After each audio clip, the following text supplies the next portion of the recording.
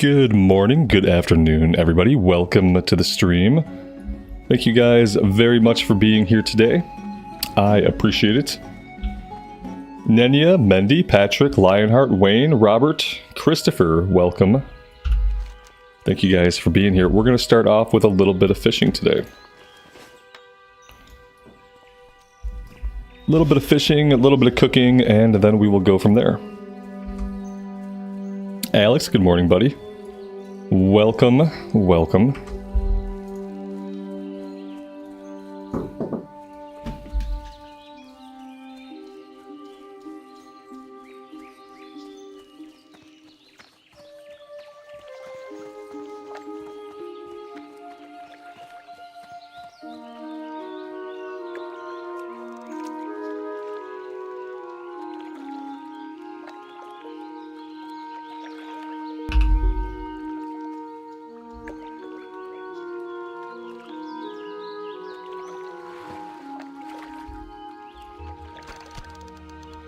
Lionheart, Jason, Marson, good morning, guys.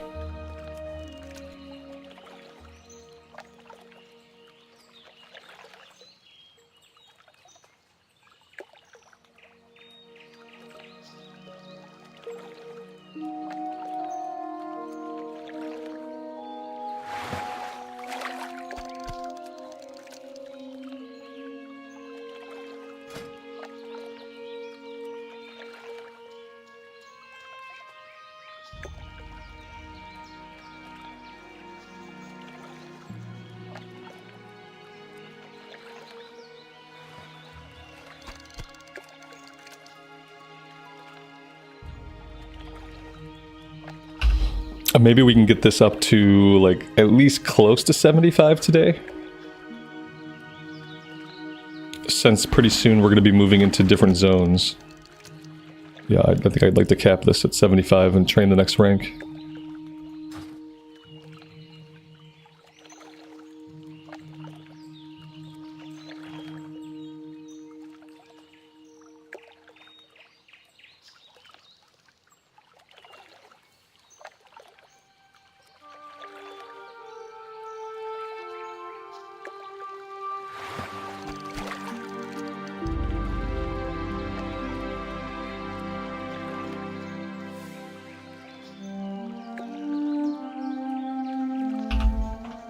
Buy some baubles? I probably should. We're doing okay though. We're not missing. So, although would having a bauble help me get the higher level fish? Like, would I fish up more of the mud snappers if I was using a bauble, or does that not really matter? Because that's primarily what I need to level up cooking. I don't really need the brilliant small fish. I mean, I guess I could still get skill ups. It's still random. Yeah, if it's random, it doesn't matter too much. Because we're not missing, or whatever it's called when you just don't hook a fish.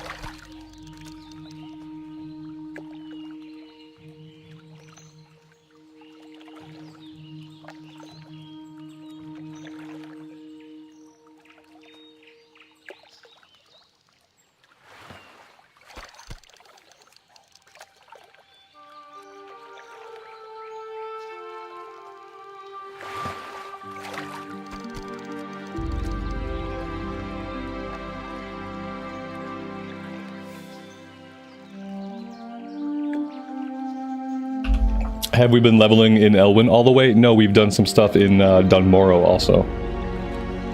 We've been kind of bouncing back and forth between Elwynn Forest and Dunmorrow.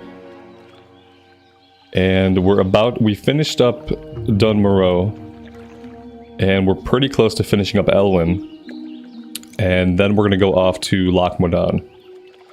And we'll do the green quest in Loch Modan, then we'll do the green quest in Westfall, and then we're going to head to Darkshore. Then we'll be running the circuit of Westfall, Loch Modan, and Darkshore. We'll kind of alternate as the quests turn green. Try to focus on primarily doing green quests as much as we can for as long as we can. Johnny, good morning, man. Welcome to the stream. Thanks for being here. Yeah, we kind of developed this route in hardcore. And then in phase 1 of SOD, I really dialed down and like really nailed this like just rotation of zones to make sure that we always have quests to do.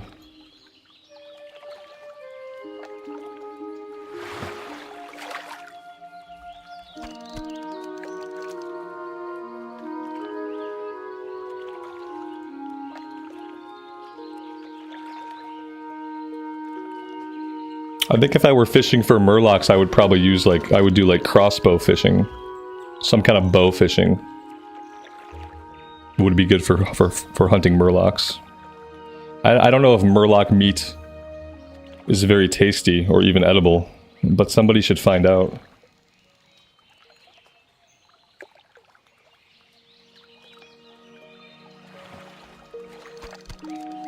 Yeah, in Classic Era we always zone hop early.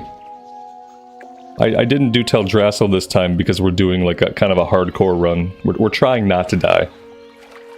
And so I didn't take myself to Teldrassil. But at level 16 we will be able to do the wetlands run and relatively safely get ourselves to Darkshore.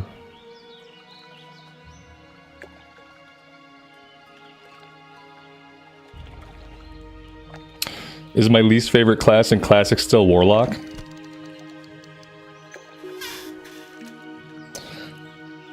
Probably, yeah. Because I don't really have like a least favorite class, but I don't care for Warlock. I never really tend to have a lot of fun on it. And I've never really figured out why. The only iteration of the Warlock that I've had fun on modern WoW. Back during Shadowlands, I had a Forsaken Warlock that was Demonology. Like just summoning all those imps was really cool. That was fun, and then Destruction was fun in Dragonflight. But yeah, in Classic Era, I've never gotten into the Warlock. I don't really like the class fantasy. I don't resonate with the class fantasy at all, so it's hard for me to get into the character, and I don't really care for the abilities. Yeah, there's no spell animations, you know, for the most part. When you're just casting dots, it's just like an instant cast dot. There's no spell animation. My brain always detaches from combat. Like, I just get into this lull where I'm not even paying attention to what's happening. Suddenly I'm fighting 5 guys and I'm trying to multi-dot them, and it's usually when I get killed. I haven't embraced the dark side. Yeah, I guess so. Yeah, I guess I was never really emo enough to get into the Warlock fantasy. I don't know.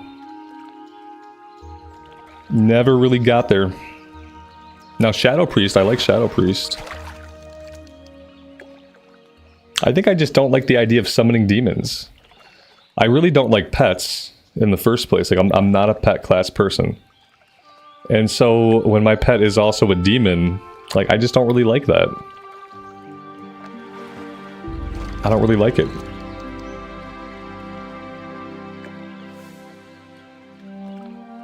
I would be better just being like a straight up necromancer and just having like a skeleton pet. Like some kind of skeleton, like a non-demon pet. Just a resurrected skeleton. Like Unholy Death Knights are okay. Cause like an Unholy Death Knight, I'm not summoning demons to the world. I'm just rezzing a corpse and like controlling it through magic.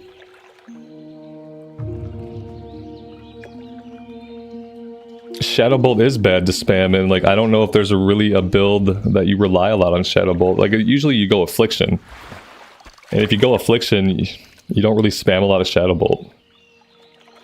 It's a longer cast, it's underwhelming, There's probably a tree where you can like go in and buff it.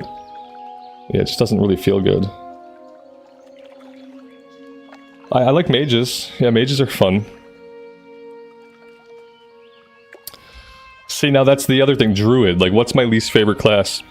Is it Warlock or Druid? My least played class is probably Druid. I've probably played more Warlock. I can't get into Druids at all. It's really hard. Eventually I'm gonna level a Druid in retail, and we'll see if I can tank on a bear tank, and like maybe that'll be the way I get to play Druid, because in Classic era especially, like Druid's not interesting to me. We had one hardcore run on a Tauren Druid before I was streaming, when I was still just doing recorded stuff. And that was a pretty fun run. I thought that Druid was gonna live forever, the way I could like put hots on myself, shift into bear form. I thought we were like basically invincible. And then 5 dwarfs with torches that had like a single shot fireball wrecked me in Southern Barrens. It was rough. 1 to 10 Druid is the most painful thing I've ever experienced in the game. Yeah, I very nearly have quit Druids trying to get them to their bear form. Because before you get bear form in Classic era, it's really painful to play a Druid. Definitely the most painful 1 to 10. Yeah, Druid, Hunter, Rogue. In order of the most painful 1 to 10 experience. But Druids are by far the worst. All you can do is spam Wrath. You're running out of mana all the time. Wrath does like no damage. You have Roots, but Roots breaks on damage, so even though you can kind of keep enemies at a distance, as soon as you hit them with a Moonfire, they're going to break out of Roots anyway. It's just a rough time. You think 1 to 10 Hunter is worse? I think there's an argument to be made for either. For me, like, the one, I remember I almost quit the 1 to 10 Hunter as well. That was our hardcore Hunter. I almost did not get her to level 10. Because, yeah, the 1 to 10 Hunter is also really bad. But I dare say that for me, 1 to 10 Druid was worse.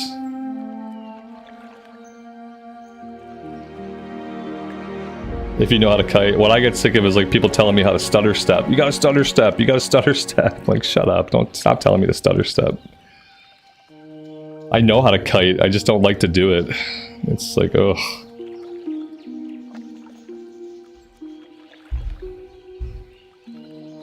Yeah, I think Hunter and Druid are probably on the list of Classic era classes that I won't play again in Classic era.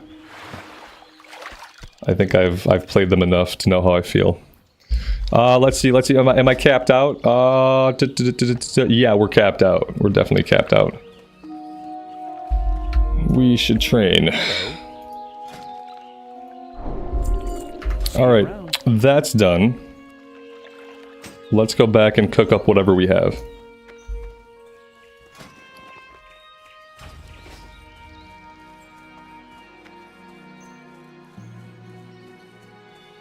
See, I like the fantasy of the priest. I like the wand auto attack spec. Yep, Shadow Word Pain, Mind Blast, wand, dead. Spirit Tap regens your mana.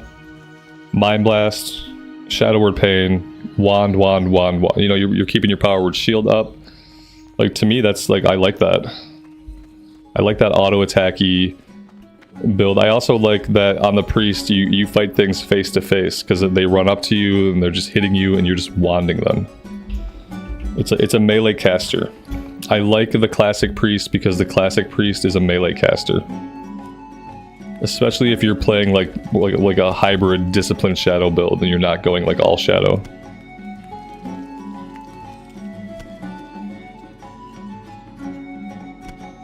No, the warlock has a pet. And so you don't get the tank stuff to your face. You're wanding stuff, sure. But the pet is keeping it like far away from you, and I find that really, really boring. I find that disengages me too much from combat. I stop caring about combat. I stop paying attention. It's not interesting. When my pet is keeping all the danger away from me all the time, I don't really enjoy that. I like Power Word Shield and just taking hits to the face and just wanding them up close. I get really bored with pet classes.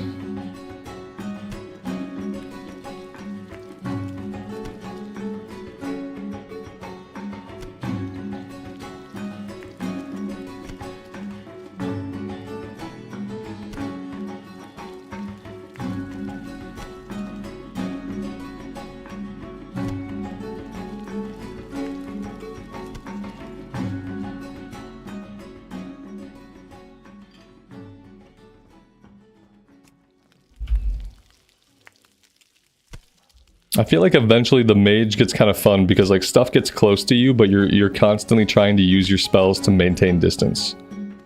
You don't have a pet to keep it away, so you're Frost Nova, you're using Blink. Sometimes you gotta pop Mana Shield. I feel like the mage gameplay gets fun.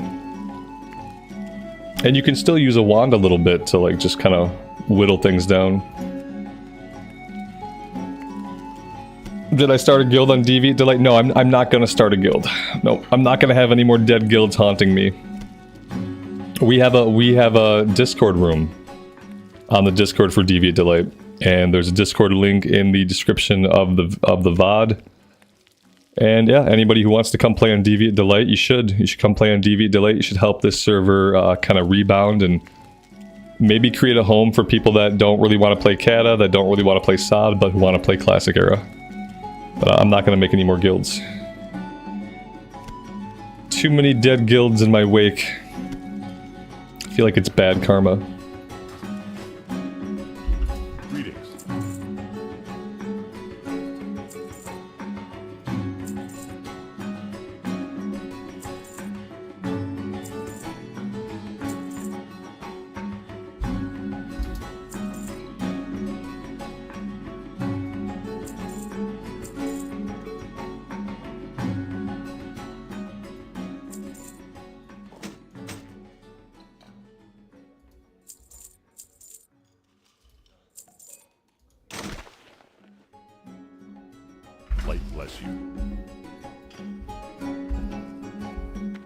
Yeah, the guild killer, right.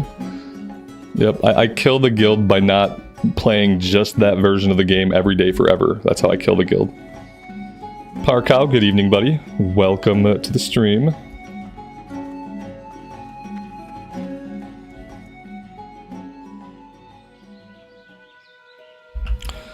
Alright, so inventory is good.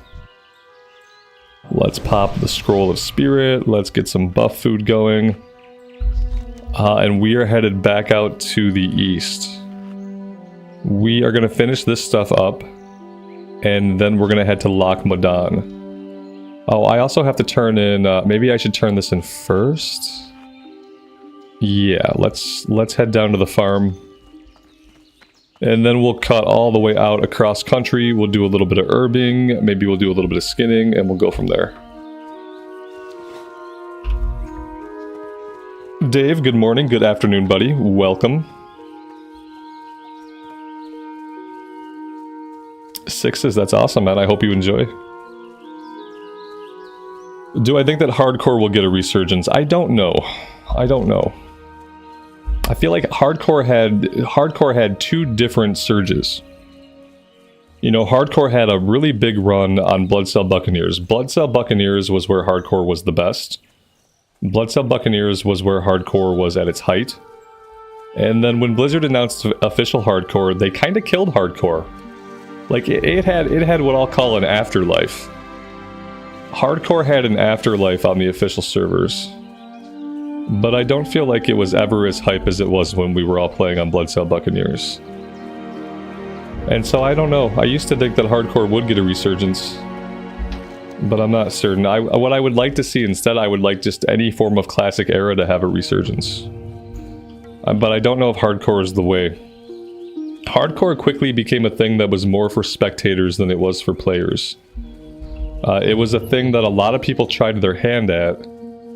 But that a lot of people like don't have the taste to stick with it, you know. It's hard to level a character to 15, 16, 20, lose the character and then start again. Like a lot of people don't have the time, the patience, the emotional balance to deal with that.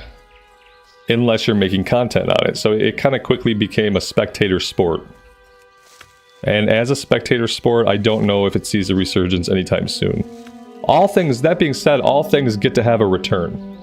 So yeah, it could be 1 year, 2 years down the road, we could see it pop off again. But I think it would take an action from Blizzard. Like, they would have to do a fresh start server. You know, there'd have to be an official hardcore... They'd have to take an action to try to create hype for their game. And since they typically only spend a lot of money like creating hype for game types that make them money, I don't see them putting in any effort to drive people to a version of the game that doesn't make them money. Farewell. There's no money for Blizzard in hardcore. You know, if you have Classic, you already have your sub. You're already playing Classic. There's no money to be made. So it doesn't really behoove Blizzard to do a fresh start or try to create hype for the fun of it, because that's not going to make them any moolah. And that's what it would take. That's what it would take for hardcore to pop off. I think people would need to have a fresh start server. Kind of, I'm worried, like, same thing kind of with just vanilla era. Like, I think vanilla era could pop off, but I think to pull a lot of people back, they would really need to open up a fresh start realm. And they're not going to do that. You know, they want people playing Cataclysm. They want people playing SOD. Why do they want people to play those games? Because they have they've invested hours of work time and money into those. They have active development teams who they're paying boatloads of money to make those games. And so the last thing they want to do is to let people realize that they would have fun playing vanilla era. Like, they don't want people to do that. They want you to play Cataclysm, they want you to play SOD, and when you're sick of Cataclysm and you're sick of SOD, they just want you to drag your sorry ass back to modern WoW. Spend some money in the cash shop and go to the trading posts. I don't see them creating like an opportunity or hype for vanilla era like on their own. I think that that's going to have to be left to like the players. But you know, players of games are like pretty unmotivated. A lot of times we can be pretty unmotivated, so sometimes we just go wherever the river takes us. But we'll see. We'll see what happens. You know, by January, all of Cataclysm's content will be out. They're going to be releasing the last raid for Cata in January 2025. And probably around the same time, people will be basically done with SOD. Assuming we ever get SOD Phase 4, then by January, like, SOD Phase 4 should be well and dead. And then we'll see what happens after that. You know, it could be that, you know, February we get a Mist to Pandaria Classic announcement. And then look, now people are still not playing hardcore, they're still not playing vanilla, now they're just waiting for MoP Classic. It could be we just get strung along for the next 5 years until we find ourselves playing Battle for Azeroth Classic, wondering what the hell we're doing with our lives. I don't know.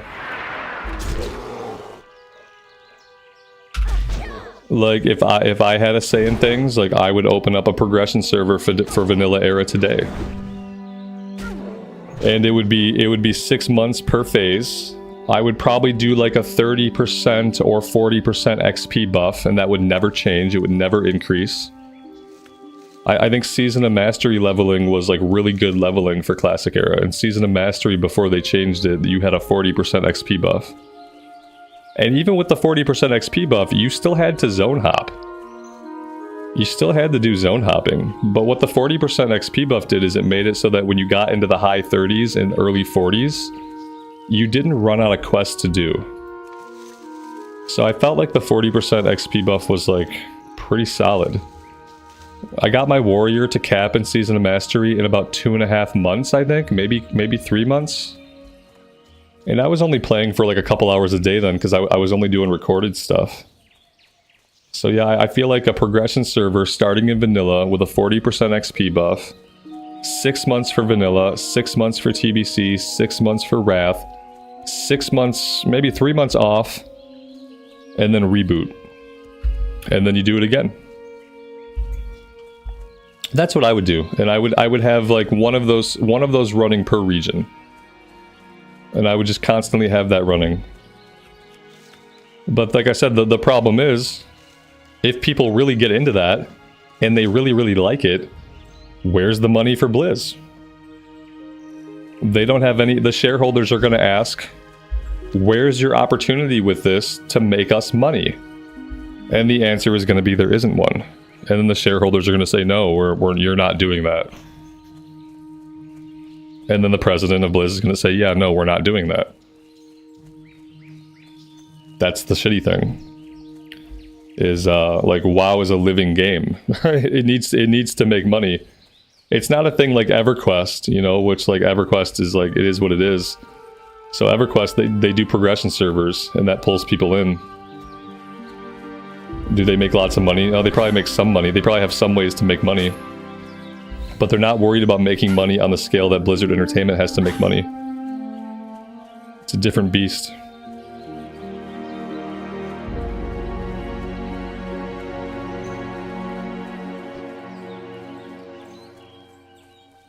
Yeah, you would think that maybe Vanilla Classic would get more popular as the Classic progresses, like, onward towards modern expansions.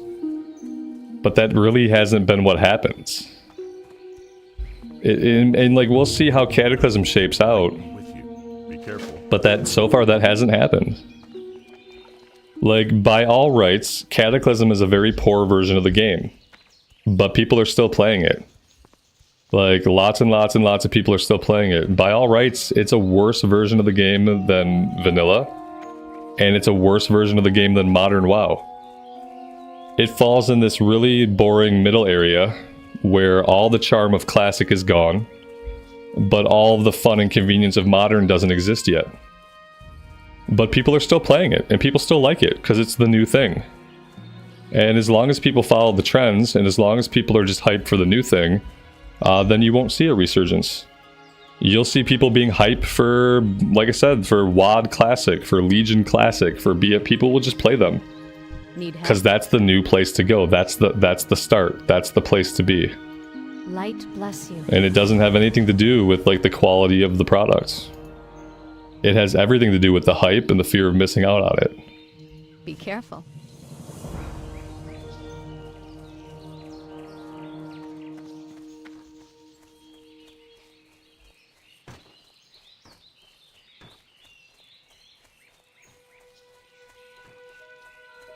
Yeah, 7 years till Dragonflight Classic. Where does the buck stop? The buck doesn't stop as long as the bucks keep rolling in. Well met. For the Alliance.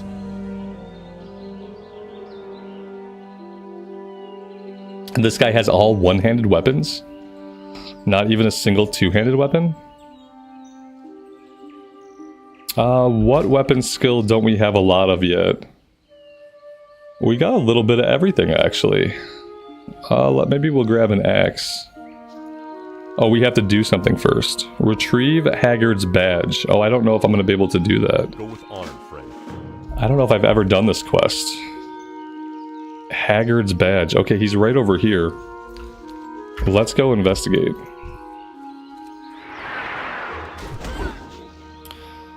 Dude, there are tons of private classic servers. And yeah, people love like the private servers. There's Turtle WoW, there's Ascension. There are thriving private servers.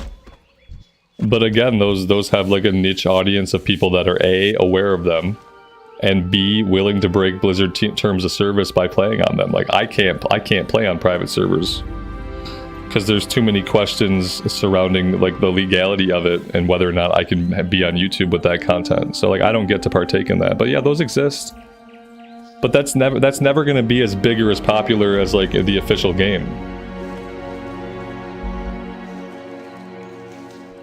It's going to have like its niche audience of people who play on those realms. And that's it. Mr. Santa, good afternoon. Welcome.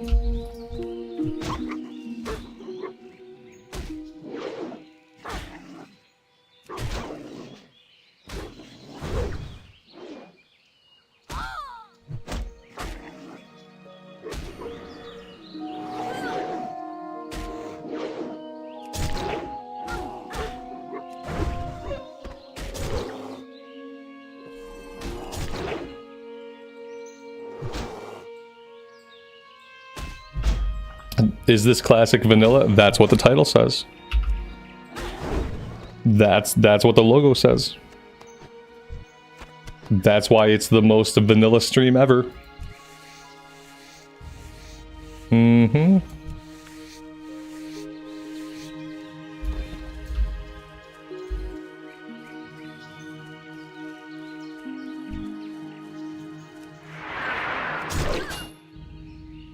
Lael, good afternoon, man. Sorry, I'm not ignoring you. When I'm talking and I'm talking and I'm talking, I'm gonna miss a lot of chat. And then when I look up at chat, like the things my brain decides to pick out, it's just random. Like, you would think I'd have like an order of operations where like when I look up at chat, I would start at the top and I would scan to the bottom. I don't do that. When I miss a lot of chats because I'm going on about something for a long time while I'm playing, like I look up at chat, but then I look towards the middle or bottom of chat. And then typically I see something that starts me talking about something else, and then before I know it, like more chats have scrolled off the screen. When I get talking, I'm not a good streamer. When I get wrapped up in my own like dialogue.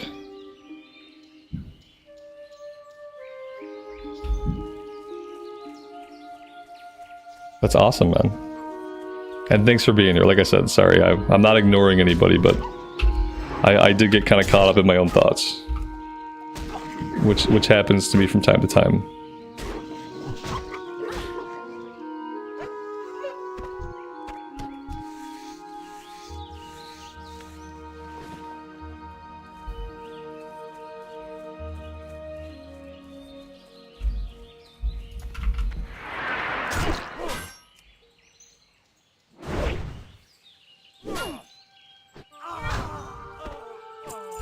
Alright, so somewhere there's a named guy. Aha. There he is. Oh, Jesus.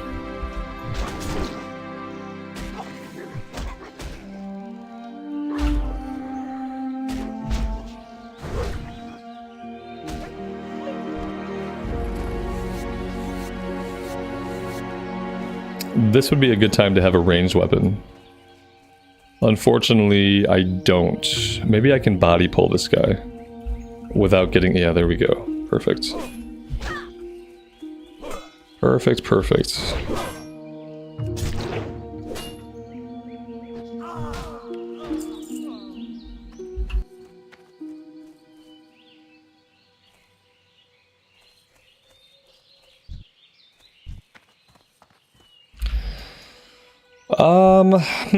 I think for this, like, maybe I go one-hander and shield. And then I probably want to kill this guy first.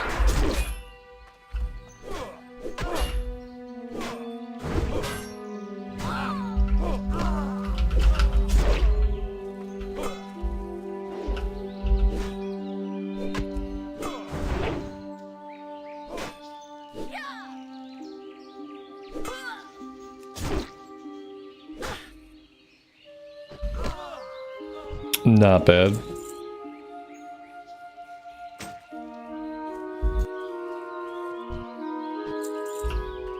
And then while we're down here, we actually have Murlocs to kill.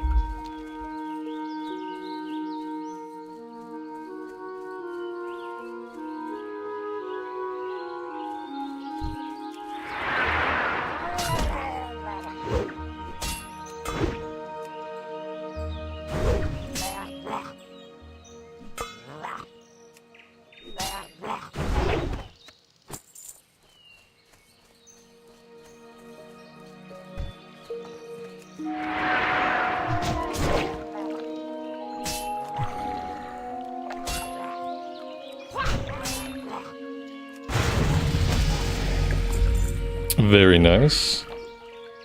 Level 14. Let's spend the talent point. We're going to go with a second point in improved heroic strike. And then I think maybe we grab improved charge.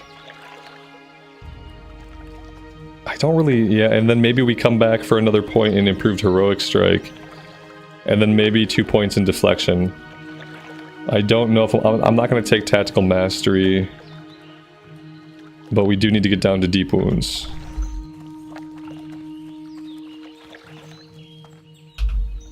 Johnny, thank you so much for the $10 super. I really appreciate that, man. Very generous of you. Thank you so much. Long live vanilla. Absolutely. Yep. We'll see. We'll keep playing here. We'll keep playing and hoping and crossing our fingers, and maybe we'll pull some more people back.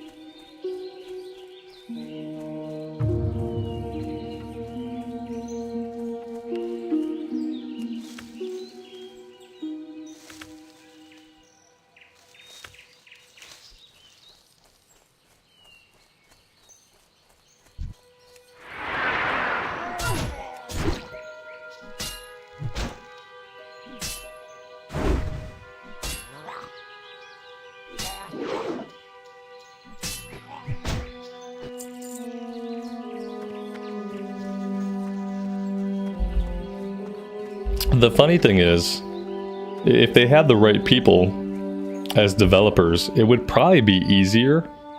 It would probably be more like effective to do like a Classic Plus than to try to make like Classic Seasons.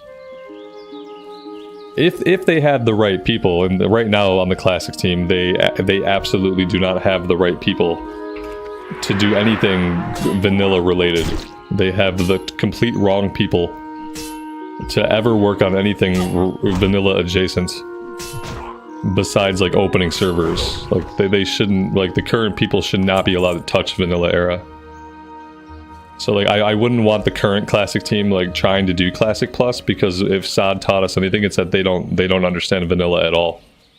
They have like very little comprehension of like what people want when it comes to playing vanilla era. So I wouldn't want the current team to touch it. I want the current team to like peace out.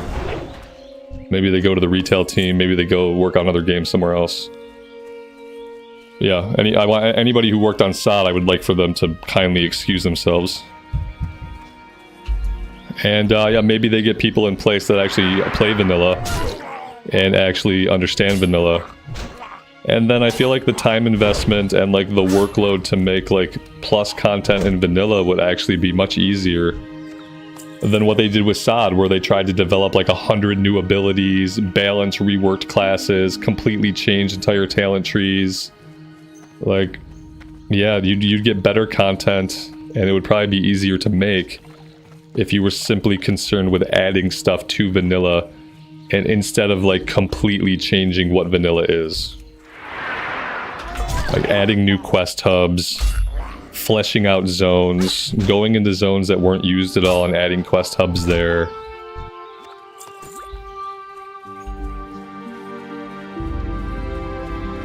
And then by and large, like you leave classes alone for the most part. You don't have to redesign the wheel. People already like the classes for what they are. Maybe you do a few quality of life things for some specs that really struggle. But that would be about it.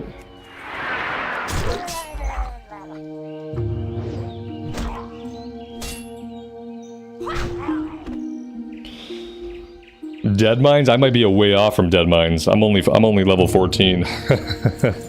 I think for me to do Deadmines, I think I want to be like 18 or 19, right? I think that would be like a safer, especially because I probably want to tank it. But yeah, as soon as I can tank Deadmines, I'm planning to. But I think I need to be a little bit higher level first.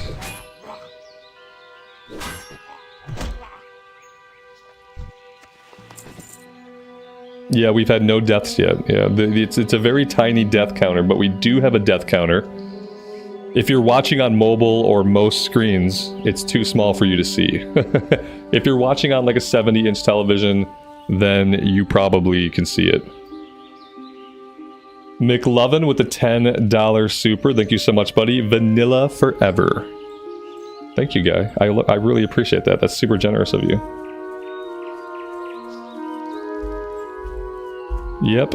Vanilla forever. We can play vanilla forever, and we can hope that maybe Blizzard does something with it eventually.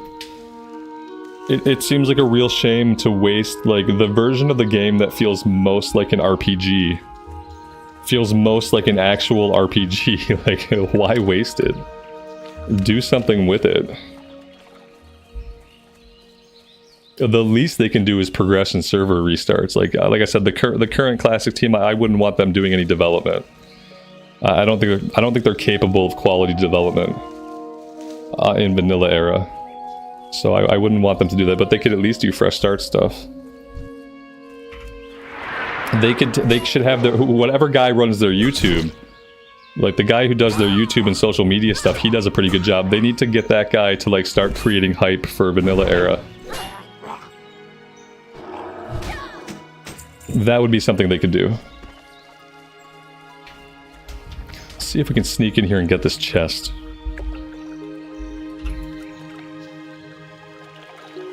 Yeah, the death counter, this is as big as I can get it. It doesn't allow me to change the size. It's an add-on. I could probably get like an OBS widget that would be a little bit more functional, but this was like a quick solution to having some kind of counter on the screen.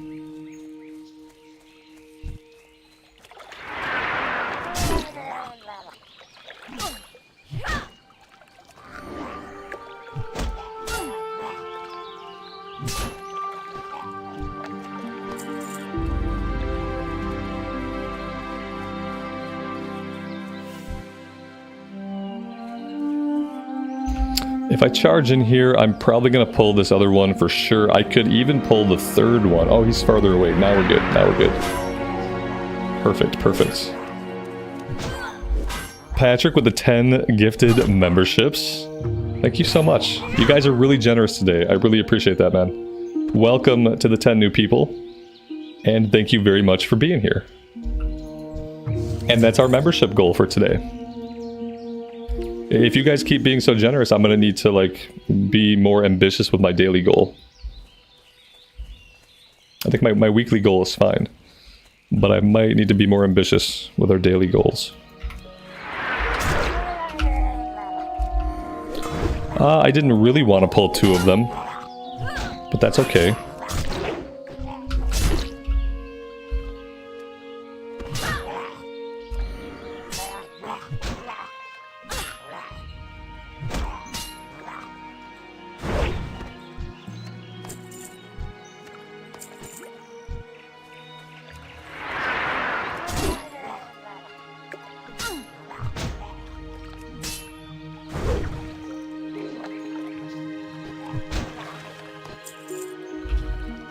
And Blood Moon with the $10 super. Thank you, Blood Moon. Go vanilla. I like your guys' excitement. Yeah, I'm really happy that we're able to be back in vanilla doing this.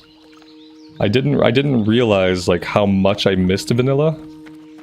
It was like a kernel that was growing in the back of my mind, but I didn't realize like how much I actually missed playing this version of the game. It just feels like so much more like meaningful, so much more immersive. Like it's hard to explain. Like psychologically, it just feels better. There's fun to be had in other versions of WoW. Like doing mythics is fun to me most of the time, but like fun and immersion and fun and like just like feeling good, those are like different things. Like vanilla is fun and it just like it feels good to be here. Whereas like a lot of times like Mythic Plus is fun, but it feels horrible to be there. It's a weird like reward punishment structure that happens when I'm doing Mythics. It's like, yeah, this is fun gameplay, but at the same time it's punishing psychologically. And playing vanilla is like, it's the opposite. It's fun to be here, it's fun to play, and it's not like, it's not psychologically punishing or demanding.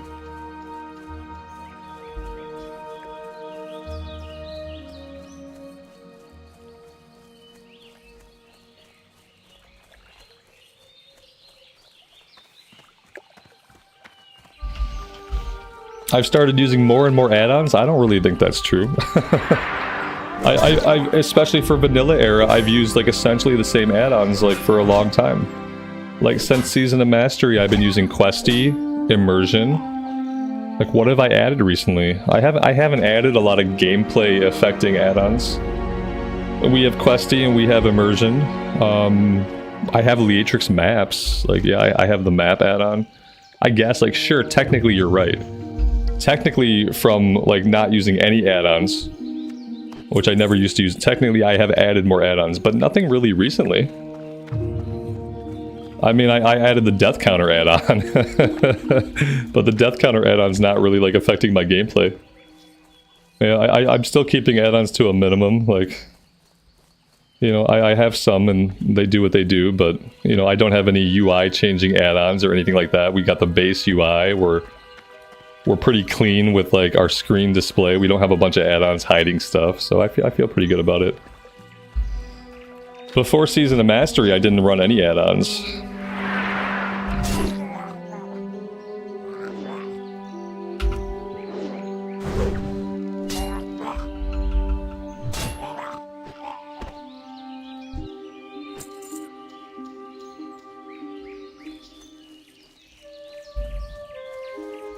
Yeah, vanilla has a better, like, character fantasy. Vanilla has a better, like, character fantasy in the sense that, like, you are a low-powered adventurer.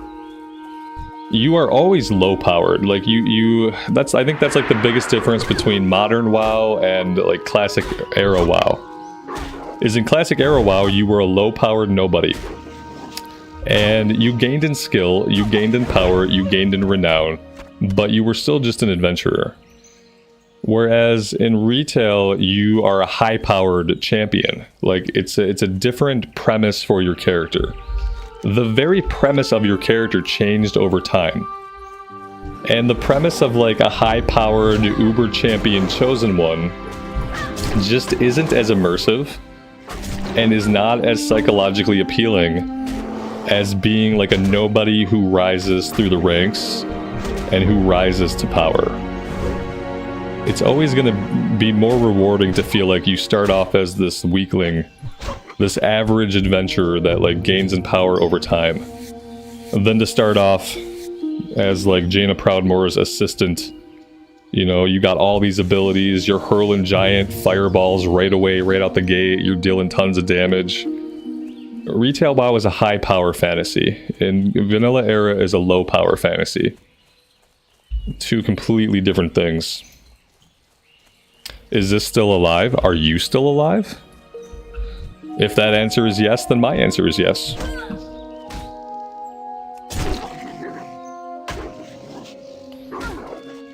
Oh, you have to manually add it, Alex. Yeah, look, you have to do slash. If you do slash death counter, there's commands here. You have to add it yourself. So, like, if I want to add, like, a death to the counter, I have to go do slash DC add 1. So yeah, you have to, it doesn't automatically track your death. You have to add it yourself, which for my purposes is okay. Like, I'm fine, I'll add it when I die. But yeah, if you're looking for something that tracks it automatically, it's not going to do that.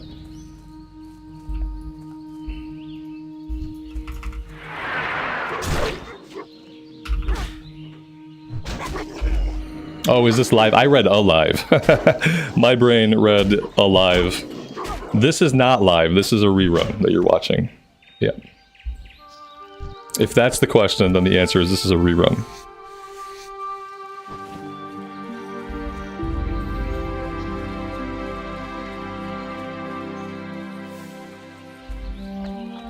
There's an immersive add-on that hides the UI outside of combat. That's fair. Yeah, that would be something. I feel like I keep my screen clean enough that that's not entirely necessary. King's honor, friend. For the Alliance. I don't really need any of this stuff. Go with honor, friend. Okay, what do we got? What is this? Oh, I thought I already grabbed this. This says Deadtooth's key, Marshal Haggard's badge. I got the key. Was there a chest I had to open with this key? Is that what it's telling me? Or do I have to go back to the house to use the key? Yeah, I'm confused about the key. Let's go vendor, and then maybe we'll figure out what I'm supposed to do with this quest.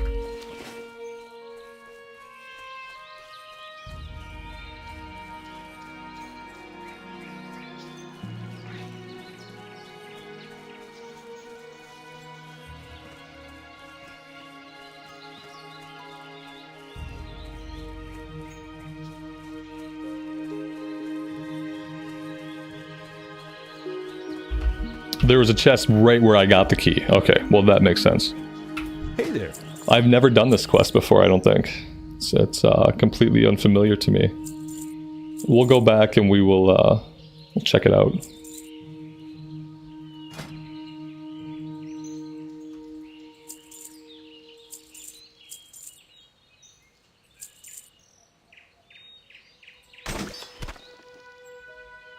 Safe travels. Marlena, thank you so much for the $11 super. Some people just prefer vanilla.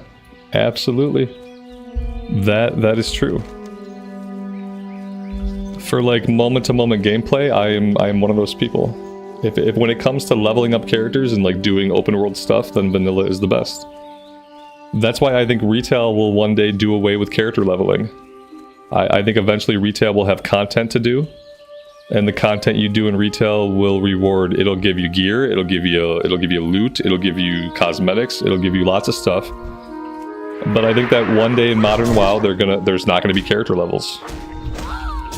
Maybe they'll do something like what ESO does, where there will be character levels up to a certain point, like 50, and then after that you're farming something else. You're just farming like your renown and your item level.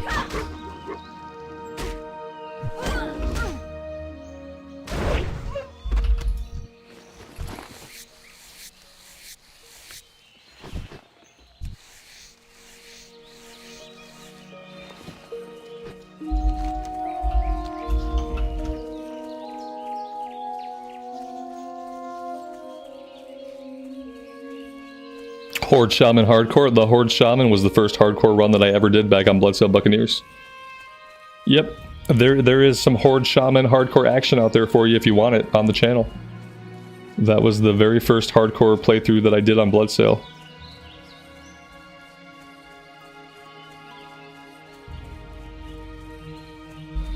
Oh, there it is. Okay, let's kill all these guys.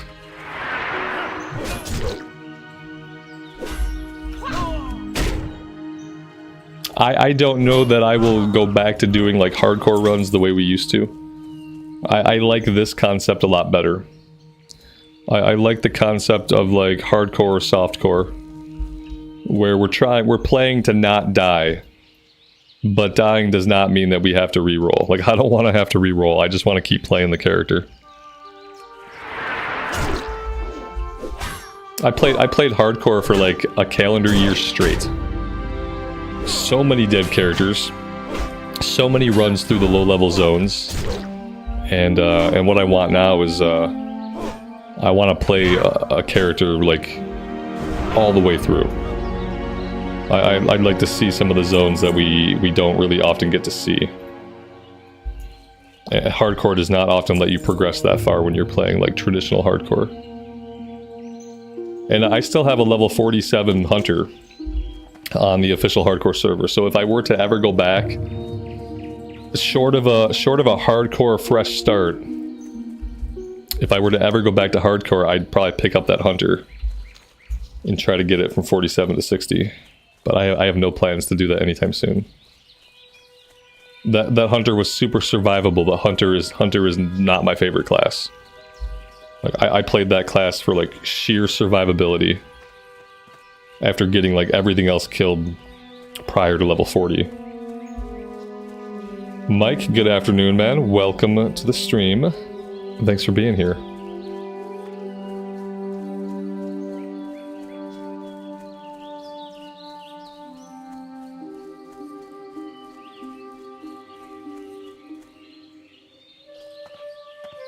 What can I do for you? Light bless you. Be careful. Alright, so that one is done. Now I think we're gonna go to Loch Modan. Let's do this. Leah, good afternoon. Welcome, welcome. Thanks for being here. I appreciate it.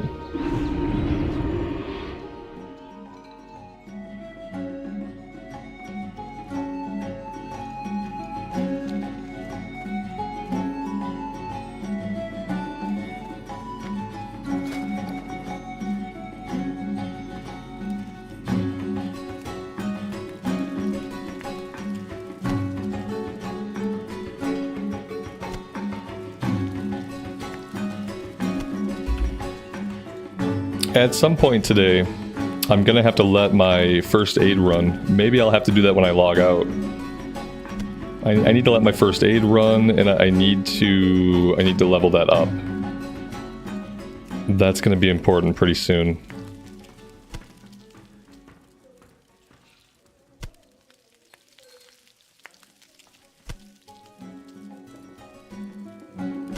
You need something? Have a good one. Need help?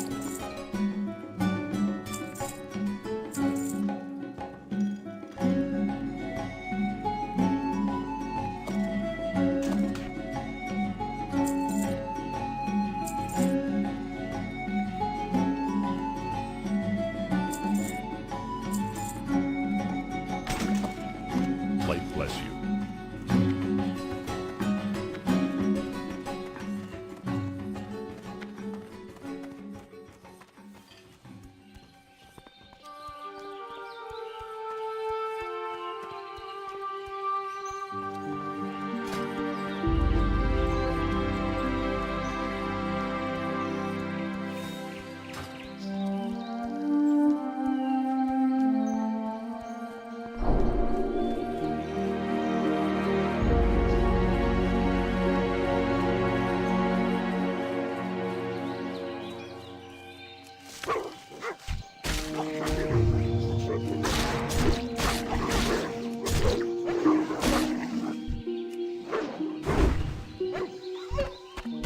I was gonna let them live. Apparently they had a death wish.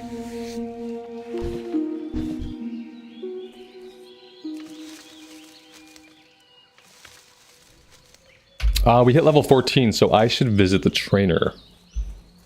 That's what I should do before we go to Stormwind, before we jump on a flight. Let's check out level 14 skills.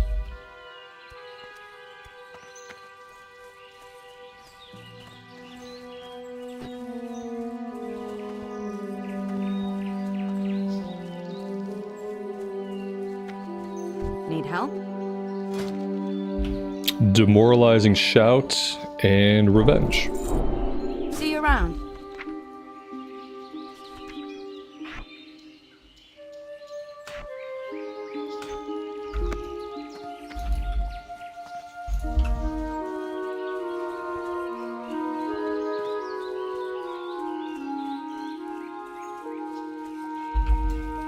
It's nice that there aren't any layers, yeah. Like when you run into somebody, like you're standing where someone else is standing, you can see them. Yes. No layers.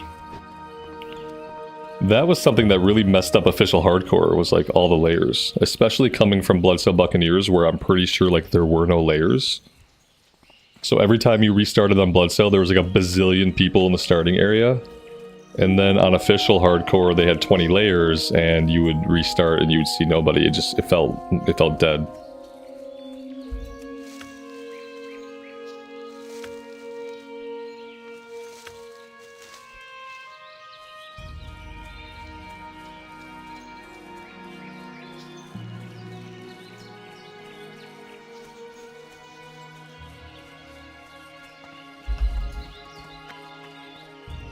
Dave, I'm glad you're enjoying, man. That's awesome.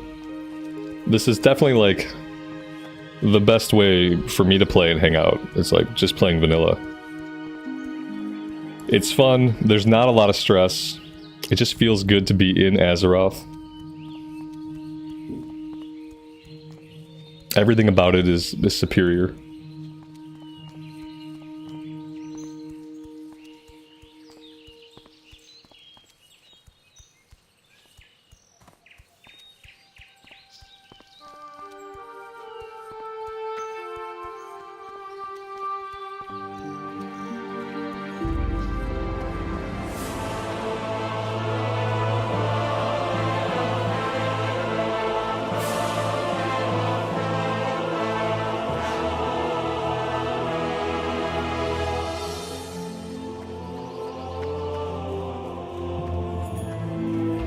If I reincarnated into a WoW character, what race and class would I be? I have to be a human, because I am a human. So like my consciousness only knows how to accept existence as a human.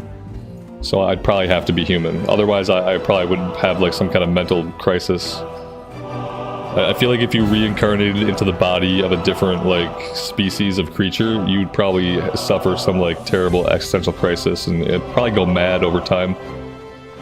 So to avert madness, I'd have to be a human. I'm not sure how the class thing would work. I'd like to have some kind of healing magic though. That way, like living in the medieval world, when I inevitably get dysentery, I can just cast like Purify on myself or something. Yeah, I'd have to be a healing class. Because otherwise, I'm not going to make it. So I'd probably be a paladin or a priest. Somebody that can cleanse toxins would be good.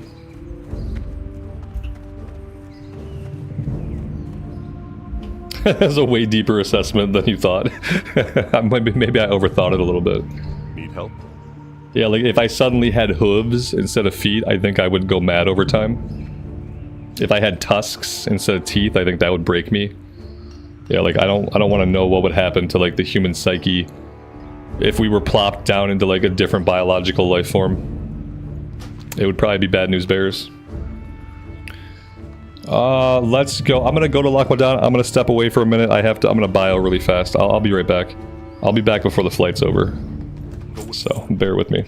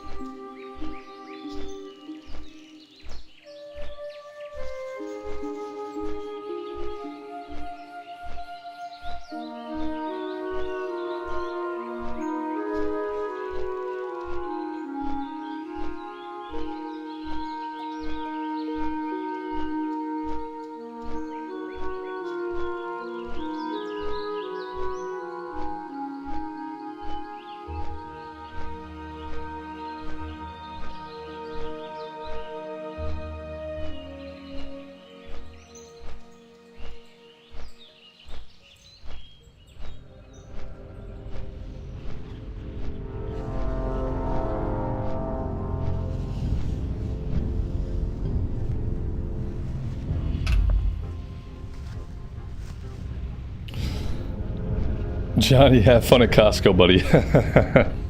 We'll see ya. You should find out if they deliver, man. Don't they deliver? Can't you, like, call Costco, make an order, and, like, have them just bring you stuff? You still gotta go to these places? Man.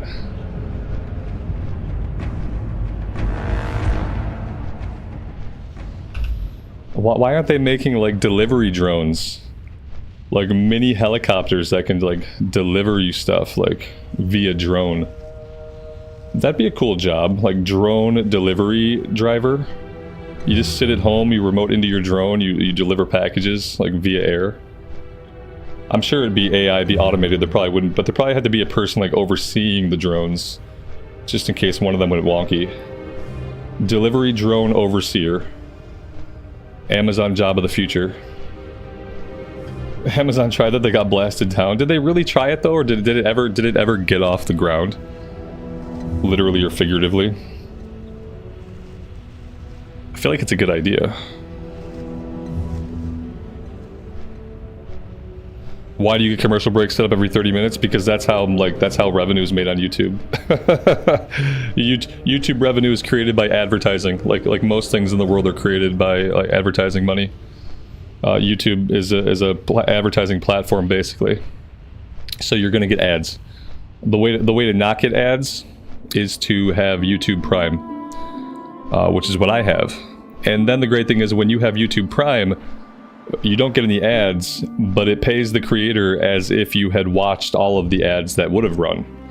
So YouTube Premium is not only good for you as a viewer, it's great for creators. Because creators make more ad revenue when people have Prime Premium, whatever. But yes, that's simply how it works.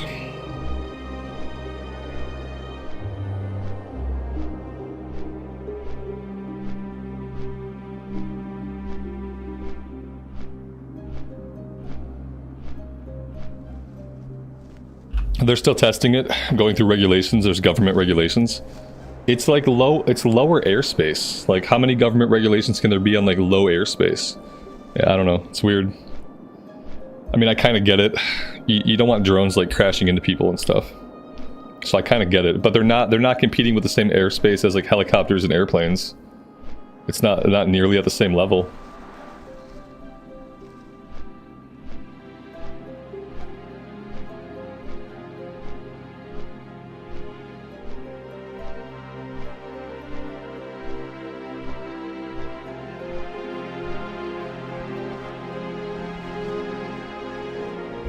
The drone hobbyists are fighting because it interferes with them. Like, how? Like, their drones are crashing into the Amazon drones.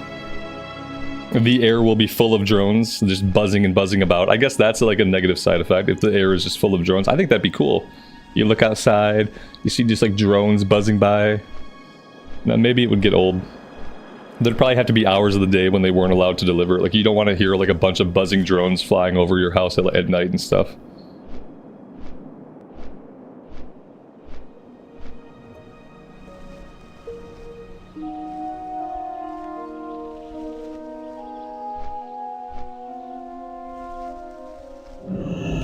How high in the air is considered your property?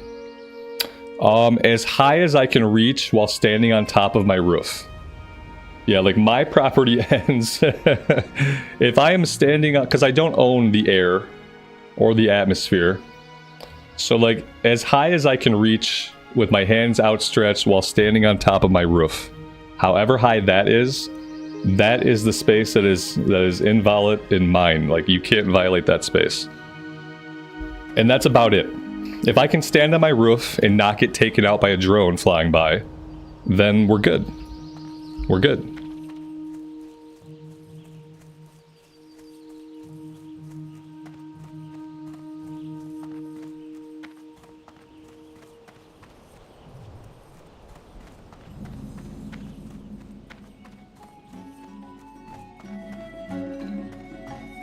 Great to meet you. See you soon. Do I want to set my Hearthstone here? Yes. Yeah, I might as well. It doesn't do us much good back in Goldshire. Let's go ahead and do it. Watch your back.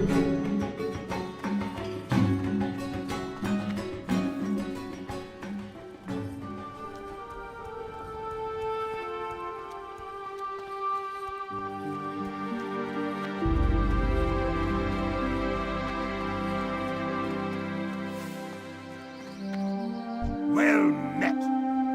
Keep your feet on the ground. Safe travels. Be good. See you soon. Alright, let's go south first, and we'll do the Trog Teeth, and we'll do the first of the In Defense of the King's Lands, and then we'll come back up here, we'll do the Thelsamar Blood Sausage and the Rat Catching. Well, you know what? I can do some of the Trog stuff up here. So maybe we try to do it that way. I usually go down there, but maybe we stay up here. There's Trogs in a few different places up here. So let's fight up here for a bit and see how that goes. See how many Trogs we actually find. Let's track the proper quest here when we can. Let's close that up. Questy does not want to cooperate. Oh, I'm still in combat. There we go. Alright, yep, that's better.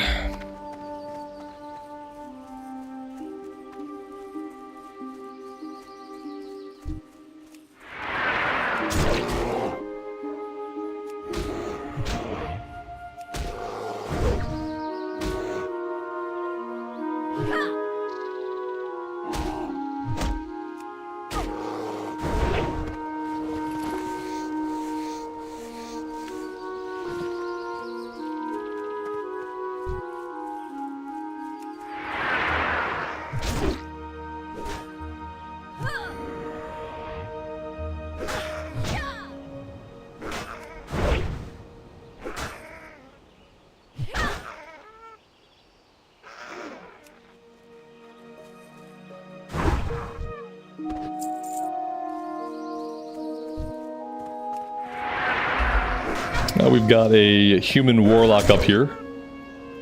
Also fighting the Trogs. He just pulled 3 of them with his Voidwalker. That's cool.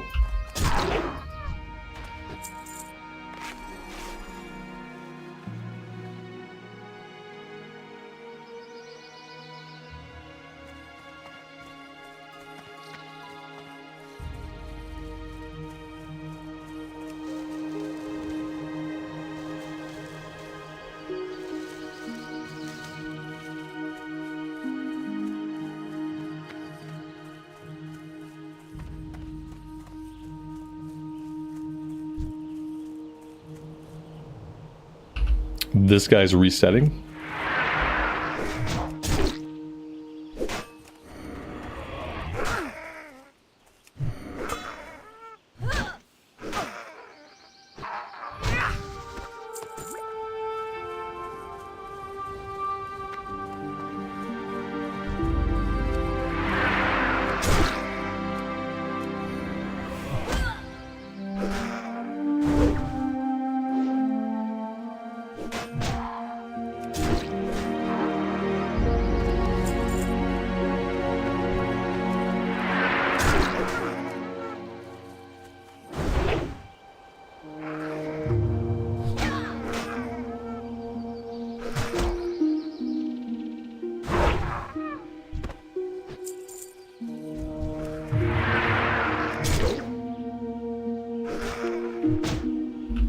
Pretty fast respawn rate here for there being, you know, not a lot of people around. Oh, there's a handful of people.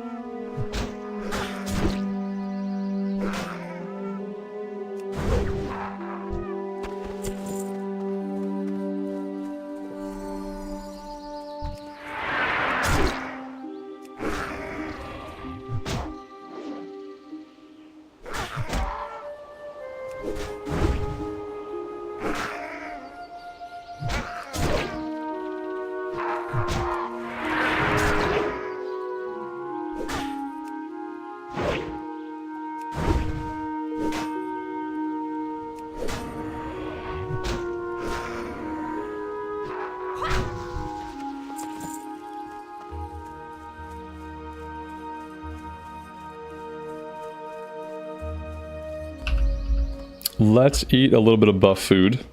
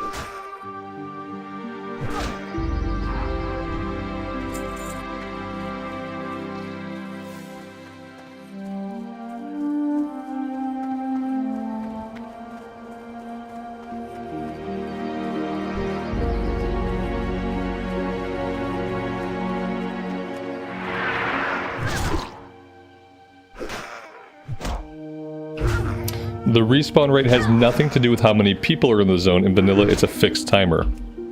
I don't believe that it's fixed. Because I've seen enemies respawn in 5 seconds. I've seen enemies respawn in 30 seconds. I've seen enemies take a minute and a half to respawn. So I don't know exactly what determines it, but it is not a fixed rate. And if it's supposed to be a fixed rate, that's not how it behaves. We have observed in small amounts of time things respawning at different rates. So regardless of what it's supposed to do, I'm going to go with my actual observations, and those tell me that the respawn rates are variable. What they're variable on, I don't know. But I would assume it has something to do with how fast the enemies in the area are being killed. And a lot of times how fast the enemies are being killed does have to do with how many players are killing them.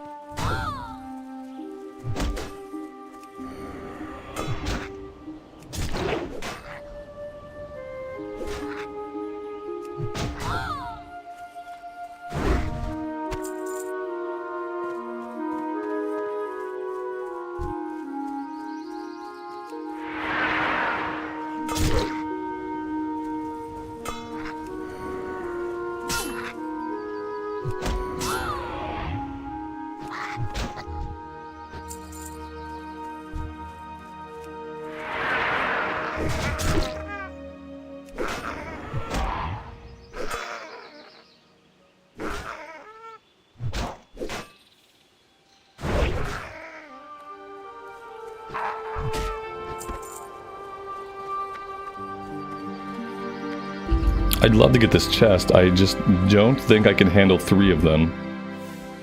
And I don't think there's any way that I can separate them. I'm gonna probably pull 2 of them no matter what. Yeah, I see we pulled 2 of them. That's okay, we can probably leash the one.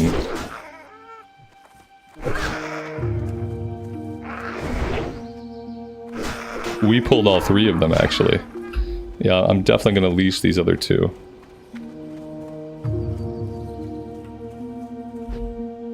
He's bound to give up. There we go.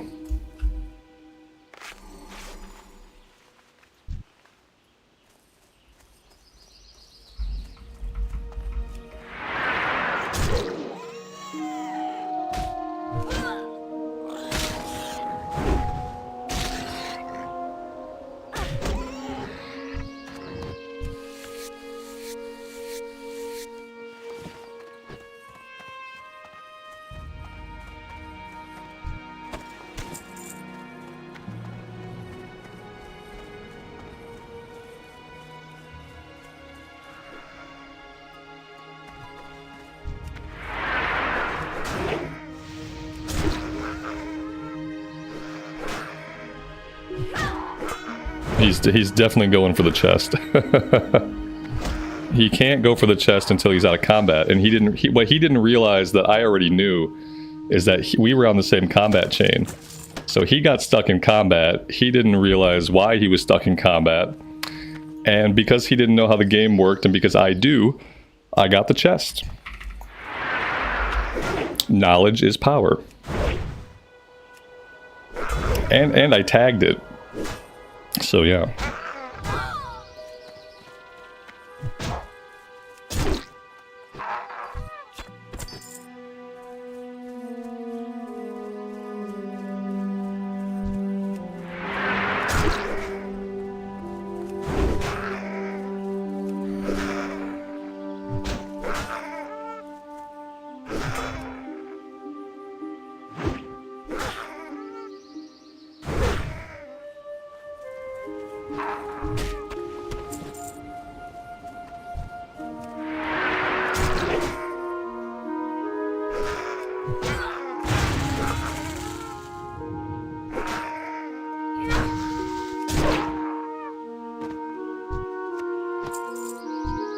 Notice how this one respawned instantly, in a millisecond. If all of the respawn rates were static in Classic Era, obviously that wouldn't have happened. I rest my case.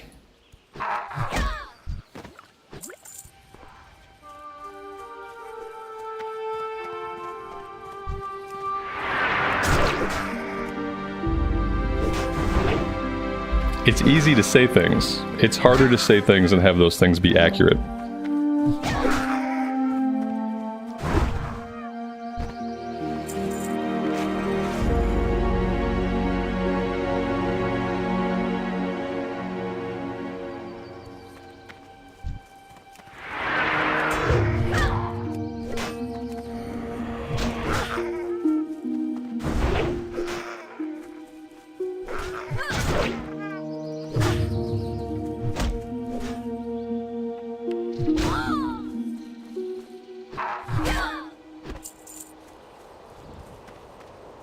We need 2 more Trog teeth.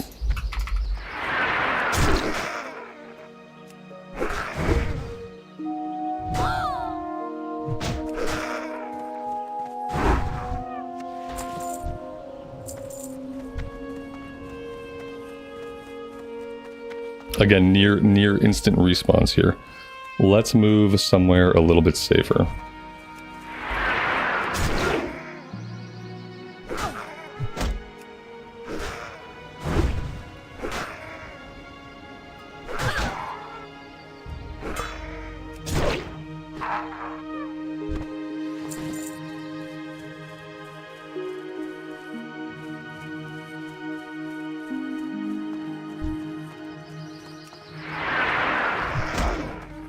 For some reason I thought we can just get the 1, but we aggroed this scout. That's okay. We should actually be fine here. I have a potion if we need it.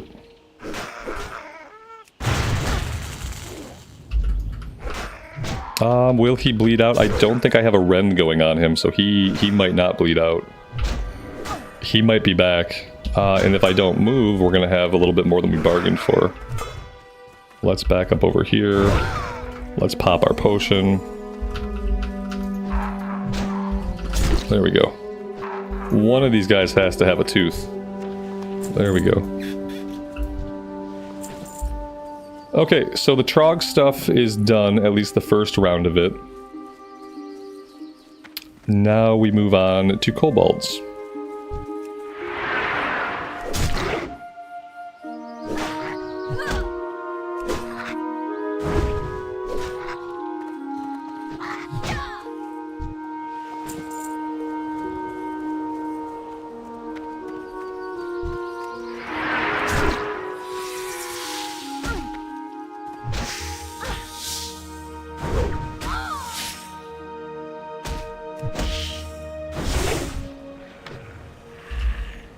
We found a simple branch of spirit, held an offhand item plus 1 spirit.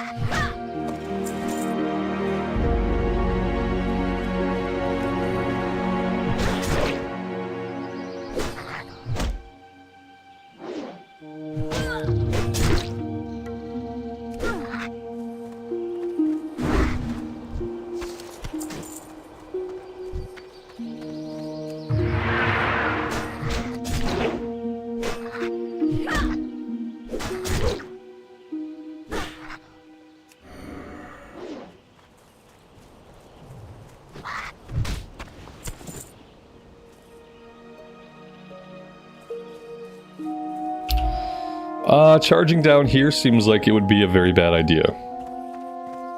So let's not do that.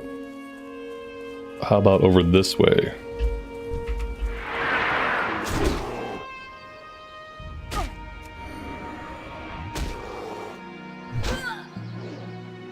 It's raining in Westfall right now. That's kind of a waste. It's okay when it rains a little bit.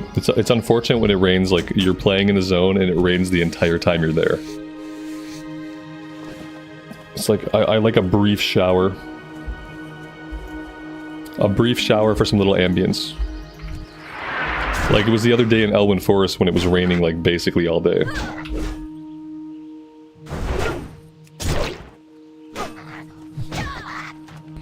I don't know that I've ever seen it rain in Westfall though.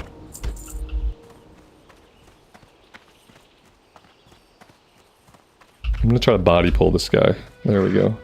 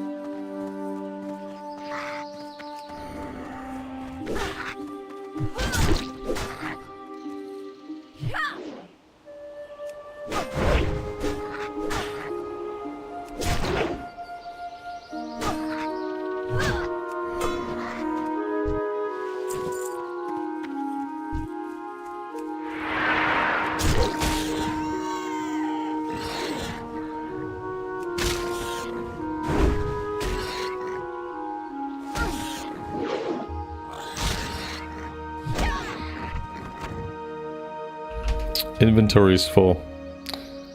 That's not good. We need lots of creature parts. Okay.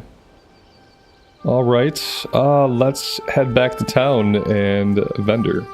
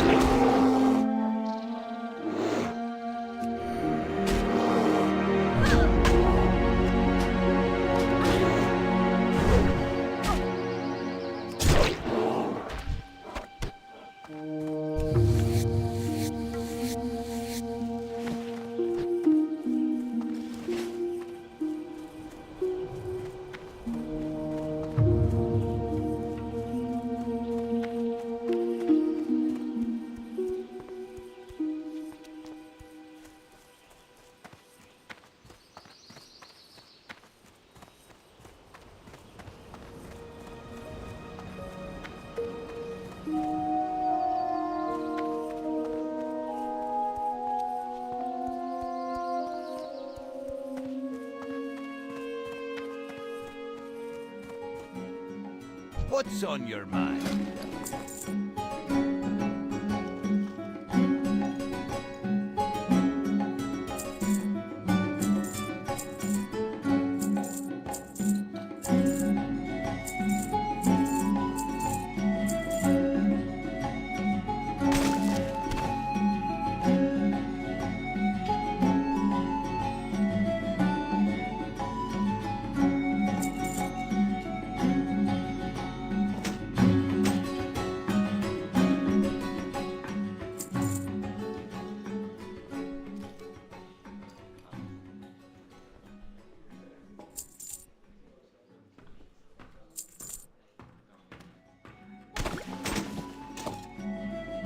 Off with you.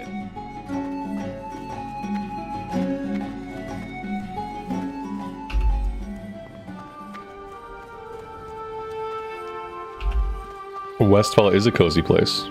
They're like most of the early game stuff on the Alliance side is really cozy.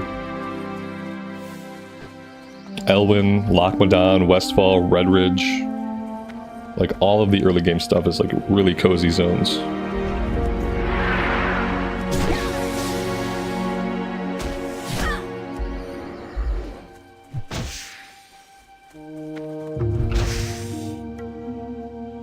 On the Horde side, not so much. On the Horde side, the Barrens. I like the Barrens. To me, the Barrens is really cozy. Duratar, no. Tearsfall Glades, no. Silver Pine is okay. I still wouldn't... I don't think I'd call it cozy.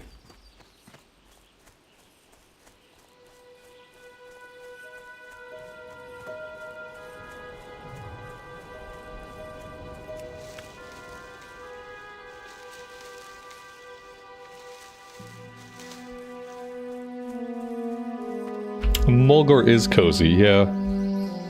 That's true, but the Horde zones are kind of hit or miss. Stone Talon's nice, Ashenvale can be okay. Tearsfall Glades is your favorite starting zone? That's cool, nothing against it. I don't like it, but, you know. Different strokes for different folks. Yeah, I don't like the music. It doesn't have like a very like strong or good music track. It's like eerie ambient sounds. If it had better music, I'd probably feel better about it.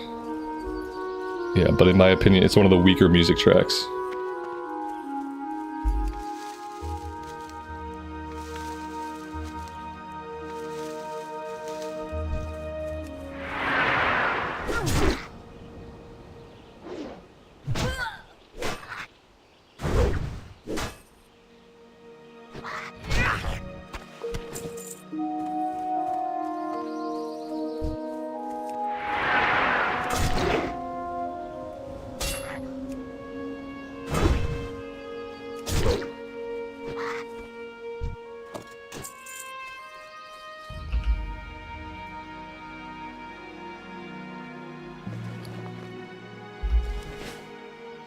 Somebody mentioned in a YouTube comment that they would like to be able to see the window where I get loot, the window where I get skill ups, and I wonder like where would be a good spot for that. Like maybe I could make a window and put it somewhere over here. Would that be something that would like add value in your guys' opinions? Like if I had a different window that I could not hide by my camera, that would show loot, show skill ups, and stuff like that.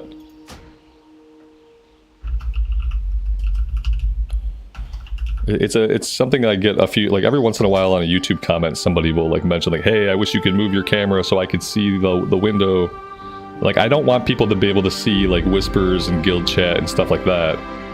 But I wouldn't mind like maybe having like a loot window. Having like a small loot window somewhere. I just don't really know, like, where would be a great place for it that it wouldn't be, like, super annoying. You guys would like that? Yeah. Okay, so people would like that. Okay. Like, here would be okay, except when I open my bag, I guess it would be hidden during the time that I had my bag open. But maybe that's okay. And I don't want guild chat there, so let me change some things here. I don't want any chats to show up here. I just want... let's do skill ups, item loot, and that's basically it, right? That's really all that we need. Skill ups and item loot. You can move the bag window. Yeah, I just don't know that there's a better place for the bag window. Let's do that for now. Yeah, my bag window, like I could... Oh, I can't. I thought, oh, there we go. I could have the bag open over here. As long as I'm not running around with the bag open, like that's not too obtrusive. And then I could have, we'll see skill ups over here, we'll see loot over here. That's just a question that I get, like, infrequently. There we go, we'll run with that for a while and I'll see how I feel about it.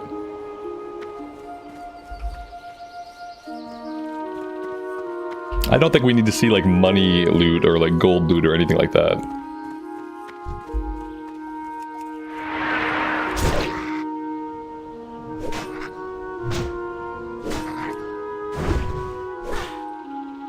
Alex, you have your bag window under the mini-map, but then that would block my quest log. I don't like things overlapping. Like, I like everything to have its own place. Like, I could put this up here, but then it's like, it goes over my quest log. I like everything to kind of have its own place to live on the screen. Without it being, like, too cluttered.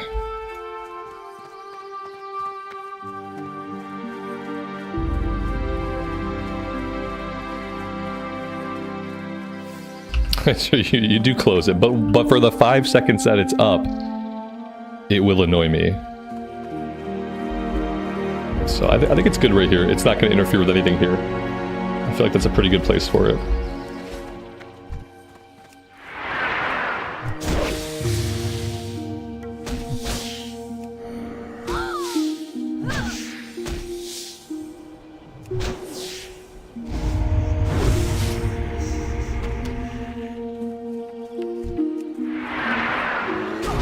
When I get loot, I do try to click on loot and try to like expand it so you guys can see like the details, but yeah, we'll see if it works having it over here.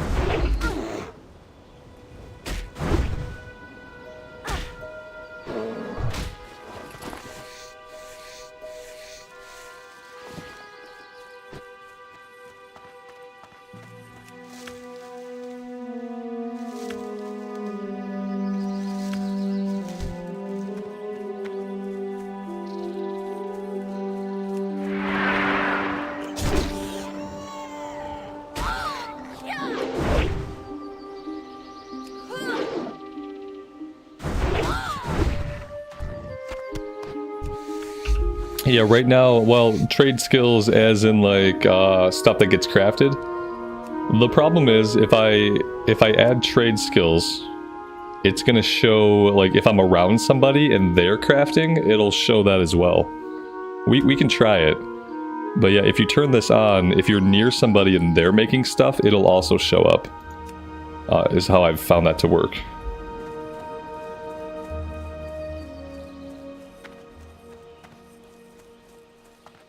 But I'll turn it on for now and we'll see.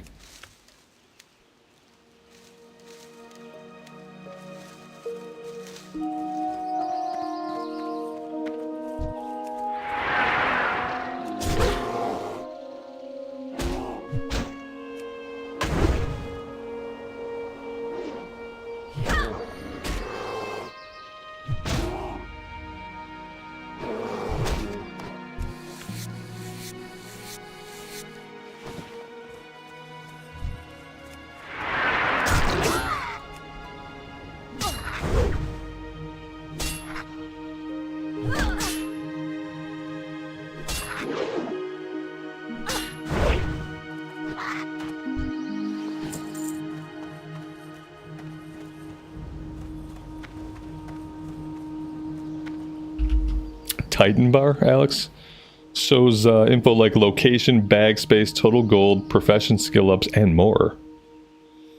Sounds like you're trying to get me to install another add-on. It keeps track of bag space without having to open it. I can see how much bag space I have by default. I have a little 7 here that tells me how many bag slots I have. Sounds like you want me to add another add-on though. Somebody just told me earlier that it seemed like I was adding more and more add-ons. I'd hate to prove them right by installing another add-on right here on the stream today.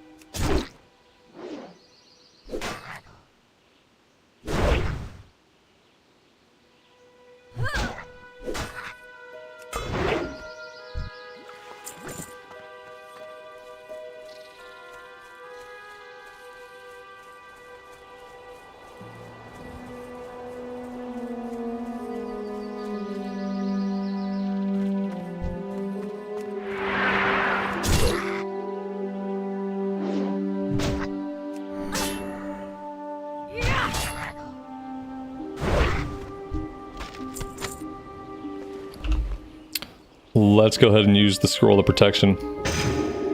Just some additional armor for us.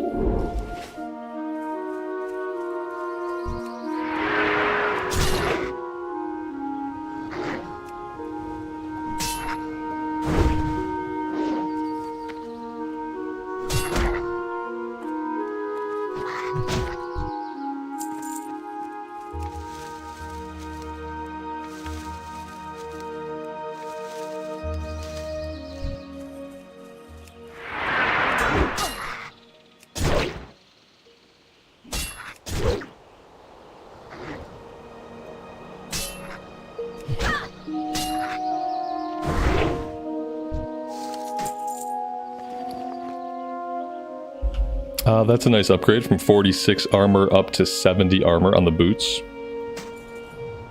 Little color palette change.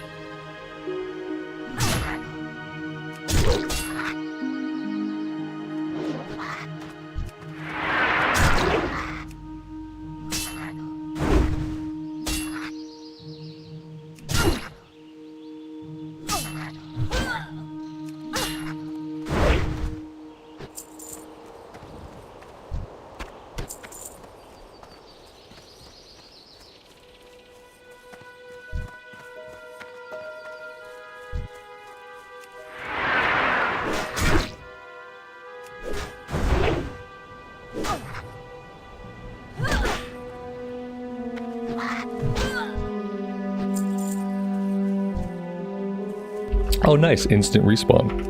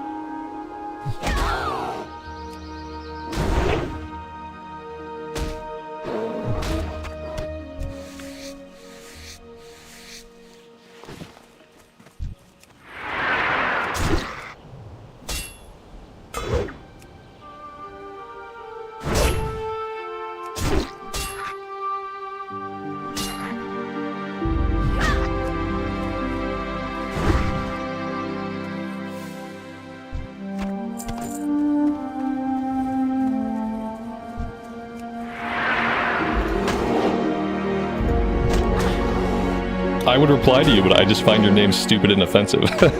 I'm rarely ever offended by somebody's YouTube name. And so if I am offended by your YouTube name, then you probably just need a new YouTube name. Sorry, buddy.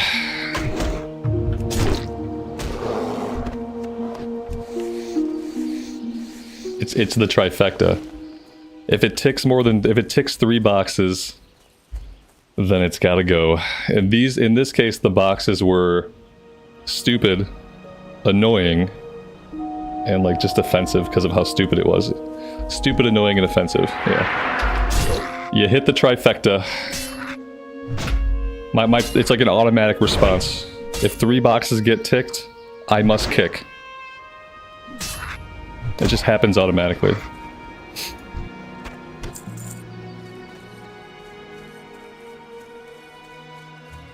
I think one of the boxes might have been gross. Gross, annoying. Yeah, gross was in there. It might have been 4 boxes. It doesn't usually happen, but and I was thinking about eating food at the time that I saw you pop in. It's just like, sorry.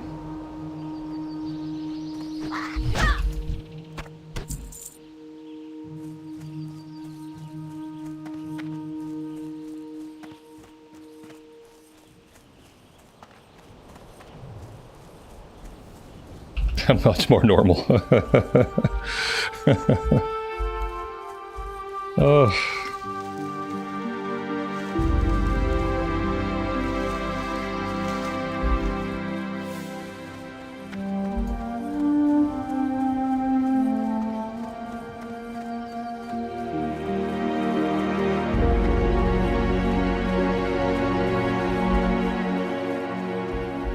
You should throw that account out the airlock. It doesn't say anything good about you or about humanity. It doesn't do anybody any favors, and it possibly harms the appetites and psyches of everybody who has to encounter it. Just a small tip. I would say I would say just fire it out the airlock and try to live the rest of your life without ever being so gross again. I don't know. If I were like a gross 12-year-old boy, I might giggle at that. But even when I was 12, I don't think I was that gross. And now that I'm 40, it just kind of like hurts my soul. That's all. But I don't have to like it. That's why God made the kick button.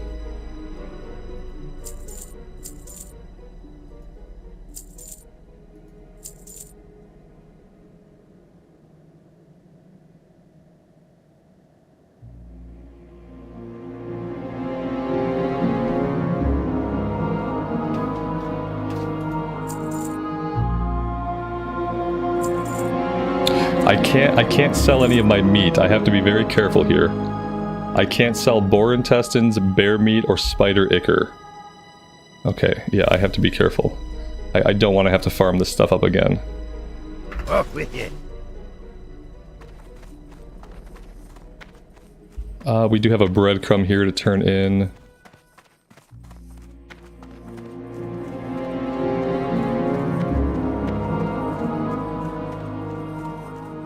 Here there. Be good. Watch your back. Be good. Watch your back. Off with you.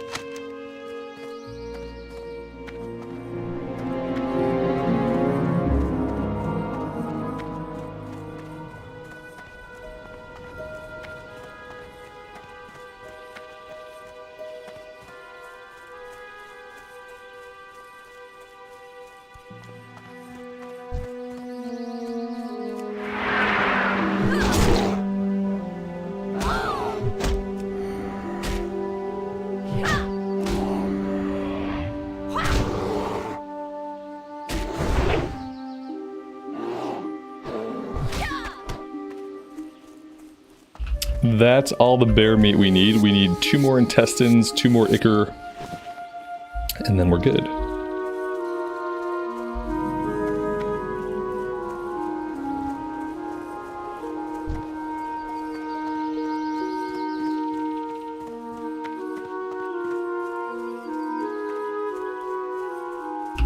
And I think once we finish these green quests, I think we're going to go to Westfall.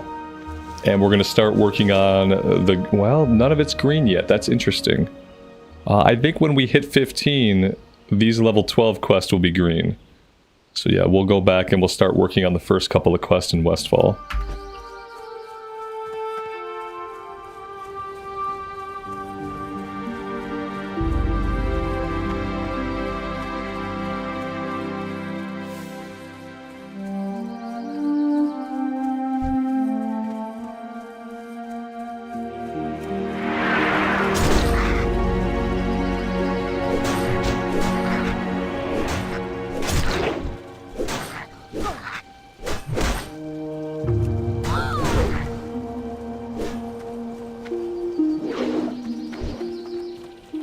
I can't afford to chase that guy. We're going to have to let him come back. Is he going to bring help back with him? It doesn't look like it. That was the last ear we need, so yeah, we don't have to be here. I just wanted to see if we can get the last ear that we needed.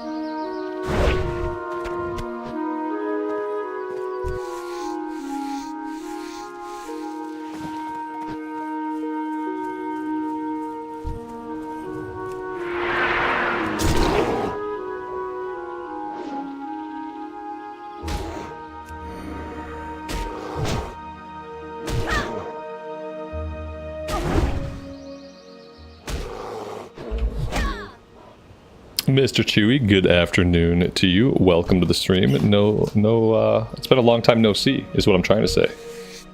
Long time no see. Robert speaks. Take 2.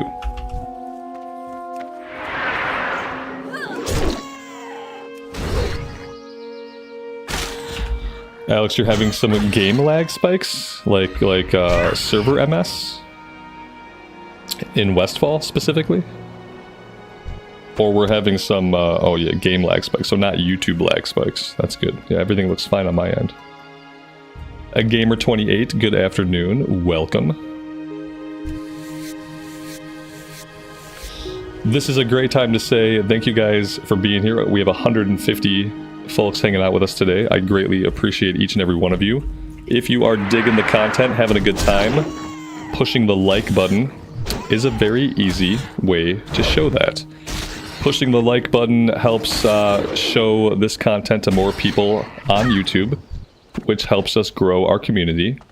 So yeah, I appreciate those that hit the like button. If you're not already subscribed to the channel, subscribing to the channel helps me out immensely. At the current rate that I'm gaining subs, I will get 100,000 subs by the time I am 75 years old. So anything you guys can do to speed that up a little bit, I would really appreciate that. And thank you so much for being here.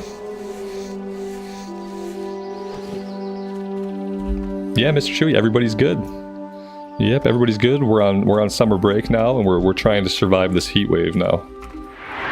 But besides that, it's all good. Billy, thanks for the membership, man. I appreciate that. Thanks for the membership on an account with a non-offensive name. I appreciate you. Thanks for being here, buddy.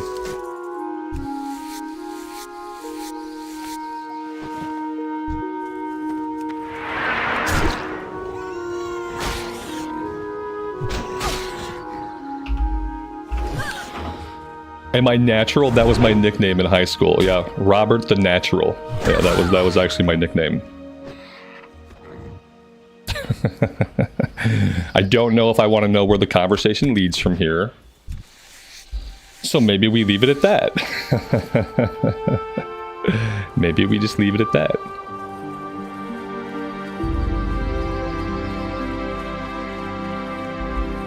Trinity, welcome. Thanks for being here. Thanks for hanging out.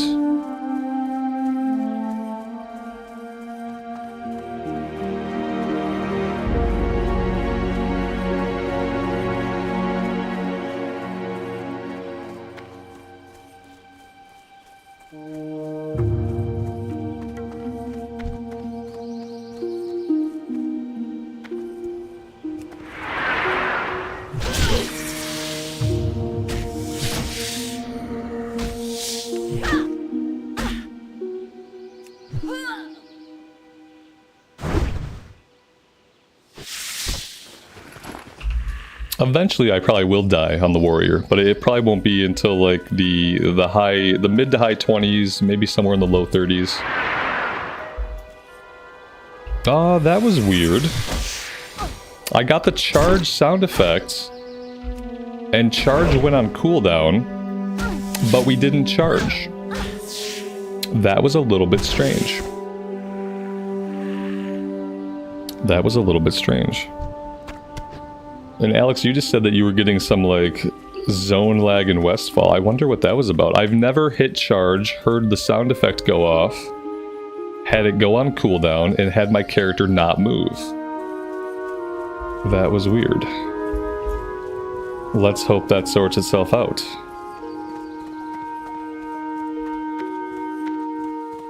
Yeah, Mr. Chewy, that's like the same thing here today. Yeah, we're gonna have 7 days of 90s for highs. The average high where I live right now would be like 78 degrees Fahrenheit. And instead it's gonna be like 96 degrees Fahrenheit, and not for a little while, for like 7 days in a row. And the heat index here is probably gonna get like ungodly bad. Like it'll probably be like 105. It'll probably feel like 105 outside, because we get really bad humidity here in Michigan. And it's really awful. It's incredibly depressing. I hate the intense heat more than basically any other physical circumstance. I would rather it be blistering cold than to deal with the intense heat. It's awful.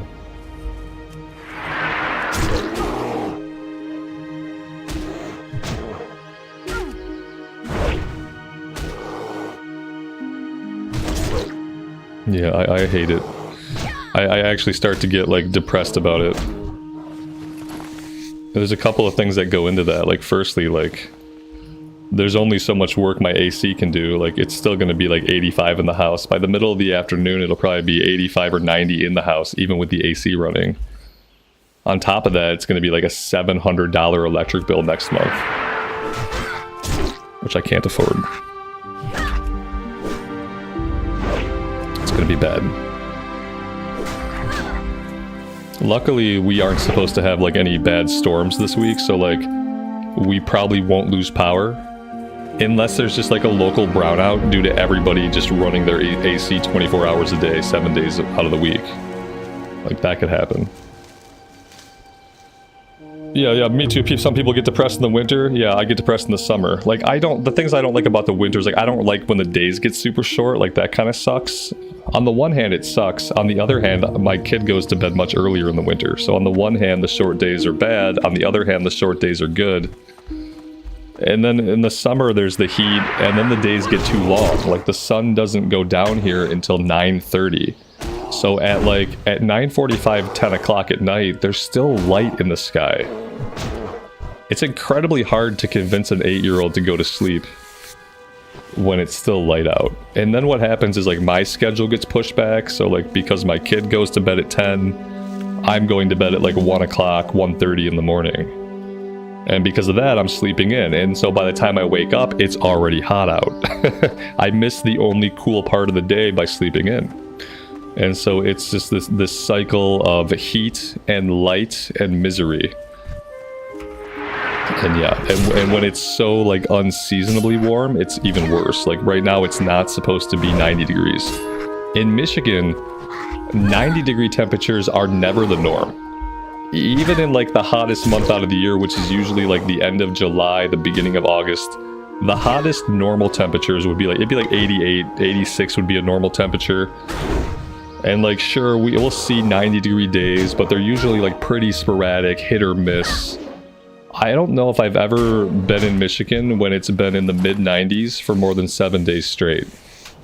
I don't know that I've ever experienced that here. When we lived in Kansas City, that would happen often. Like in Kansas City, it's normal to be in the 90s like all summer long for highs. But in Michigan, it's very, very abnormal to be so hot for so long. So yeah, apparently the world is going to turn into a fireball. And we're all either going to combust or melt, depending on like what your proclivity is. Do you want to combust or do you want to melt? Because inevitably those are your only options, it seems.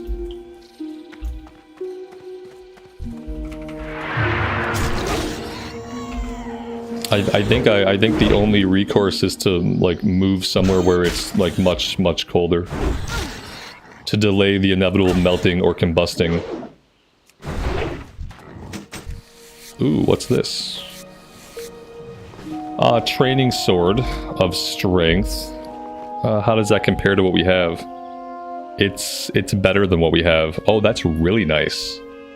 3 strength, 30 top end damage, 7.1 DPS. The DPS is a little bit slow, but it's a slower swing.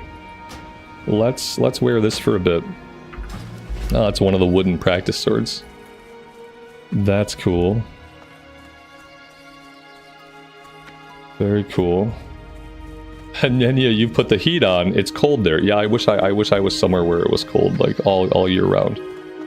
We have parts in like the upper peninsula of Michigan. There are places there where it stays like pretty cold. Like while I'm dealing with 90 degrees here, there are parts in northern Michigan where the high is going to be like 70, 65 Fahrenheit. It's a fishing pole. It looks like a fishing pole. Yeah. Yeah, eventually someone will come in and they'll be like, why are you wearing a fishing pole? It's like, I'm not. It's a practice sword. It's a practice sword because we wouldn't want to hurt the forest lurkers. We wouldn't want to hurt them too badly, so...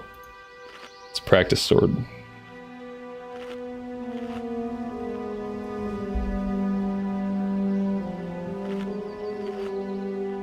Somebody in the guild just looted this item here from a chest. Roxer's Club. I've never seen this item before. Strength, Stamina, Spirit, 2-handed mace. That's freaking cool. I wish I could loot that from a chest.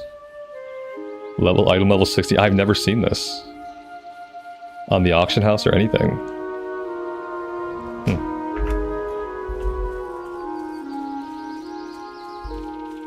It's a practice stick. Yeah, it looks like something my kid would swing around outside. Alright, we need 2 spider ichor. Some of these spiders have to have ichor. 105 all year round, every single day. That sounds horrible. It's like, those are like inhumane conditions. No, I couldn't live somewhere like that. Yep, it's gonna be a rough week, so wish me luck. It's gonna be we have 6 days. Today is day 1. We have 6 more days to go of just blistering deadly heat. And I'm just hoping that we can make it through.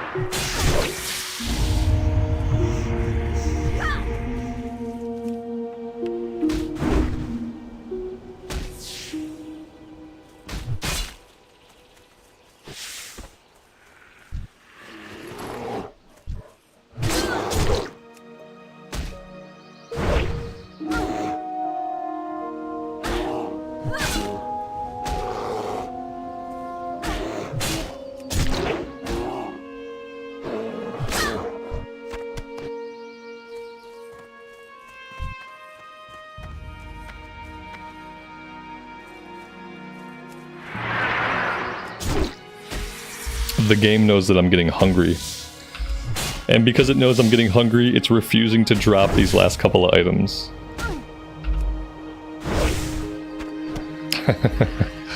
Alright, where can we find more spoders? Maybe north of us.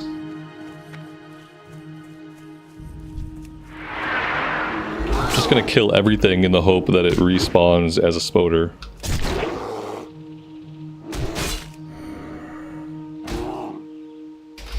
Yeah, some of the cooking quests are a pain. Some of them have a really low drop rate. Yeah, it's kind of intended that way. Like, you know, you're getting decent kill XP usually, so I can't complain too much.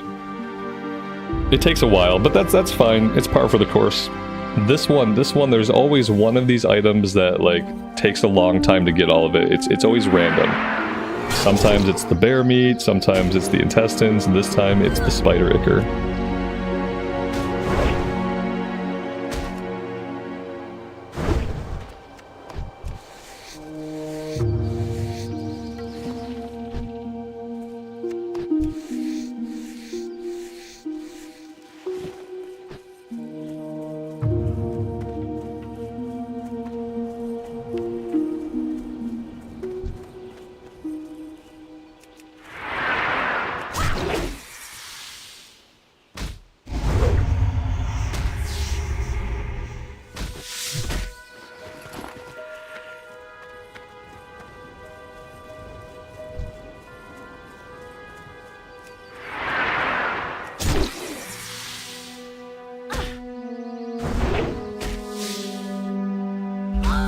What's my favorite zone in Classic? Like in Vanilla, probably Westfall or Elwynn Forest. Ashenvale's got really good music. But yeah, if Vanilla era, then either Elwynn, Westfall, Mulgore is really nice. Although the questing in Mulgore is meh, but the zone itself is really nice. If we go one step further into Burning Crusade, the best zone in the game is the Blood Elf starting areas. Eversong Woods. But we'd have to take one step forward to get to that.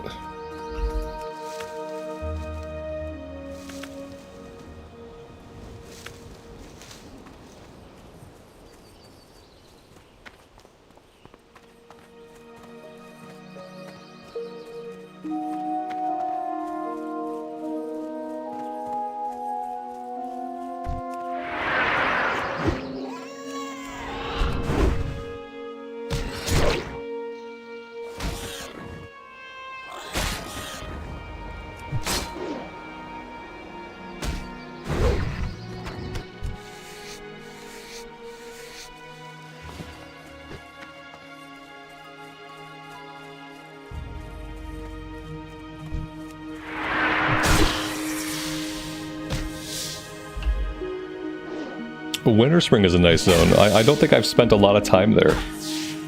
With it being an endgame zone, you know, it's one of the zones that I've spent the least amount of time in. Stranglethorn is really nice. Yep, Stranglethorn is a goodie. On this server, I don't know how Stranglethorn is going to be. We are on a RP PvP server. So, depending on how many Horde people are playing and active, Stranglethorn could be questionable. It's going to be an interesting playthrough.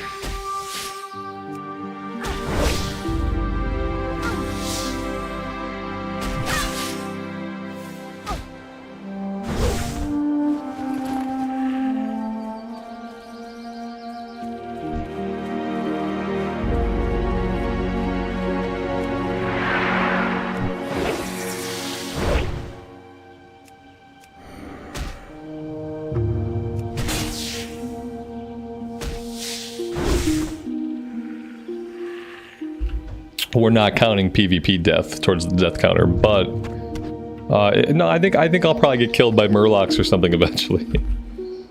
If I get to Stranglethorn before dying and all, then it will be a PvP death. But we're not counting PvP death toward the death counter, because if the rationale is that if we were on a hardcore server, there would be no PvP. So we're not going to count PvP death.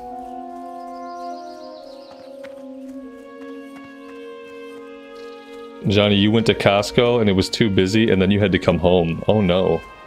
That just means that you're gonna have to go there again. That's rough, man. Forget that. That's craziness. Yeah, like when you get to a place and the parking lot is too full, like then you know you're screwed.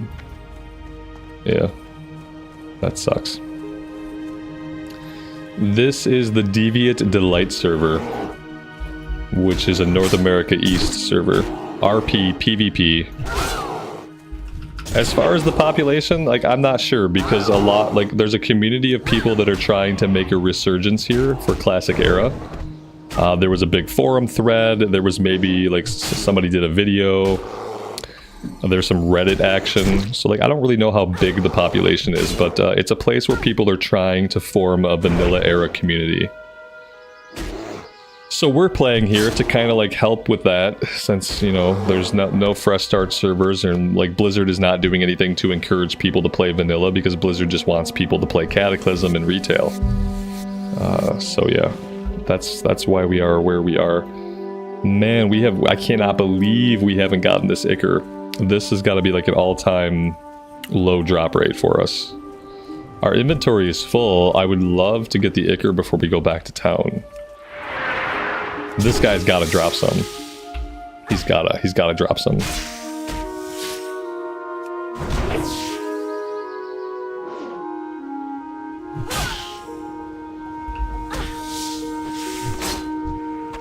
They're not dropping any. I think the game is just telling me that I should go eat. That's probably what I should do.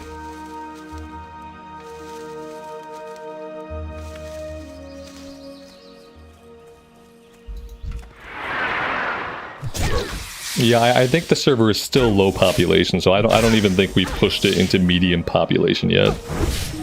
I'm just holding out hope that more people will come play here. I really do enjoy playing Classic Era more than anything else, and it would be great if there was a sizable population of active players. That would be awesome.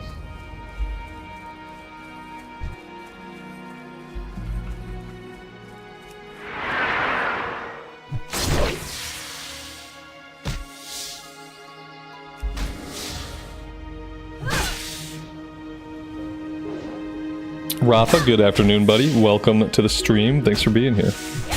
I appreciate it. There we go, 3 out of 3. We did it.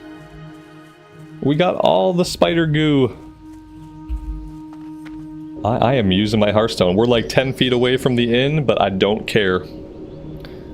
I am using my Hearthstone. There's a certain feel that only vanilla gives. Yes, absolutely. It's like there's a certain immersion, a certain like, just like ambience in the world, in the zones, in the questing, in the classes. There is a certain feel that only vanilla gives. And to some extent, I would extend that a little bit into TBC. Like, I'll even give you TBC, and I don't mind Wrath of the Lich King. But it's when we get to Cata that it all falls apart. It's when it all falls apart. Alright guys, here's what I'm going to do. I'm going to take a little lunch break. I'm going to leave the stream going. I'm going to park it here at the inn. We can listen to some inn music, which is always nice. If you guys want to hang out, stick around. I would really appreciate it. If you gotta go, I understand that too. If you had a good time hanging out, hitting the like button really does help me out a lot. We got 150 people here now. If everybody wants to slam that like button for me, that costs you nothing, and it actually helps out the channel, helps out the community a lot. It helps it make sure that the YouTube algorithm will actually show this VOD to people that are not yet part of the community, which helps us grow. So I appreciate those that do. The time right now is 1:48. I'm going to be back around 2:05. I'm going to eat some actual lunch. And then we will keep going. Let me pop that into chat. Let me pin that to the top. Boop, and I will see you guys on the flip side.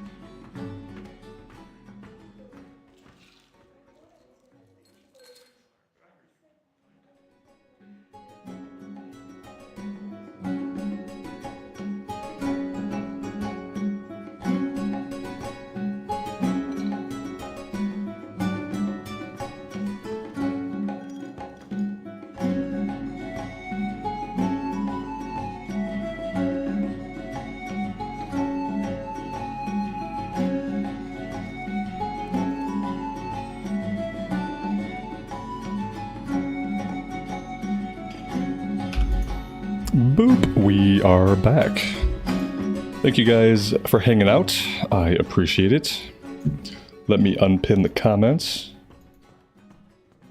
And we are off. We have to go... Yeah, you see, when other people craft, if you have the professions turned on, it also shows you what other people around you are crafting, so... Which I guess is okay. We'll leave it on for now. Speaking of crafting, I don't really have anything worth crafting right now. What I do have are full bags. And some quests to turn in. So let's turn this in before we sell everything. Well met. Keep your feet on the ground. We don't have enough room to sell. Okay, okay. Hello. Okay, let's sell the tomahawk can go. The bananas, the herbs can go. Okay, let's turn in the quest. What can I get for you today? Keep your feet on the ground. And that is level 15. For lunch, I had chicken, I had rice, I had carrots, and zucchini. My wife's been prepping lunches for me, so at the beginning of the week she boils a bunch of chicken, makes some rice, and kind of like portions it out into these like awesome containers. So that every day I can go just heat up a lunch, and it's an actual lunch, it's a full lunch, and it's the calories that I need because I've been trying to gain weight. So yeah, I've been trying to eat an actual full lunch with meat and carbs and veggies, all that good stuff. I've the finest wares in the land. And yeah, I've actually gained, I was 193 and now I'm up to a steady like 200. So in just like a couple of weeks, I've been able to gain quite a few pounds. It's been good. I think I can sell this.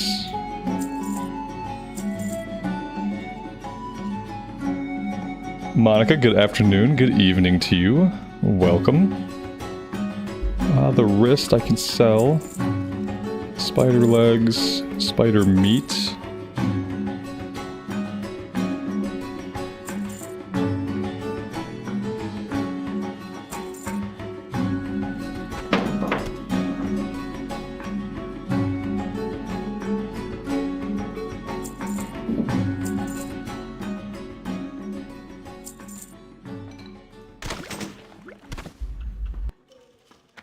See you soon.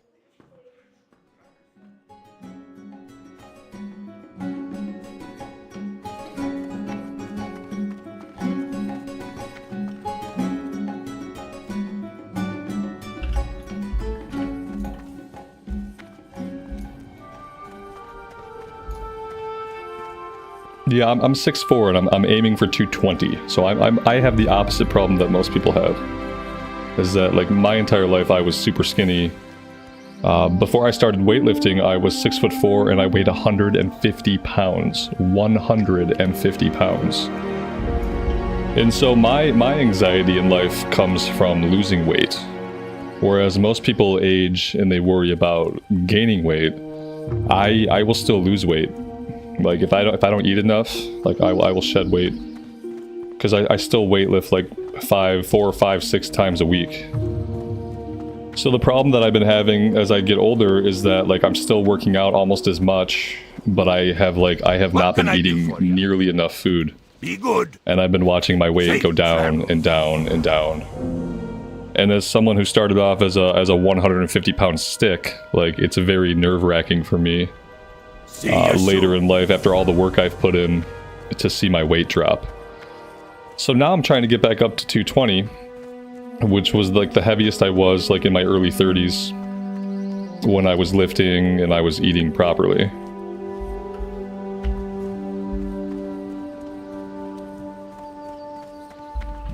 Which, yeah, like I said, it's the opposite problem that a lot of people have, but it's still a problem.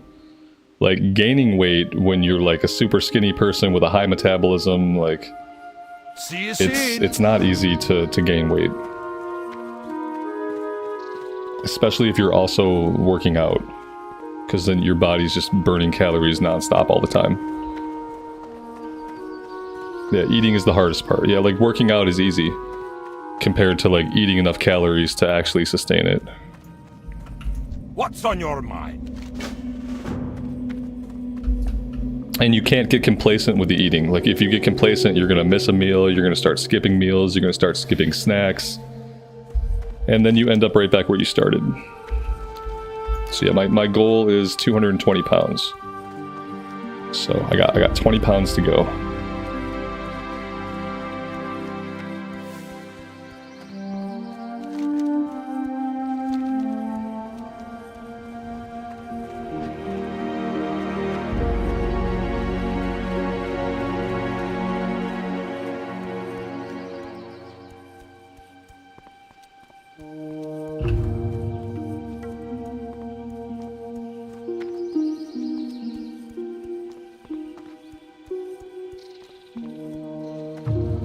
People kept telling me my whole life that, you know, they say, oh, your metabolism will slow down, your metabolism will slow down, it'll slow down. It's like, it didn't slow down. It didn't slow down, and like I said, I weightlift a lot, so like my natural metabolism might have slowed down, but I exercise all the time. And I'm always going on walks, like, I'm very physically active. When I'm not sitting here playing WoW, I'm pretty physically active. So what happened is that my metabolism never slowed down. Even, I got to my 30s, it didn't happen. Now I'm 40, it hasn't happened. But yeah, my whole life people told me that. It just, in my case, it didn't turn out to be true.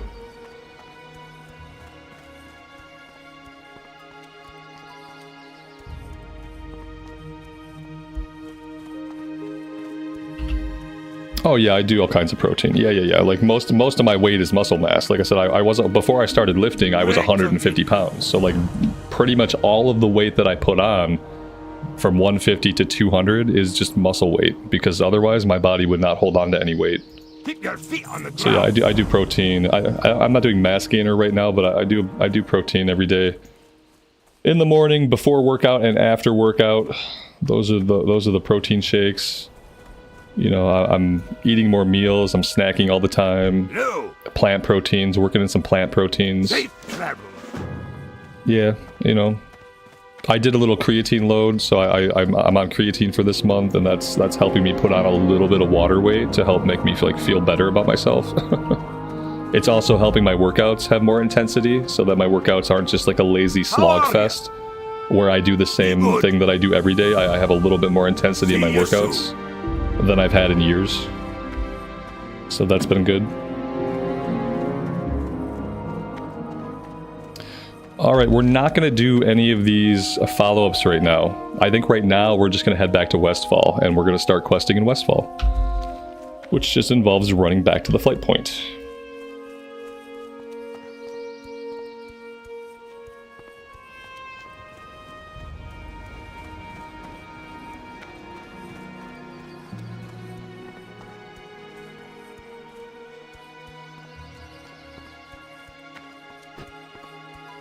Yeah, eating sucks, especially when there's like other things you'd rather be doing. Like, I'd rather just be able to sit here for 4 hours and play the game, you know? But when I'm trying to eat, I have to take like 20 minutes to actually go eat. And then I have to do that like multiple times a day. It's a real big pain. Luckily, my wife is doing a lot of the prep for me, because like if I had to do the cooking, the prep, and the eating, like I probably wouldn't be able to do it. She's been helping out a lot with my meal prep and snack preps. And that's why I was able to gain like 6 pounds in a week. Just like suddenly a lot more food's coming in.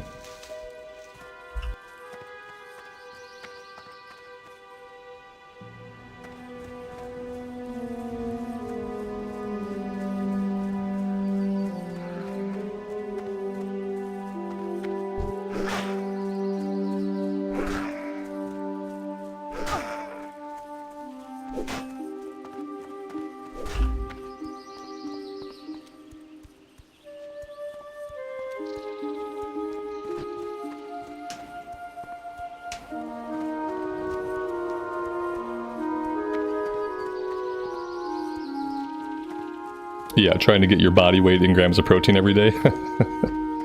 See, like, I don't think I'm quite there yet. Let's see, I do 3 shakes. They're each about 25 to 30 grams. That's 90 grams just from shakes. The chicken is probably like another 15 grams. Yogurt's another 15. That's 30. That's 120.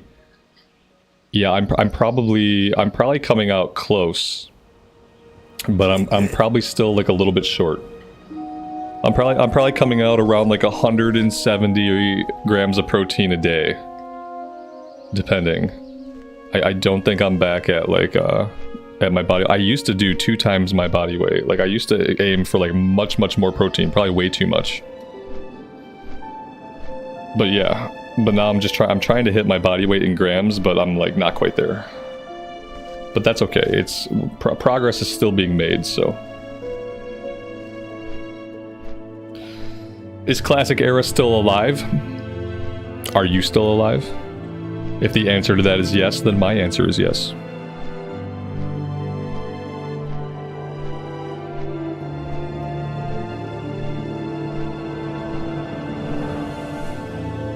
Christopher, yeah, I'm doing well, man. Thanks for hanging out. I appreciate it.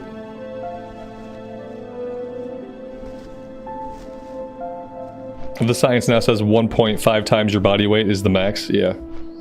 Yeah, I don't know. I don't know if I can try for one. I don't know if I can try for 1.5. I think like hitting my body weight in grams of protein is like that's the goal. That's probably going to be the goal.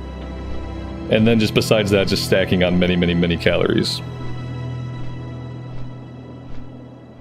And just like trying to make my workouts a little bit more intense. Unfortunately, I don't have a place where I can lift like super heavy right now. Yeah, I don't have a place where I can lift super heavy right now. So like with some exercises I can lift heavy, but I don't have a place where I can lift super heavy with bench press, and I don't have a place to do super heavy squats. Like usually twice a week we go to a fitness center so my son can do laps at the pool, and I will use the upstairs weight room. And they have a bench press machine, but it's not like real bench press, you know. And they have a squat rack, but it's not like real squats. So I've maxed out the squat rack already. And yeah, the bench press machine, just like I can do heavy on that, but it doesn't feel like actual bench press. Because it's just one of those machines where you put your back to the chair and then you're doing the bench press and you set the weight plates. And it just like, it doesn't even feel as good as just doing like dumbbell bench. Like something about it is off. But yeah, that's the only sad part, is I don't really have a place right now where I'm going to like be able to lift heavy. I'd have to go back to like a gym, like an actual gym, and I'd probably have to go back to Planet Fitness. Because it's the only gym that I can afford. If I wanted to even try to like lift heavy for bench and for squats.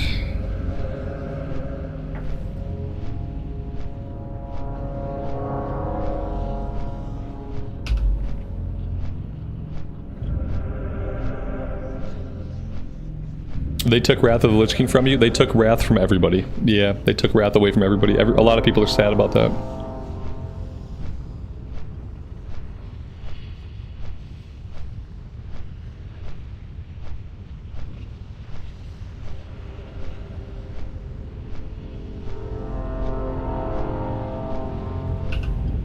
Yeah, Tao, right now that's what I'm doing. Like I'm upping my carb intake is much higher. Just my carbs, my healthy fats, like just like sheer calories.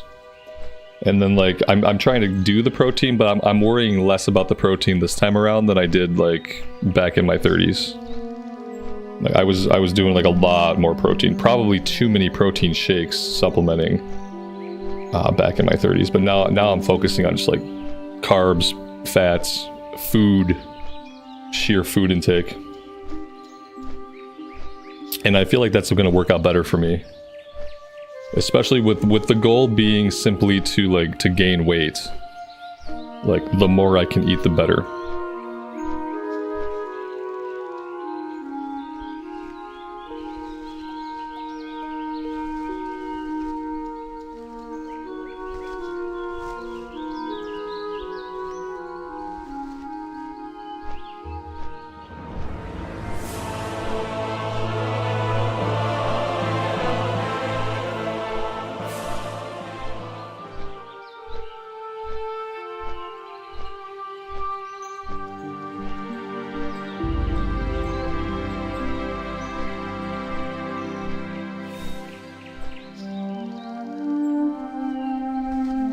It would be cool if you can craft while in flight.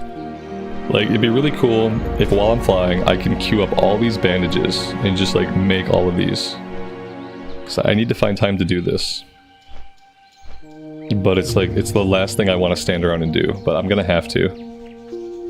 The next time I'm near a first aid trainer, I think I have to level this up.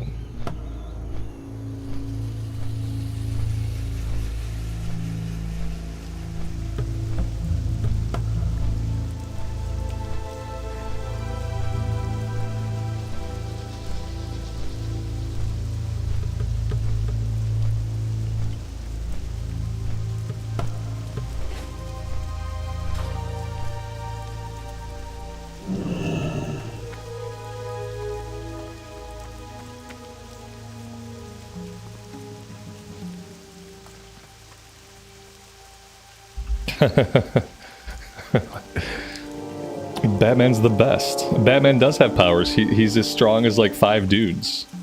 Like, compared to you, he has powers, okay? Firstly, he's a genius. Secondly, he's the world's greatest detective, which means he's much smarter than you. Thirdly, like, he can bench press 5 times as much as you can. Secondly, he's like basically like a trained super ninja. Like, yeah. You're talking about a billionaire genius who has trained his body to the peak of human physical perfection.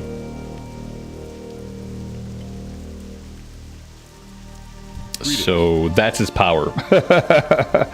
His power is that he's a billionaire genius who has trained his body to the peak of physical perfection.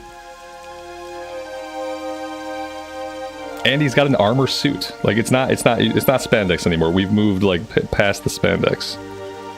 Be careful. But even if all he had was spandex, For the Alliance. he'd still be super powered compared to like 99% of the human population. Light bless you. Be careful. For the Alliance. Go with honor, friend. Yeah, and then if you give Batman a little bit of time to think and a little bit of time to plan, like, all bets are off. You need something? See you later. But yeah, we've moved past spandex. Good day to you. Dude's got a bulletproof armored suit. See you later. I would go Looking for fight something crime if I had a specific? bulletproof armored suit. Like, come on. It's a bulletproof, knife-proof armor suit. You ever get smacked with an iron gauntlet right across your face? It probably hurts no matter who's doing the smacking. And if it's a big, strong dude doing the smacking, that iron gauntlet across the side of your head's gonna hurt a lot. That's the superpower.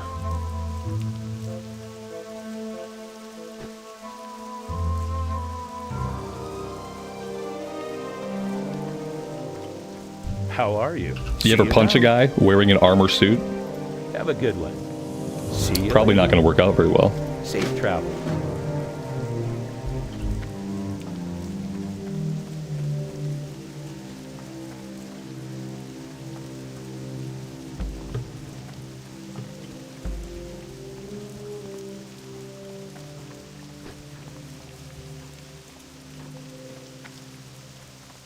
Well met. Be careful.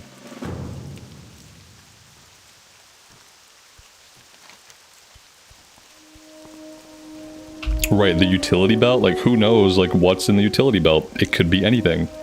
It could even be shark repellent. You just don't know. Alright, I think we are good. Let's just, like, head north and start killing wildlife, I guess. We need lots of parts. Lots and lots of animal parts. We need a bunch of stuff. We're gonna focus on doing, like, the green quests. And Westfall stew. But I think, like, other things we're gonna hold off on.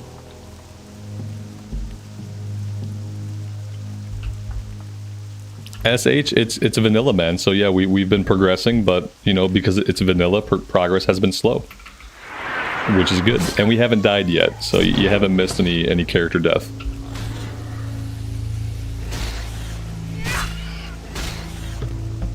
Johnny, next time I wave hello to you and you don't wave back, I'm gonna grief you. Did you wave to me? Are you talking to me? If you're near me in the game world, keep in mind, like, I'm only looking at the game like 40% of the time. And the other 60% of the time I'm looking at chat or staring off into space. Yeah, I barely look at the game. I'm playing by muscle memory.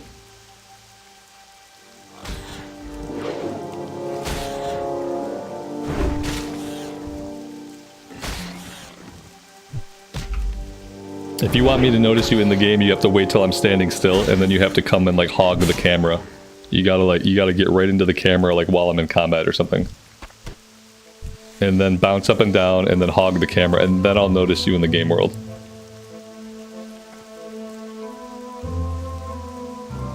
I don't even really...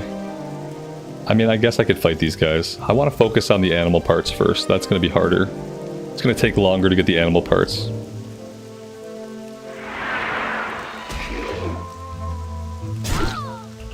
Alex, that's perfect, man. I hope it works out like that for me. It's nice when it happens that way.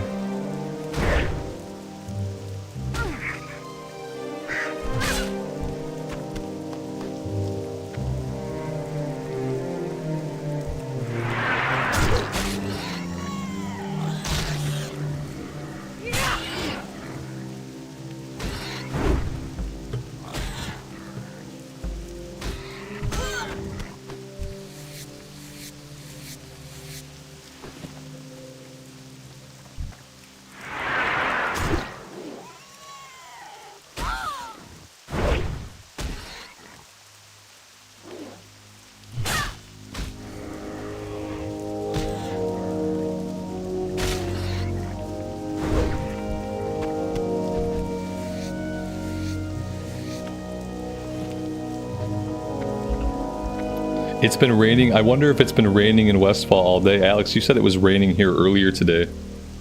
I wonder if it has literally been raining here all day. It would be nice if the sun would come out, just like a little bit.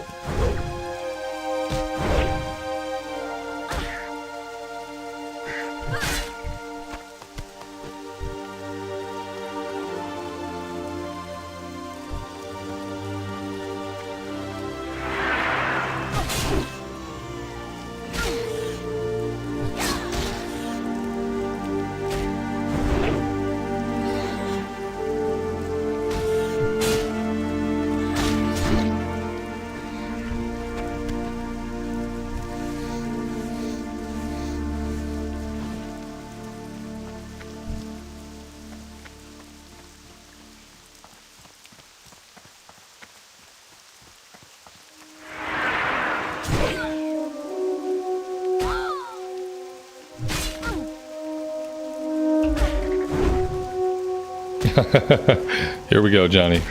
This is the time. I got you. See, that's what it takes. And if you do that, there's a chance that I'll see you. But if you don't do that, I'll never see you. Ooh, leather shoulder pads. Thanks, man. I appreciate that. That's awesome. I kind of forgot about shoulders. Look at that. We're looking good.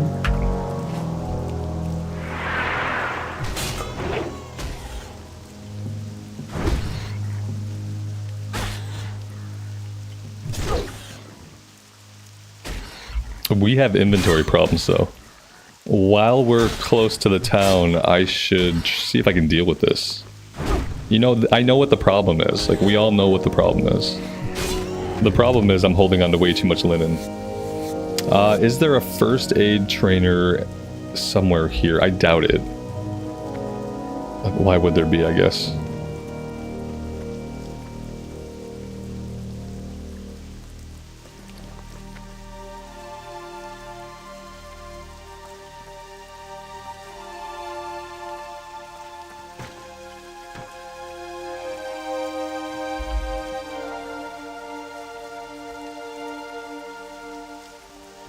Yeah, like maybe I should go to Stormwind and do it.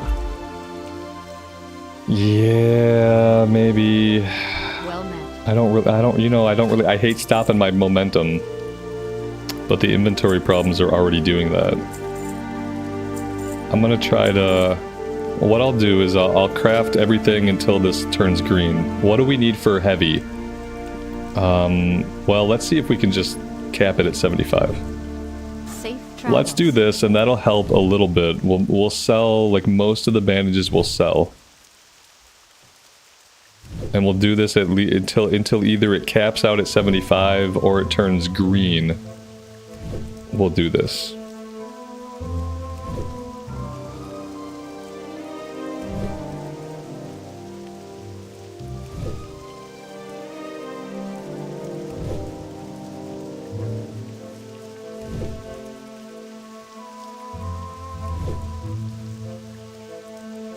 I sold the stringy meat. I did, didn't I? Yeah, what did I sell? A vulture meat? I sold the vulture meat. Okay, I'll buy it back. I hope I gotta stop selling meat. That's the thing. I want to get these quests done.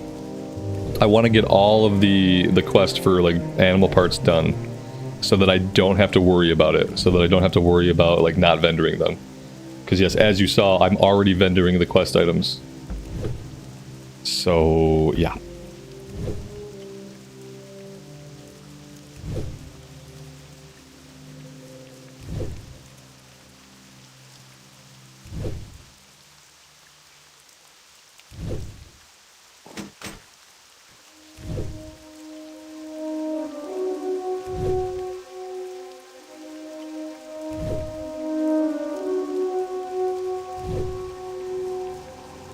I love that because there's no roof, it's just raining into the inn. How sad is that? When we get Classic Plus, all I want them to do in Westfall is finish rebuilding the inn. Wouldn't that be cool? if all that changes is that we repair the inn. Any other construction projects too. Classic Plus, any ongoing construction projects that happen during vanilla should be completed. The bridge, maybe in Red Ridge. I buy and trade. Like, they should just, there's no quest around it. Just the work is done. The peons have done the work is done. That would be like the only world changes I'd want to see to, like, existing towns. All construction projects completed. Okay, the feathers can go. Small eggs I can probably cook. I don't need boar intestines. I don't need boar intestines. I don't need venom sacs. The flask of oil I need to hang on to. Okay, and then stringy vulture meat. Okay. So we got, okay, we should be good. Go with honor, friend. Yep, we got the stringy meat back. Okay, so now I don't want to vendor again until I've completed this quest, like most of these quests. The livers and the Westfall stew, I want to get these done. That's my priority right now.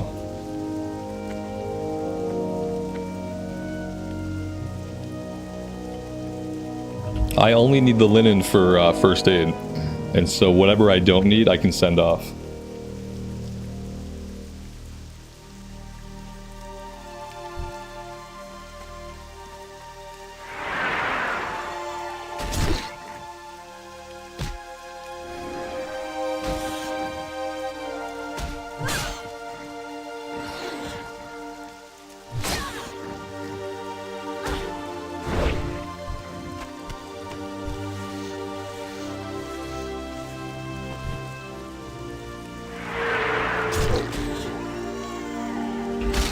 Alex, you're doing mining and blacksmithing. I almost went that route. It was close. But then I remembered all the times I had failed. And all I could think was like, dude, you're not gonna do it. Don't even try it. You're not gonna do it. So I didn't go that route. Yeah, but I almost did. There's always that thought, like, this time it'll be different. You know, I had that thought and I was like, don't lie to yourself. You've tried to do mining and blacksmithing like 17 times. And I've never been able to keep up with it.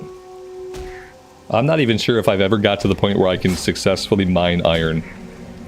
I think I always wash out in, like, copper and tin. It's really sad. It's really sad. Charles, you like watching me play retail? That's cool. I will play retail WoW at some point in the future. Absolutely. Yep. But after 2 weeks straight of like Mythic, I just needed to do something different. Yeah, I wanna have a nice cozy place to quest. And then whenever the mood strikes me, I'll go back and I'll do some Mythics. Probably not on the scale that I was doing them daily, but you know. Also, like talking about different content on the channel, tomorrow morning we are going to try to play some ESO. So if any of you are knowledgeable about ESO, I would love for you to join us and help me try to learn how to play the game and enjoy the game. I've been told that it gets fun, like every MMO these days, I've been told that it gets fun at endgame. So yeah, we're going to stream some ESO in the morning and see how that goes.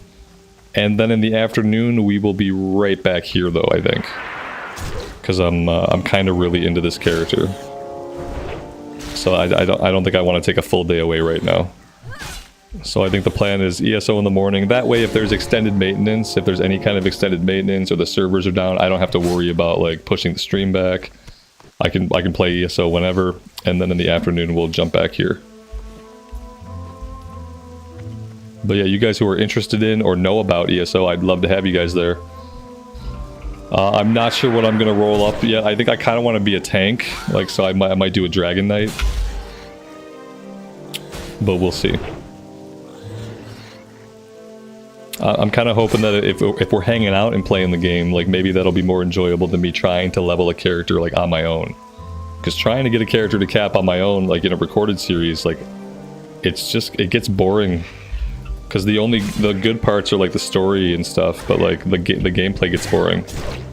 But if I have you guys to hang out with and like chat with about the game and stuff like that, like maybe the moment-to-moment gameplay, like being boring, won't matter. And maybe I'll eventually be able to get a character to end game where supposedly like that's where the fun is at. So we'll see. It'll probably be around like 11 o'clock Eastern, 10 or 11 o'clock Eastern. I will schedule it. I will schedule it this evening so that it'll show up on my channel page what time it's going to be. I'll get that scheduled as soon as I know. But yeah, I'm going to try to do it a little bit earlier in the morning so that we can do that, and then I still want to play some vanilla in the afternoon.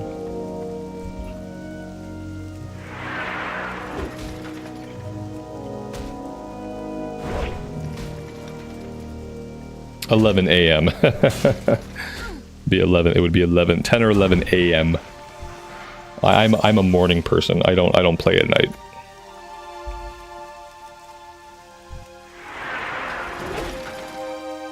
I'd love to be able to do some nighttime stuff, especially in WoW, so I can see like the nighttime skyboxes. But so far, it's hard to get me on to the game after like 5 o'clock in the afternoon. Yeah, I don't think I've ever been on that. I think the latest I've ever played, like recently, in recent history, has been like 9 o'clock. Like 9 or 10 o'clock on a couple of launch nights. Like Hardcore launch night, and like maybe Cataclysm launch night I played till 9 or 10 o'clock at night. But it's hard to get me to play that late, because I don't really enjoy it. I'm not often in like a good frame of mind. By that time of the day, I'm getting tired, I'm getting cranky. And it's usually not a time when I'm at my best for gaming.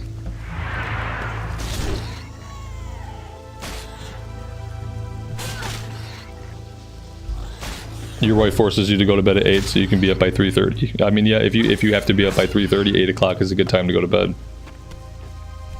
What I do is I avoid any circumstances that require me to ever be up that early. And that's been working out.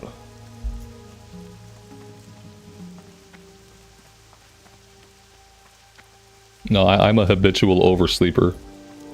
I oversleep like 99% of the time. I oversleep. It was this year that did it to me. Like in prior years, I was taking my son to school, and so you know I'd wake up at like 7 pretty consistently, just up at 7. And then this year, like, my wife took over taking him to school. And as soon as she took over taking him to school, like, I was sleeping until 10 o'clock, and there was no way to get me out of bed before 10 o'clock. But prior to this year, I was waking up early.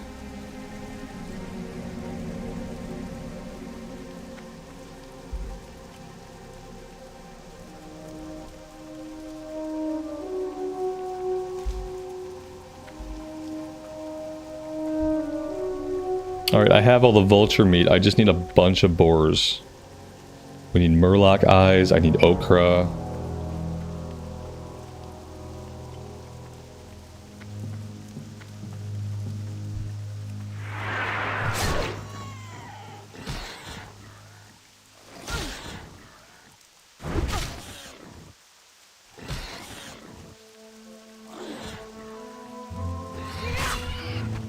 I mean, the thing is, like, I could stay up and play.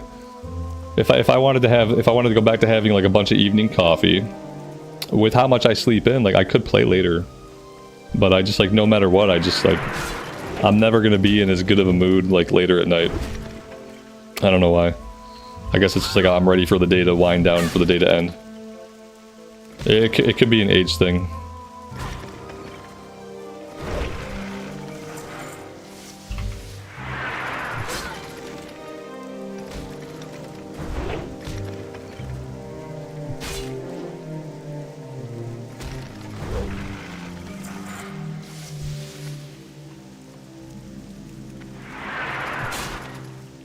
I think a lot of it is like I'm gonna play during the day no matter what. So like maybe it's also like it's hard to play like 4 or 5 hours during the day, and then come back at night and play for like 4 more hours. It's just like that ends up just being a lot of sitting at my desk. So that's also like part of it. I need to vendor. Our inventory is just like it's busted. I wonder if I'm gonna have to splurge on like 8 slot bags pretty soon. The inventory is not. This is not working for me. I can't. I might vendor some of my linen, Johnny. If you don't need, I might vendor some of the actual linen. I don't know. Like, I really just want to have an empty inventory right about now. And I feel like I'm gonna get plenty of linen for a while. So yeah. I think I'm gonna go sell some stuff. Sell basically everything I can. I might just sell a couple of stacks of linen.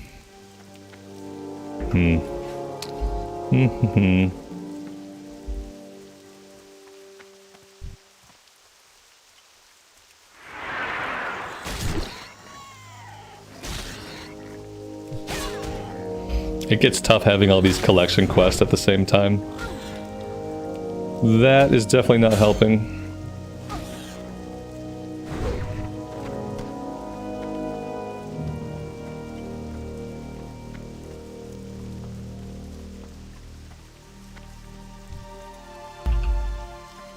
Right on, man. I'll keep you in mind when I get into wool. I will keep you in mind.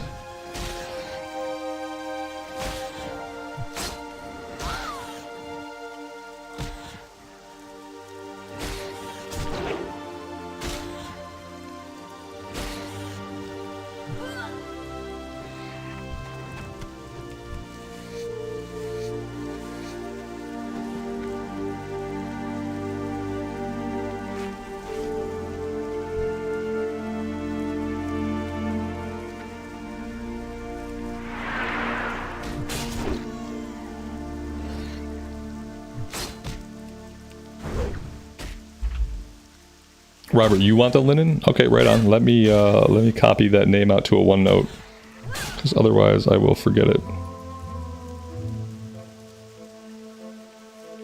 Okay, there we go. Let me type it out. Linen. There we go. Okay, cool. Yeah, I'll send it to you then, because otherwise I'm gonna vendor it. Because I'm just kind of getting sick of it in my bags.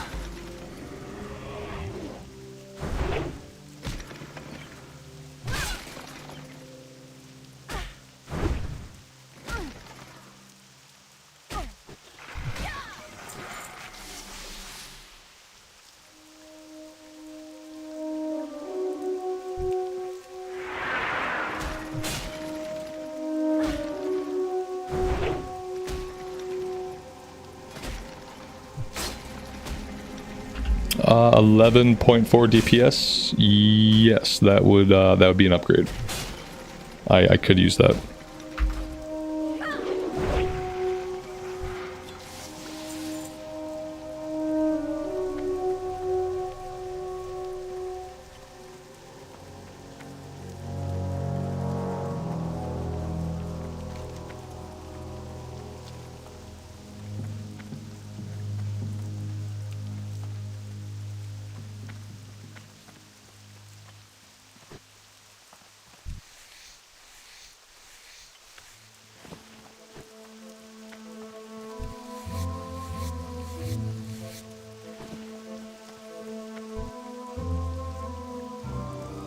My bags are so full.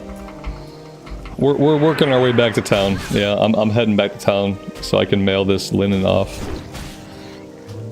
But I'm gonna fight stuff on the way to see if I can get the rest of these livers. Understandably, I am leaving some stuff on the ground and it feels bad, but it was bound to happen eventually.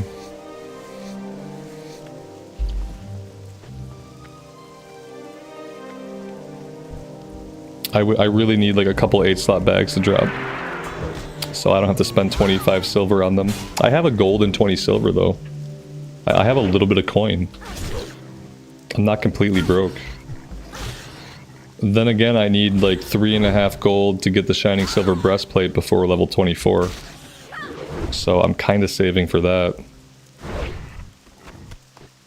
Alright, there is all of the livers. So now I need Murloc eyes and 1 more ochre.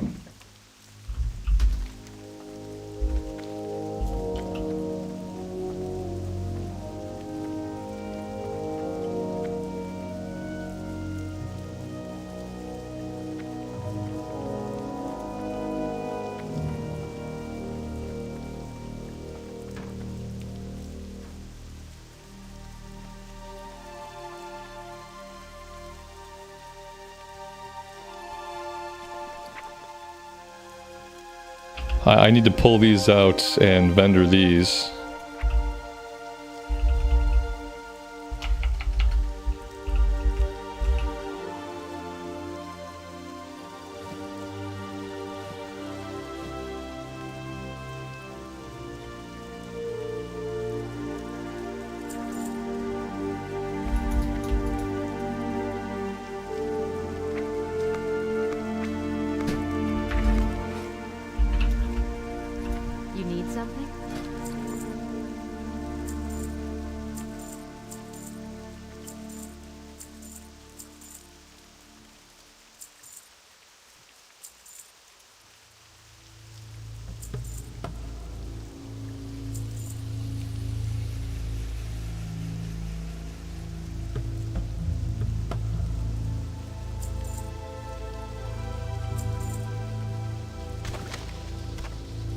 Farewell.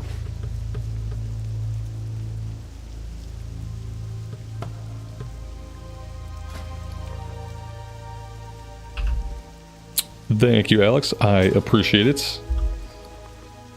Brass Claw Skewer. I've never seen this one before. Oh, that's cool. That's awesome. Very big upgrade. Much appreciated.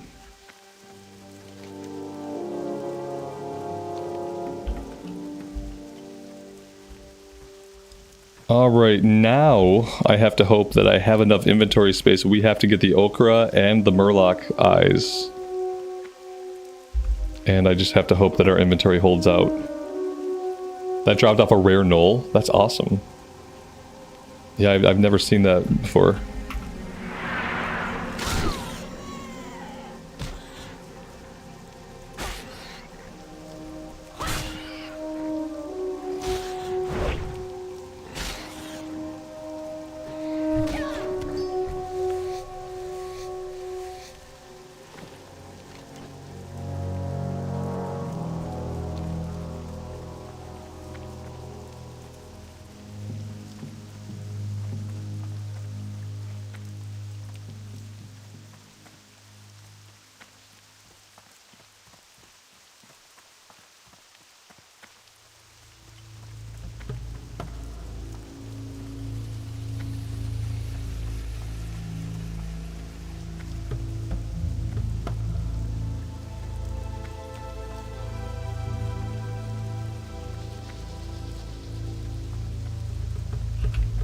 We're also looking for bags of oats.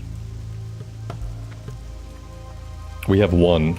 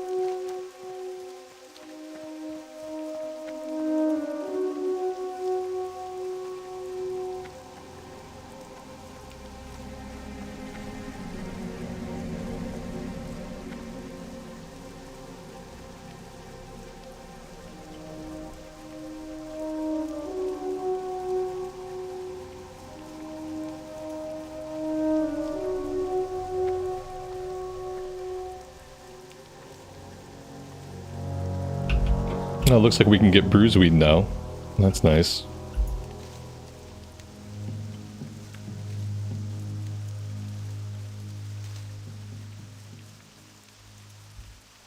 The Faux Reaper 4000. Is that a rare? Or is that for a quest? Because it doesn't ring any bells. Oh, we have one of these ready for turn-in.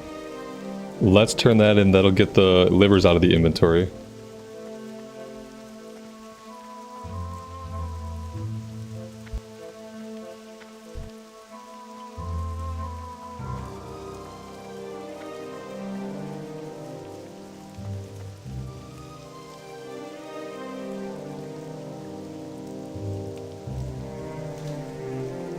I see another bag over here. I should go get this now. If I don't get it now, somebody else will happen through here.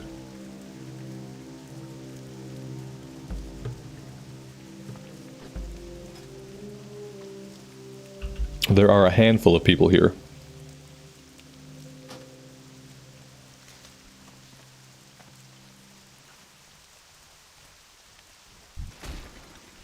I don't really want to fight this guy at level 15. I am going to leash him. Will he come into the house? No, he won't. Well met. Have a good one. Safe travels.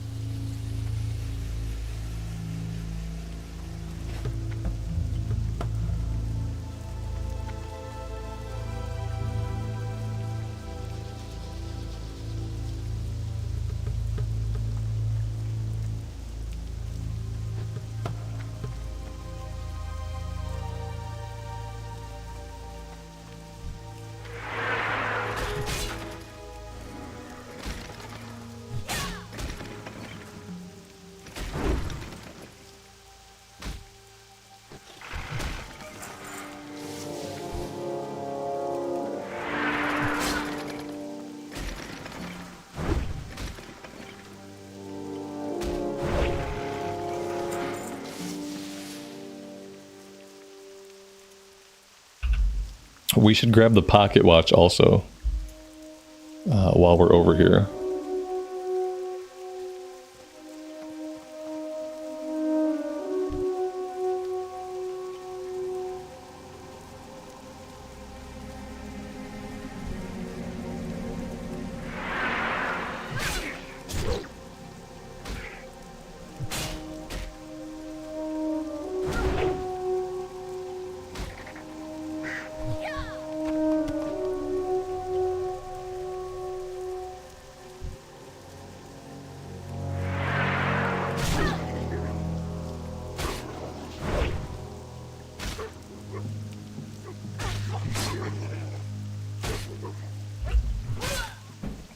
He's a rare spawn, the Faux Reaper 4000. You guys did get him. He dropped a 10 slot bag. That's awesome. Congrats. I've never seen him before. A 10 slot bag is huge at this level.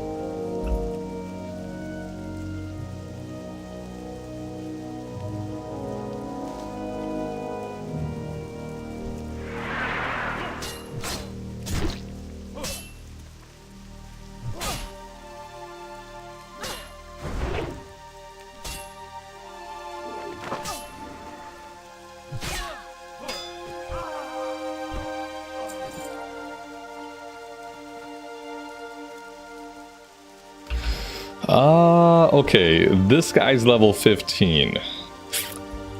If I charge in here, I can kill this guy. Am I then gonna have to like retreat? What is my axe skill? It's not great. It's not great. Let's fight a few things around here and level up the axe a little bit before I charge into this guy.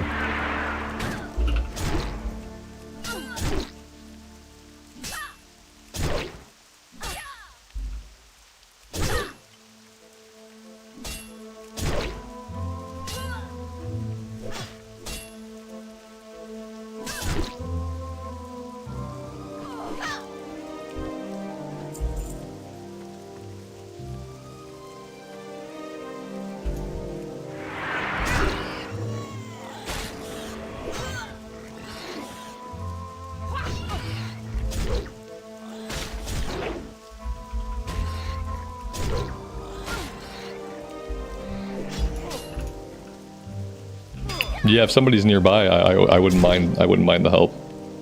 I think I could get him with a sword and board, but I don't really want to risk it. But I do need to level up this axe anyway. It's a good time to do it.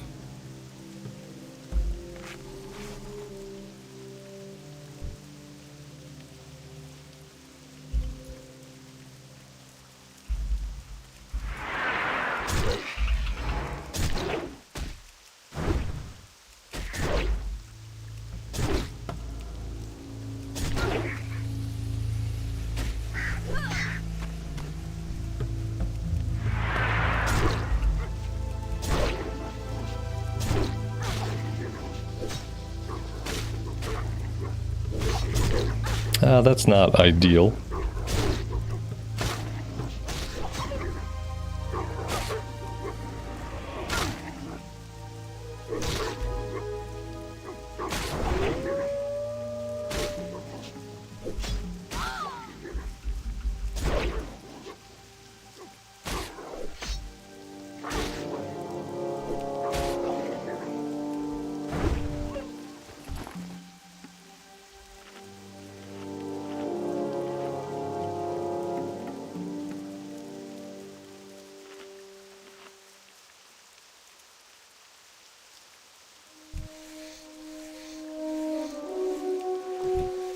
I wonder if I can find any like cheap potions on the auction house, like elixirs.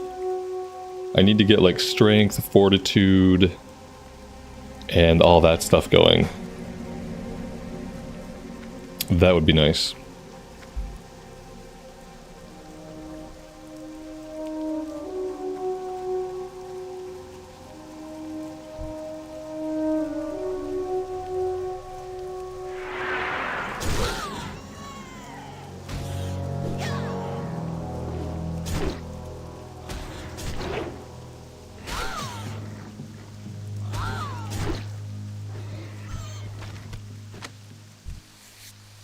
I got a cooked crab claw cooking recipe, level 5. Okay, that's nice. Alright, let's go kill this guy.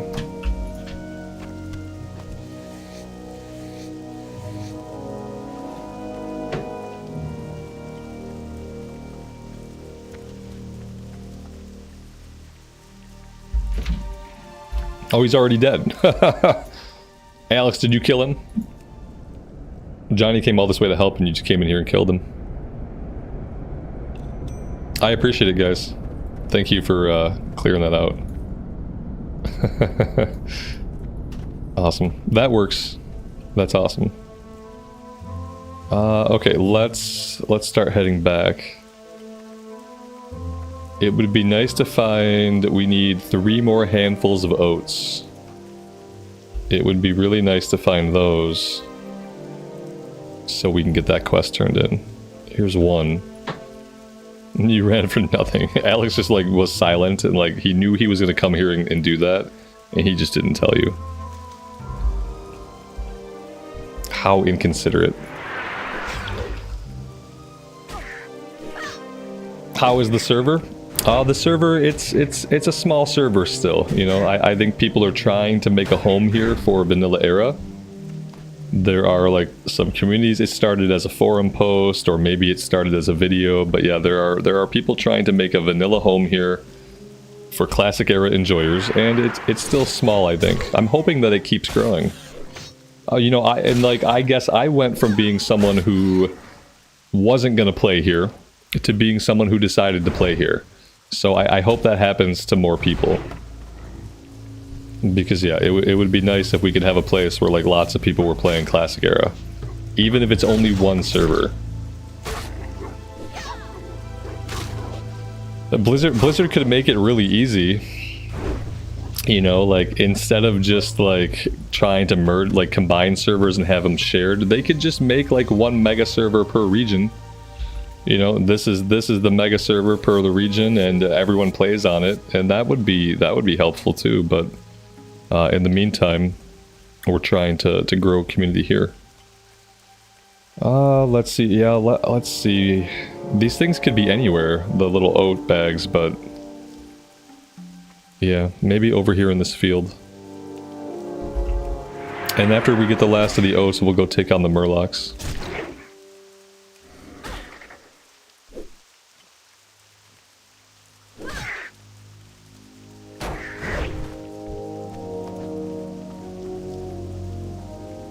But again, I'm running out of inventory space. Alright, this is 7. We need 1 more. What are the odds we could find it in the same field? Probably not very good.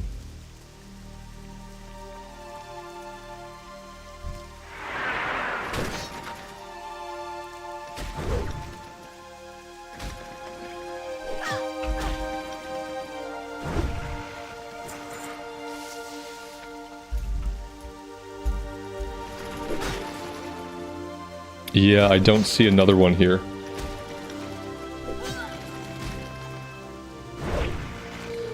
Bummer.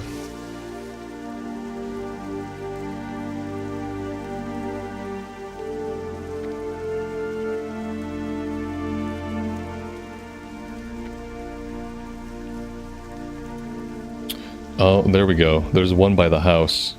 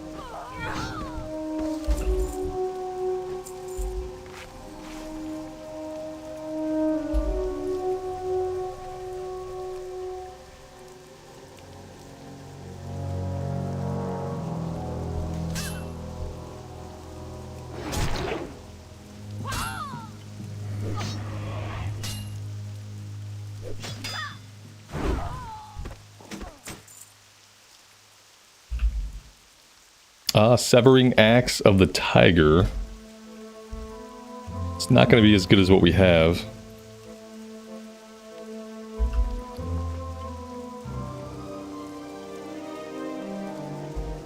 Which is the two-handed sword.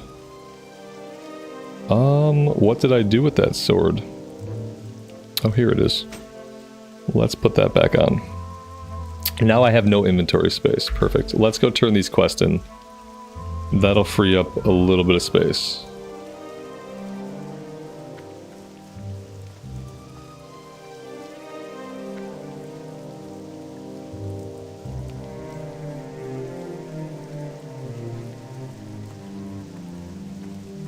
Good day to you. Have a good one.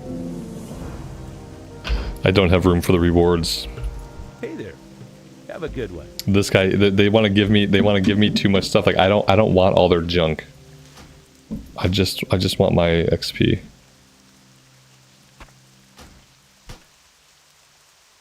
See you around. Yeah, see, now I have all their junk. How are you? Safe travels. Alright, with that done, we need Murloc eyes. The problem is I don't have inventory space. I really don't want to run all the way back to Saldean Farm, though. I think I'm just going to have to work with the inventory that I have for right now. Because, yeah, we're close to the Murlocs.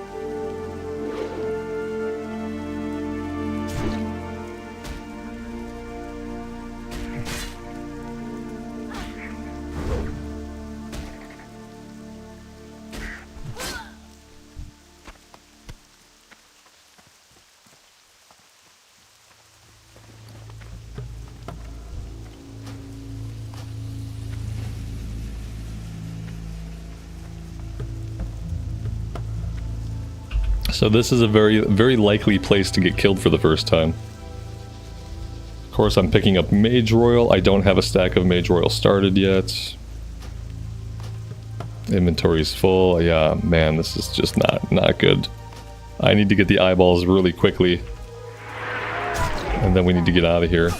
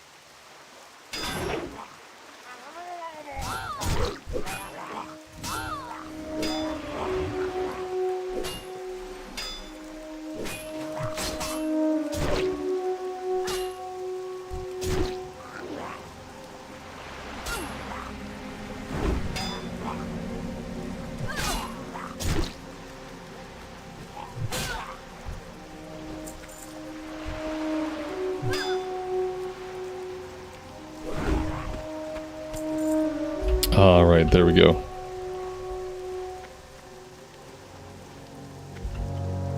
Is this quest really here? The Captain Sanders Hidden Treasure? Is that where this starts? Because isn't the reward for that also like a 10 slot bag or something? I just don't think that it actually starts here. I don't see anything to pick up or to click on. It's a drop. Okay. Yeah, then we're not going to worry about that right now. Drops from the Murlocs. Got it. Yeah, we'll be killing plenty of Murlocs later on, so we'll worry about it then. But I'm pretty sure the reward is like a decently sized bag.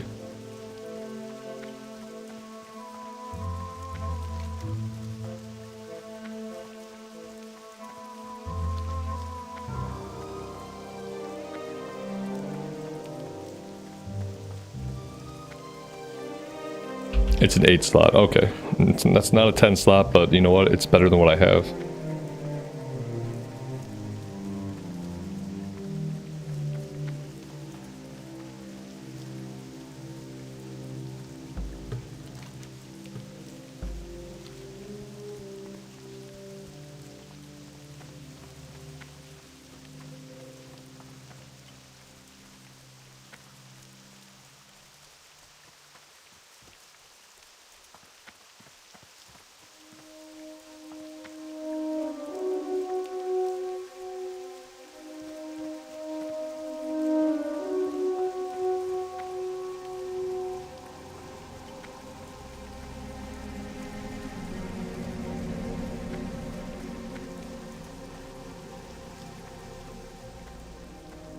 Hello. Farewell. Have a good one. She wants to give me 4 items. I feel like these quests are trolling me. Light be with you. They just want to give me a bunch of junk.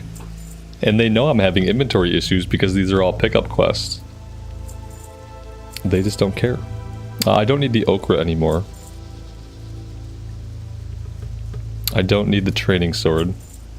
The axe I'll keep. I don't need the two-handed axe, but like maybe I should try to sell it on the auction house. I don't know. I'll try to sell it on the auction house. The boar intestines. I sold my ochre. I do need the ochre. Son of a biscuit. Robert, you haven't turned the quest in yet. Hey there. You still need the ochre. Safe travels. I got there. King's honor, friend. Alright, now we're good. Now I don't need any animal parts.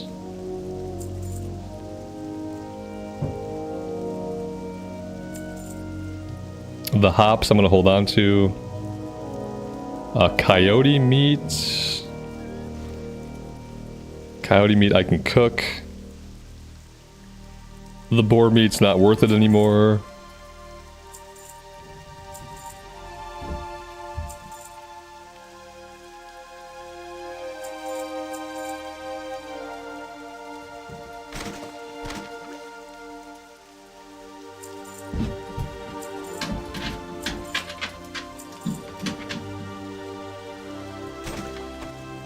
Go with honor, friend.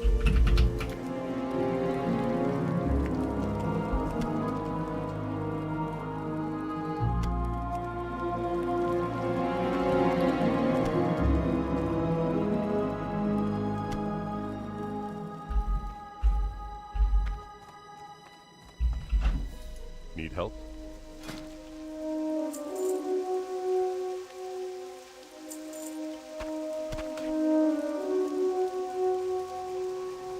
Alright, I think that's about as good as it gets. For now. Light bless you.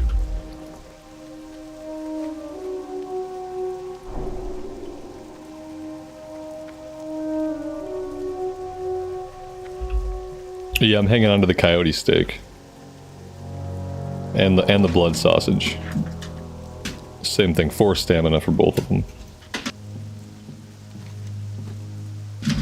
Alright, I think now the last thing that we'll do here is we'll go do the People's Militia Part 1.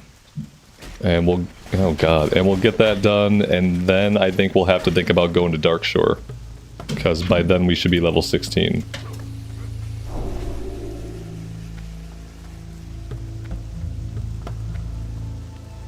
Thank you for the might.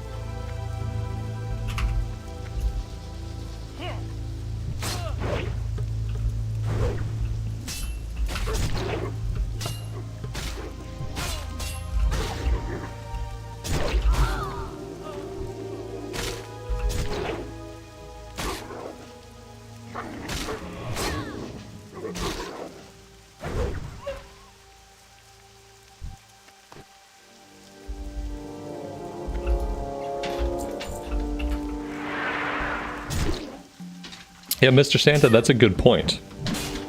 Yeah, ESO is not really as good of like a play along game because of all the dialogue. That's actually a good call out. WoW is a much better like play along game than ESO is.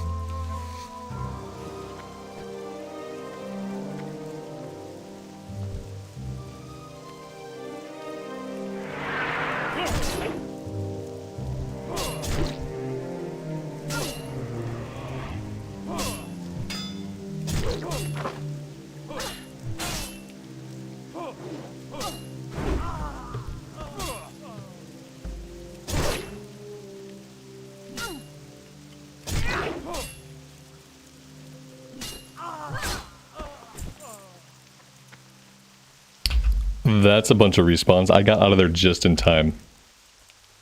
That was close.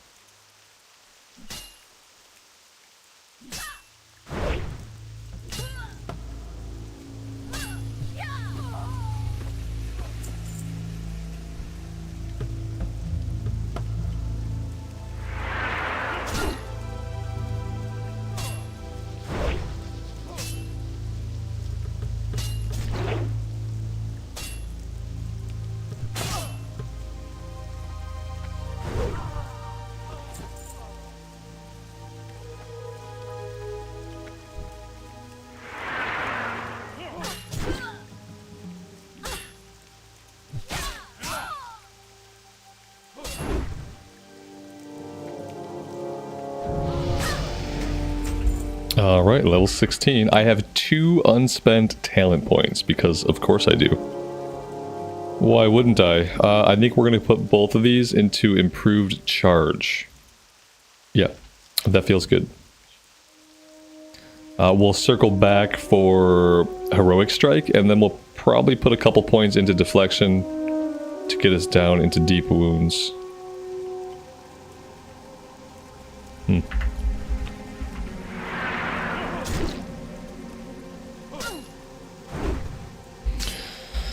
I mean, I could take Anger or Tactical Mastery. It might be worth it to get down to Anger Management.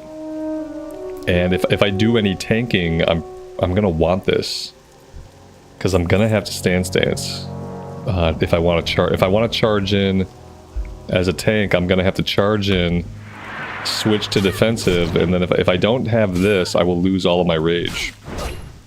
And then it might be worth it to get down into Anger Management.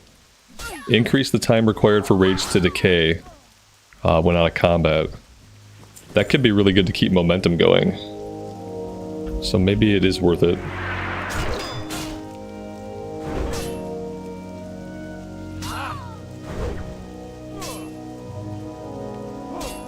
Pierre, thanks for being here, man. I appreciate you hanging out with the stream.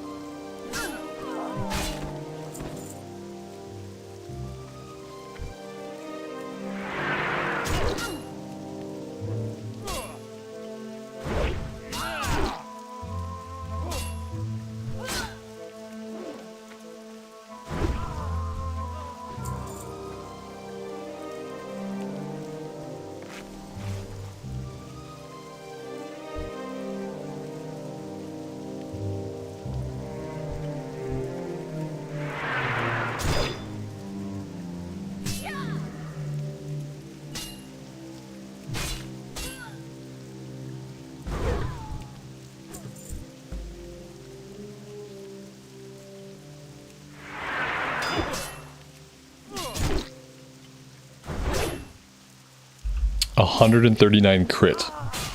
That might be the biggest crit we've seen.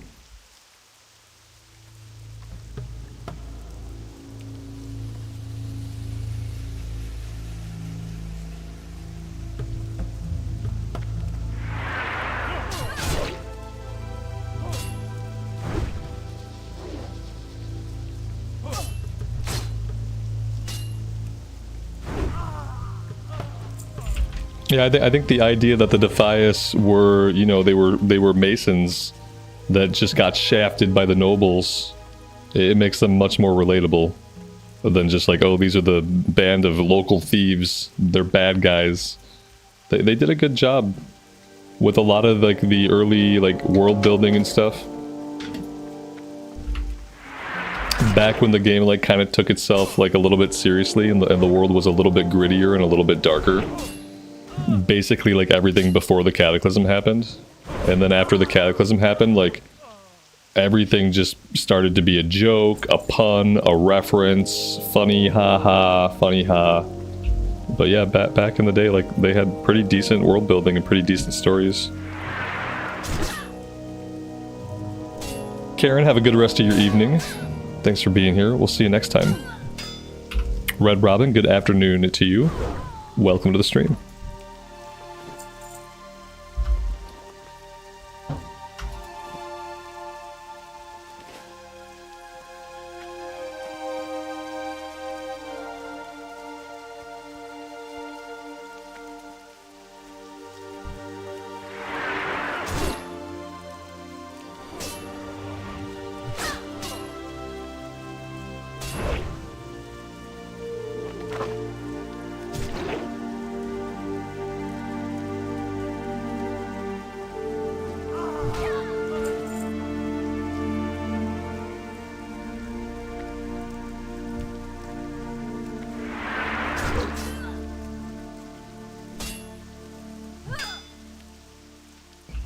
I think I'm completely done here. And we are done. Let's go turn these in. We do have a quest to go back to Stormwind. That one went gray, so we might lose a little bit of XP on that one.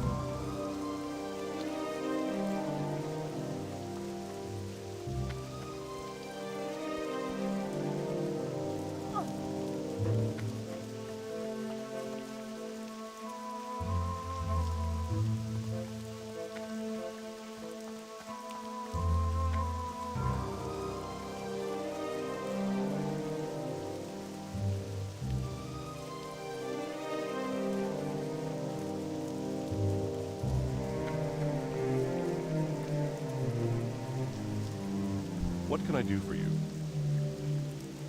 Go with honor, friend. Life bless you.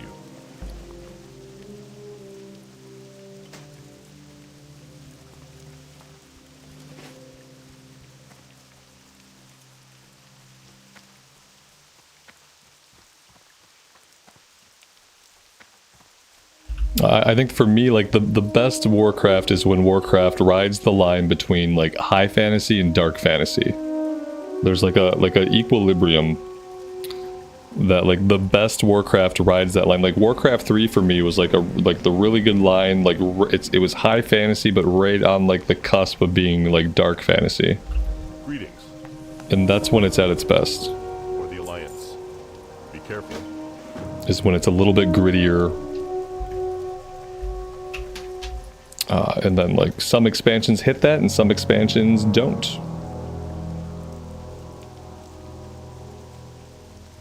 SH, thanks for being here. Have a good rest of your night. We'll see you next time. Check the auction house for better gear soon. Yeah, there's some things on the auction house. I'm waiting at level 24. I'm gonna get a shining silver breastplate. But yeah, like maybe I could replace some of my pieces. We'll see. We'll check prices. Checking prices is a good idea. And we have to head to Stormwind anyway because we have a quest, we have training to do for level 16, we have first aid training to do for the next rank of first aid. So yes, let's fly back to Stormwind. Should they only have one server for each version per region? Yeah, absolutely. Yeah, we were talking about that a little bit earlier today. Yep, they should have one version of a server for every region. Like, you know, you're in the US, you get a RP PvP, you get an RP, you get a PvP, you get a PvE. And it should be one server to rule them all. And that would be a way to get players playing in the same place. Without the community having to like organize and decide artificially like where everyone should go, there could just be one server per type per region, and everybody would play there. Safe travel. And on that note, I have to bio. I will be right back.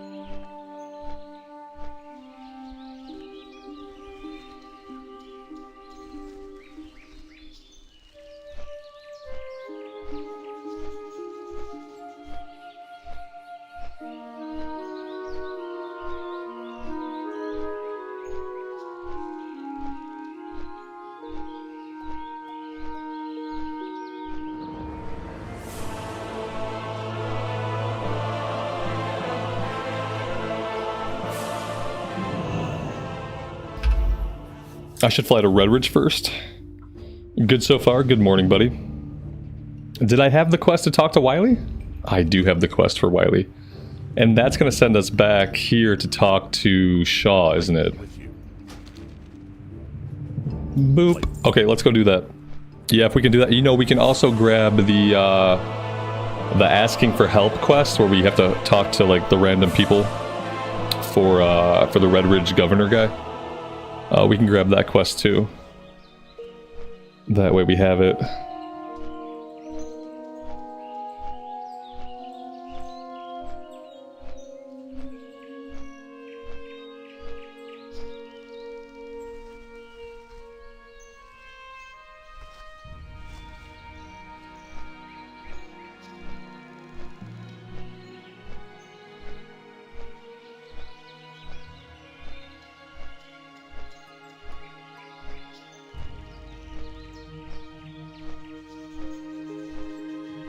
Yeah, well, what they did in Cataclysm with the Defias is they went a little too far, and they, like, directly vilified the heroes. Like, you were literally the bad guys. Because if you kill a dude in front of his daughter, like, that makes you a bad guy, like, no matter what. So they went a little bit too far with it. Yeah, like, I like the story, kind of. I don't think they had to have it so, like, she was right there in the little house thing when we kill Van Cleef. Like, that was a little bit unnecessary.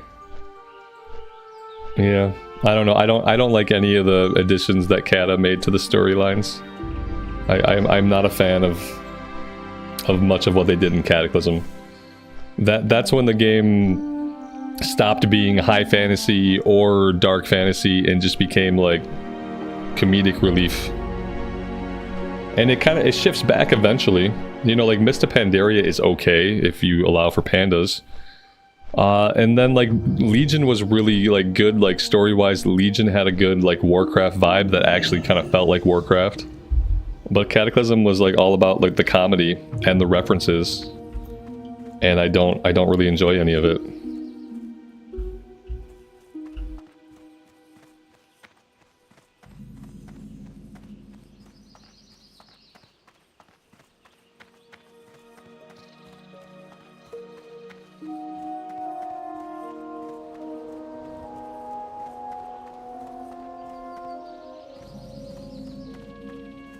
Yeah, whenever they do a world revamp, they need to try to find a way to re-vanillify the old world. I don't know what that really entails, and I really don't think they have the people in place to be able to do it successfully. But yeah, they need to re-vanillify the Eastern Kingdoms and Kalimdor. Like, take out all the stupid jokes, take out all the stupid pop culture references, take out the goblins, and like, make something that feels like Warcraft 3. Free lunch I'm not gonna grab right now. Dry times, maybe we grab dry times so we can track that. Go with honor, friend. Let's Talk to Wiley upstairs. Wrath had a lot of silly references and stuff like that too. Yeah, I don't remember as much from Wrath. Like, Cataclysm was just disgusting with it. See you around. I noticed it stormed last night, Ryan. It didn't keep me up, but I woke up at one point and saw that there was lightning. I checked the weather to make sure there wasn't like a tornado warning, and then I just went back to sleep. The temperature is miserable outside, by the way. The air feels like you're breathing soup. I need to talk to the governor dude.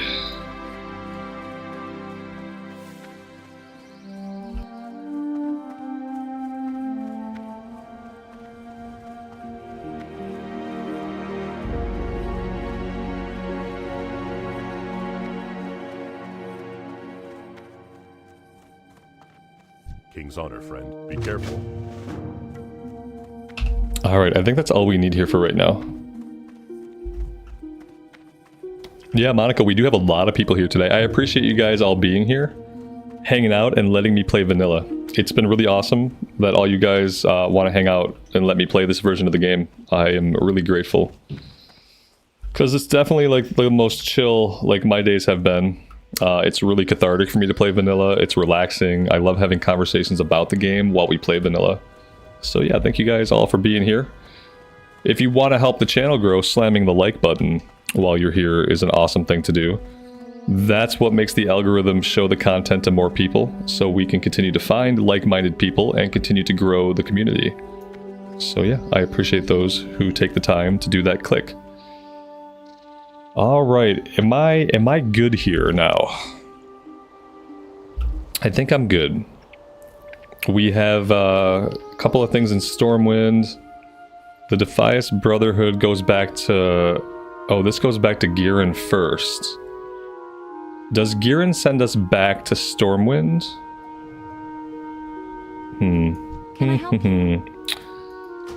Maybe we should go to Stormwind. Talk to the guy for the Red Ridge quest, fly back to Red Ridge, grab the one that sends us to Westfall, then talk to Giran. I think we're going to have a little bit of flying back and forth. A little bit of flying back and forth, so we can get some of this done. ASMR Deadmines run? We'll probably do Deadmines, for sure, like some kind of Deadmines run. As soon as I have all the quest. As soon as I have all the quest, I will tank a Deadmines run. Which is not going to be today. Maybe potentially tomorrow. Depending on how it goes. We're going to do ESO in the morning tomorrow. I think I'm going to try to be up a little bit early so we can start ESO around 10 a.m. That way we can at least play for a couple hours before lunch. And then after lunch, we will be right back here playing more vanilla. So I'm really into this character and I don't want to have a full day away from it. I'm not ready to have a full day away from it. So I want to do ESO, but we're going to do that in the morning. Are these servers crowded enough? This server is getting there. Yeah, this is Deviate Delight, so it's still lower population, but it's trying to make a resurgence. There are people out there that would like to play vanilla, that enjoy vanilla more than other versions. And we're trying to carve out a home here on Deviate Delight. Does a dungeon count towards deaths? Yeah, absolutely. Yeah, dungeon death counts towards the overall death count. Yep, anything that would count towards death on a hardcore server counts towards death here. So gravity, drowning, environment, dungeon death, anything. Storm and music kicking out. Let's crank that down a little bit. Okay, so I have to talk to the guy outside on the bridge.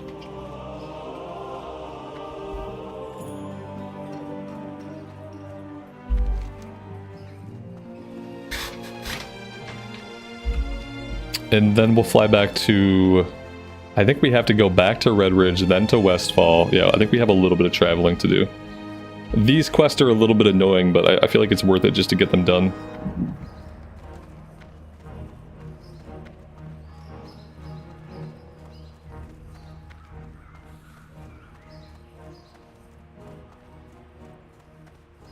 I found that with these quests, if I don't get them done right away, I keep putting them off, and then I eventually end up dropping them. And I would rather not do that. Well met. For the Alliance.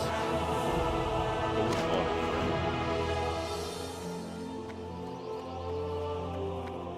Loch. Am I going to play retail tomorrow with the reset? I won't be playing retail tomorrow. No, my tomorrow is booked. Tomorrow I am going to do ESO in the morning because I've been wanting to do that for a little while, see how that goes, and then I'm going to be right back here in the afternoon. I will be right back here. Eventually, I will probably find a day this week to do some mythics on my priest. Maybe it'll be like later in the week though.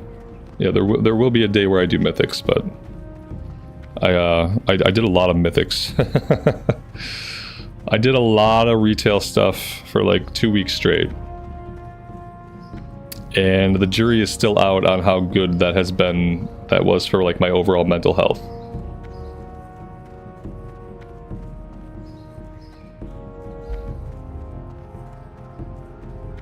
And as for like your guys' enjoyment, there are twice as many people here today as there would be during like a typical retail stream. So that's important too. All right, back to Lakeshire. That's important too. I don't want to be like hyper focusing on people's least favorite version of the game, which means I will still be doing Mythic Plus, but it will be like in more bite-sized digestible segments. Not me doing 5 hours a day, like 5-6 days in a row. That was too much. And I was getting a little bit obsessed. It turns out that for me, like chasing rating can be like easily addictive. It's kind of addictive to do those runs and like chase rating and chase item level. I kind of got the same way when I played Heroes of the Storm, like trying to chase rating in the season. I dropped as many F-bombs playing Heroes as I dropped doing Mythics. And yeah, ultimately it's not like super mentally healthy for me to focus on that for like too long in any one stint. I have to find a way to do like bite-sized chunks.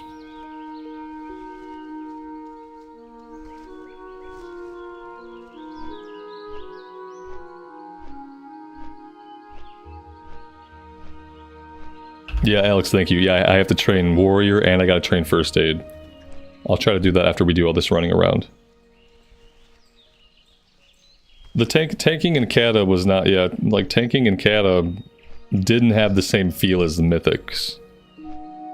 So I'll probably tank some heroics too at some point. I don't know, like I'm not like, unfortunately I'm not like super interested in Cataclysm, guys.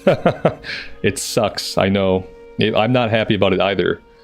But it turns out that I'm not really interested in playing Cataclysm. I can't get myself like excited to do it. I haven't logged into my Warrior in like 2 weeks. And like it's a problem, but it's not my problem. It's not my fault. It's not my fault that I don't find Cataclysm fun. The first time around with Cata was enough for me. Like, I think I had enough of Cata the first time around. I remember everything about Cataclysm. I leveled a bunch of characters in Cata, like... And, yeah. I'm just... To me, Cataclysm is a weird middle ground between, like, retail and classic. It's not classic anymore, and it's not retail. It's a weird middle ground that I've already experienced. It's like the awkward teenage years of WoW. It's like, right in the Cataclysm, WoW was like a gangly teenager. What can I do for you? It had lost its childlike imagination. Be careful. It had lost its joy. And it was a snarky, sarcastic, lanky, gangling, confused beast of a game. Light bless It you. wasn't as refined and articulate as modern has become. For the Alliance. With its systems and things like that. And yeah, but it had shed all the childhood joy and like imagination that vanilla had. That's going to be our analogy for Cata. Cata is the gangly teenage version of WoW. Nobody likes it. No, we like it. Okay, you guys like it. I don't like it. Where to next? So we picked up Message to Westfall. Okay, so now we can go to Westfall.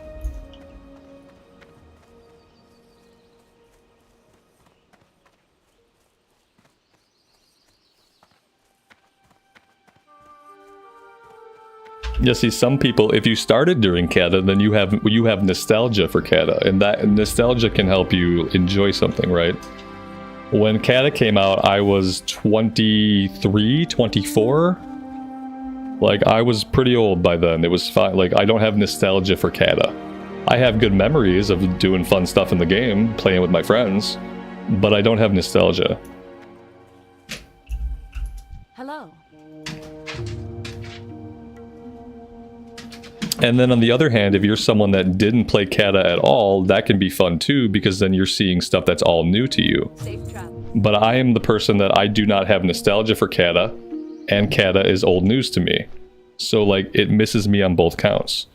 And I think Cataclysm like mostly appeals to people who either weren't there the first time, or they were there the first time but they were younger, or it was simply their first exposure to the game, so they have fond memories of it. I think that's the best Cataclysm enjoyer.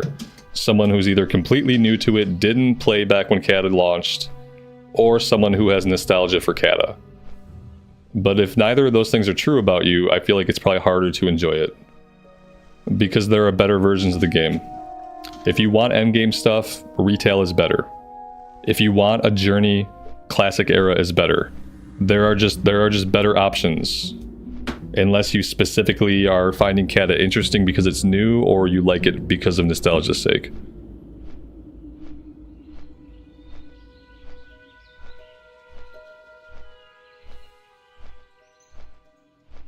Like for me, Mr. Pandaria, like that will be a newer experience because I did not really play at max level in Mr. Pandaria.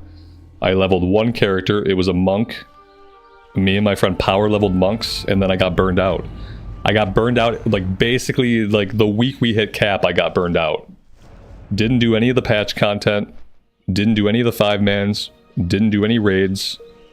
I came back a little bit and did, like, when they had the island, like, the open world exploration island. I did a little bit of that, and I thought, oh, this is cool. And then that was it, though. It was, like, one day I jumped back on Timeless Isle. I was like, oh, Timeless Isle's pretty fun. And jump back off. Didn't come back till Warlords of Draenor. So like when Mr. Pandaria Classic opens up, like I will probably have fun with that because a lot of it will be new to me, especially once it gets into like patch content and stuff like that. That'll all be new. So I'll probably be more engaged by MoP than I am by Cataclysm. Yeah, I didn't get to see any of the patch content, and I only leveled in like 3 of the zones. So some of the zones, like the base zones, like I don't have any memories of them except for what I played recently in Remix, and I've stopped playing Remix because like part of me, like I don't want to ruin any of it for myself. So I'm just gonna wait for MoP Classic to see the Panda zones because they're really good. The ones that I've been in are beautiful. The music is great. The world feels alive in a way that the Cataclysm endgame zones do not feel alive. Honor, friend.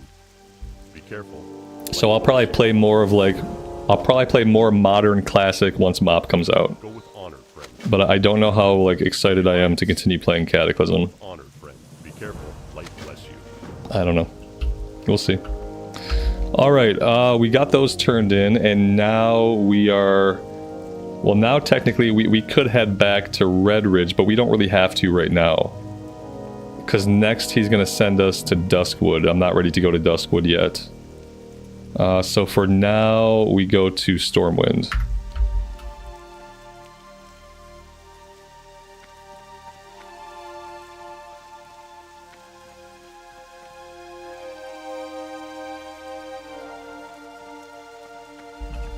Yeah, I get you'll see very little of MoP. Yeah, you'll only see a couple of zones. Like I just, I don't need to see any of it right now. I've got so many other things I want to do that I just kind of gave up on it.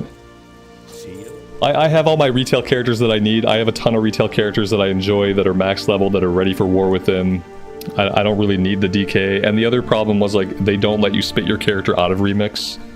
Like, I probably would have been more prone to level that character if, when I was done leveling them, I could spit them out into Season 4 Dragonflight and actually do some mythics with them. But the idea that I'm not going to get access to that character in the base game until the pre-patch is out, like, I'm not going to care then. When the pre-patch for War Within comes out, I'm going to be working on, like, doing stuff on my main. I'm not going to be worried about, like, an alt at that point. So I'll be on my priest when the pre-patch comes out. Like, I already know that. So yeah, so for me, there's nothing to do in Mop Remix. I'm just gonna, like, save all the rest of the content and just be fresh going into Mop Classic, because we'll probably have Mop Classic in, like, less than a calendar year. In less than a calendar year, we'll probably have Mop Classic, so it's not too far off.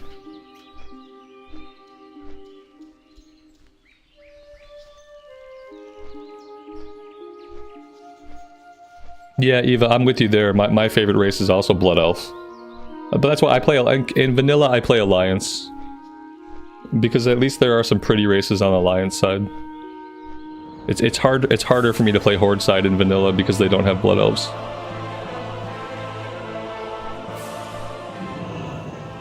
We'll just keep crossing our fingers to one day have a Classic Plus where we get a couple of other races.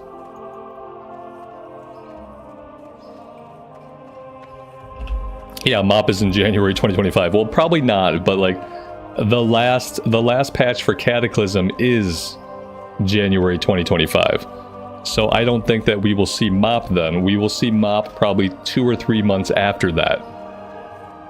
So I think by April of 2025, I think we will definitely be in Mist of Pandaria by then.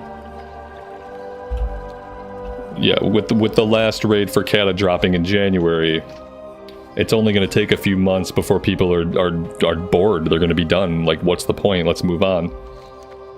So yeah, by spring of 2025, we'll be playing Mist. So like I said, less than a calendar year from now, almost guaranteed.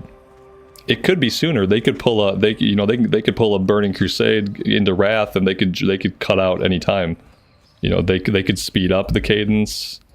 And they could get Mop out faster. For the Alliance. And they probably would do that if Cata numbers are low. If Cata numbers dip and SOD Phase 4 wraps up, like, they could drop Mop sooner. Because we know that they're willing to do stuff like that now.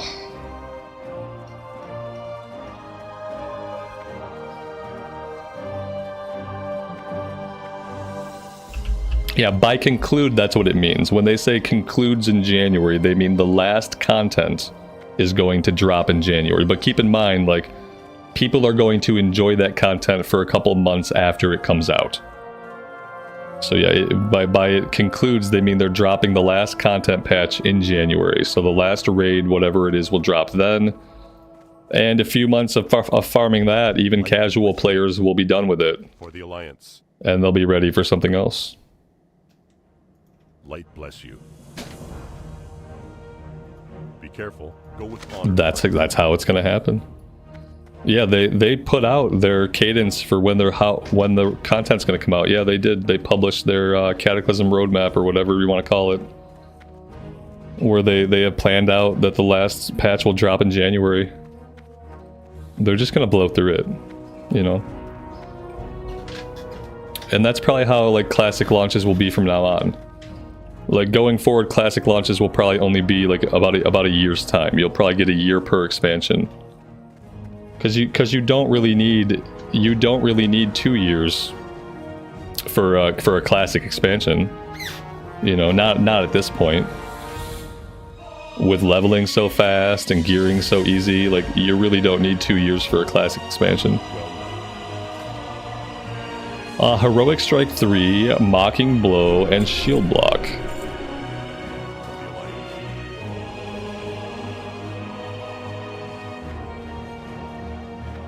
And then I wanted to do a first aid training. And then I also wanted to check the auction house for, like, any cheap potential upgrades.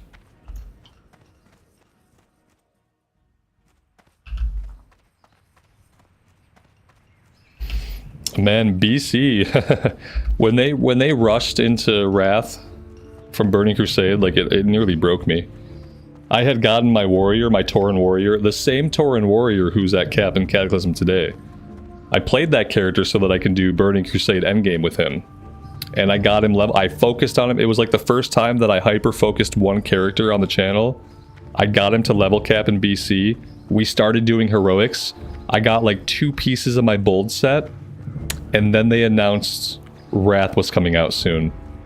And then everybody stopped giving a crap about heroics in BC. People stopped running them.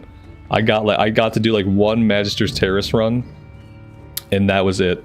And then you just couldn't find people that could be bothered to run 5-man heroics, because everyone was just waiting for Wrath to come out. It really sucked. I thought I was gonna get to raid Kara and like see, because I didn't get to raid in BC. I didn't start raiding until Wrath of the Lich King. So the BC raids, they would have been new to me. It would have been awesome content that I've never seen before. And I got this close. I got this close. I was getting my bold set together, and we were gonna tank, but then they rushed out Wrath and it didn't happen. It was a huge bummer. I sunk like months and months and months in just leveling that character up, and then he basically sat out most of Wrath of the Lich King. Keep your feet on the ground. How are you? Be good. See you soon.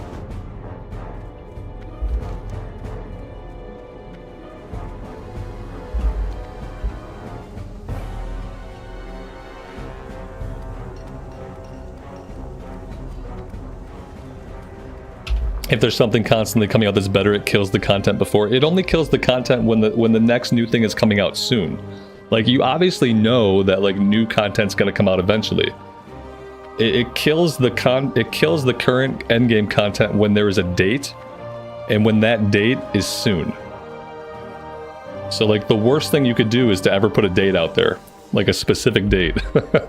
The best thing you can do is just like not put the date out there, keep people guessing. And then they'll keep enjoying the current content. But yeah, as soon as they have a date, and if that date is in the near future, that will kill a lot of ambitions for the current content. Yeah, absolutely. But it's not just the idea that there's going to be new content, it's the knowledge of exactly when that content's going to exist, and it being in the near future. That could be part of the reason why I don't care too much about Cataclysm.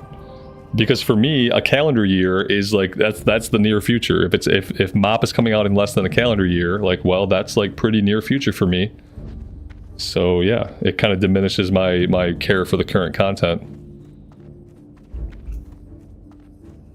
King's honor, friend. There we go, heavy linen. And we'll make all these. Something?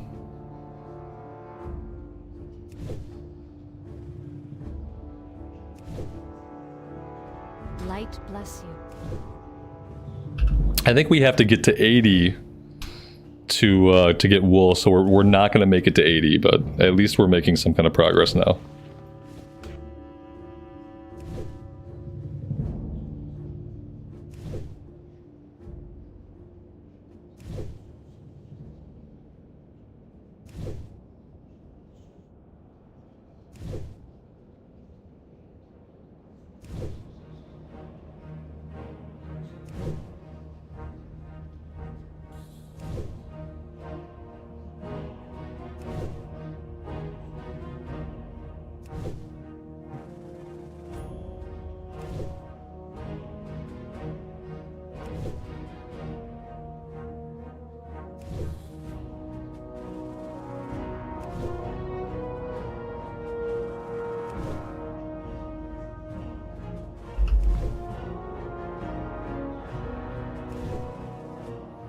Like in a classic plus scenario, I guess what I'd like to see is like I don't want to see the level cap go up. What I would like to see is like more endgame dungeons and more raids to get added. If we're talking about like endgame stuff, like how to progress endgame and not feel like, you know, you're constantly invalidating the previous content. Just release new dungeons and raids. But don't have the gear spike too much. Like, have the older gear still be, like, relevant. Like, I think having, like, big power spikes due to gaining 10 levels per expansion, like that obviously is going to invalidate, like, the old content. But if you stick to a level cap, and then you just make more content beyond that, and you don't add levels to the character, you just, like, slowly progress the gear, And I feel like you can slowly progress the gear in a smoother fashion than like, oh, we gained 10 levels, and then you have to progress the gear after 10 levels. So that's kind of what I would like to see for like a Classic Plus. Like, firstly, I want to see them flesh out the world, like add a bunch of stuff to all the zones that don't have a lot of content. But then as far as like what do we do for more content at max level? Well, firstly, you never raise the level cap. You can have new quests, you can have a new zone, you can have new 5-mans, you can have new raids, but you never increase the level cap. That makes the number bloat less. Like, numbers don't get as bloated, damage numbers don't get as bloated, health numbers and gear doesn't get as bloated. That's what I would like to see.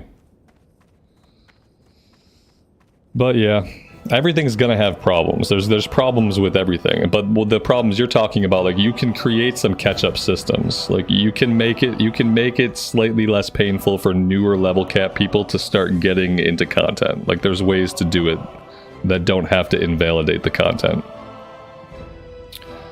What else? Let's go to the auction house. Let's go to the auction house.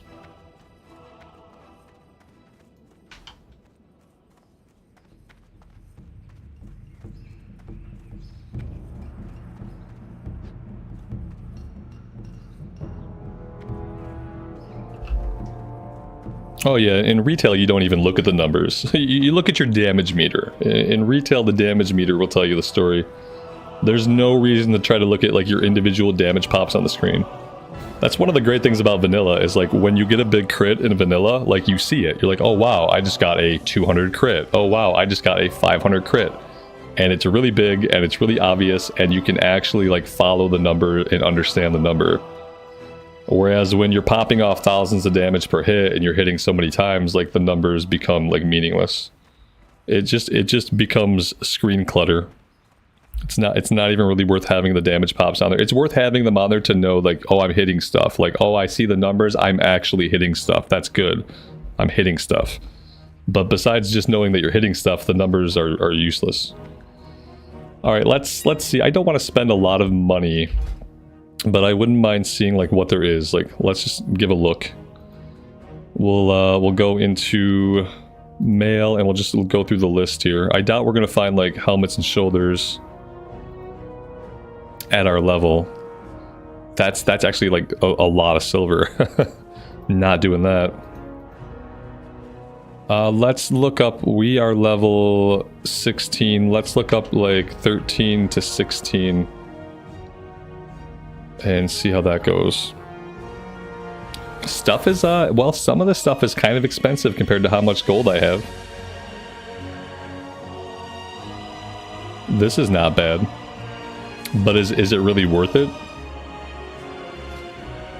Is it really worth it? Like, maybe not.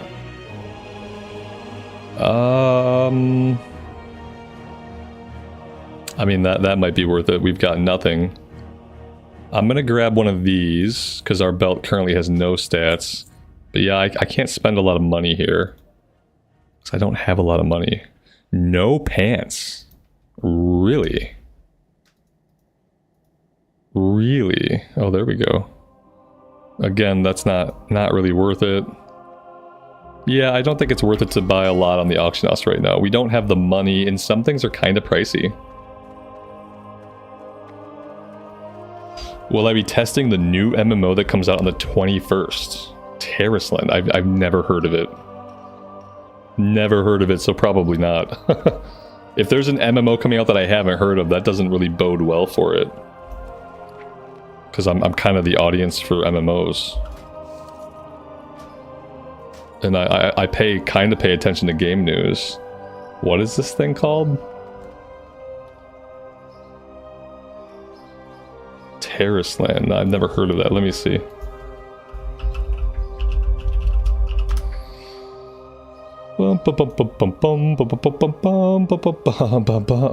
Okay.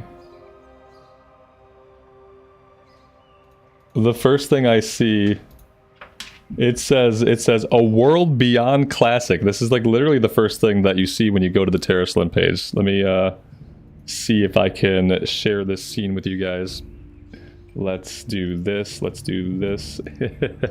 A World Beyond Classic. Okay, that's a weird way to start. What does this mean, a World Beyond Classic? Classic what? This is clearly like trying to like aggro vanilla WoW players. Like, that's so weird.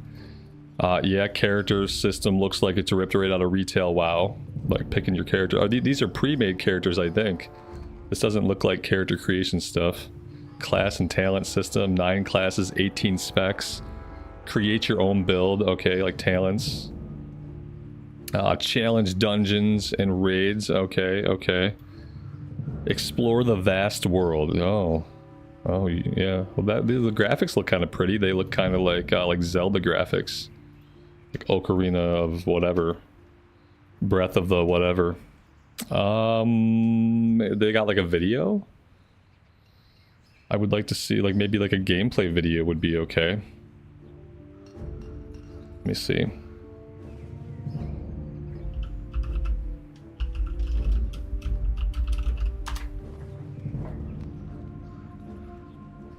"11 months ago, 1 year ago, 3 months ago, final beta."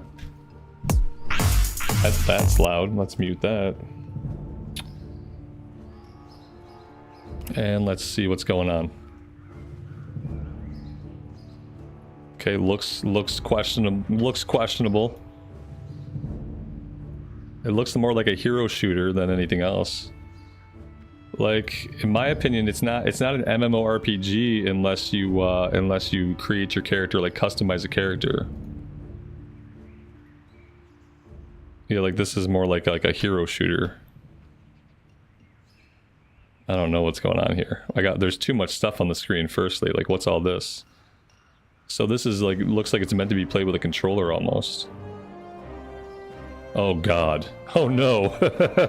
What's happening? How is this? Some of this is like almost copyright infringement, like intellectual property. This is clearly a Tauren. These are clearly Centaur from World of Warcraft. It's clearly a Blood Elf. That's a human, that's fine. Yeah, no, I think I'm gonna pass. I'm gonna have to pass on this one.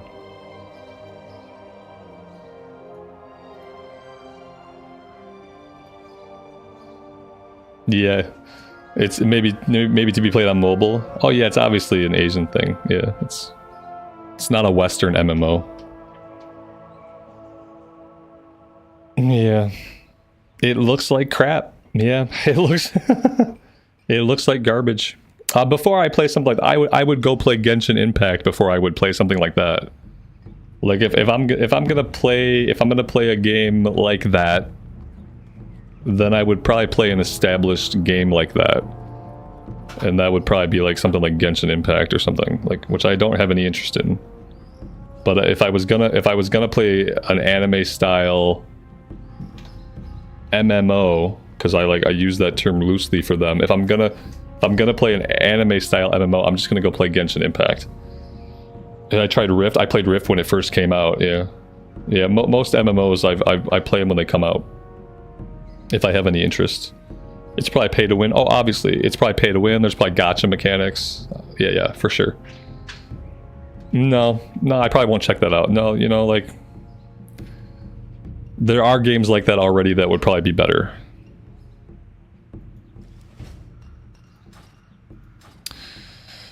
Yeah, but then again, like, you know, like, it's funny because like the MMOs that come out are basically garbage. And then we have MMOs that have been in development for like 10 or 12 years that are never going to come out, you know? So like, what are you going to do? What are you going to do? I had other mail. Other mail? Oh yeah, auction house stuff. I got to sell that. I got to vendor that stuff. Yeah, I was doing some research the other day on like different MMOs and how long they've been in development. What was it? Pantheon has been in development for like 11 years. Ashes of Creation has been in development for 8 or 9 years. Do you guys know how long WoW was in active development before it came out? 4 or 5 years. WoW was in active development for 4 or 5 years before it was released. But then we have games like Pantheon Rise of the Fallen and Ashes of Creation that have been in development for like a decade. That's why I say those games are never going to come out. They're never going to come out to full release. Even like ESO was in development for 7 years before it came out. Like games that are going to be released, they don't take 10 or 11 years to develop them. It's not a realistic timetable to make a game that's ever going to come out to the public. So unfortunately, like the only MMOs that come out are like these anime style gacha game MMOs. Those are the only ones that seem to be able to be like developed and released.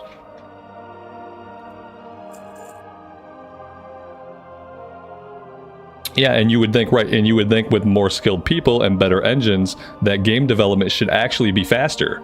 Like if they can make Vanilla WoW in 5 years, then we should be able to make a Pantheon Rise of the Fallen in less than a decade, because the game looks like EverQuest and runs like EverQuest. So like, come on, give me a break.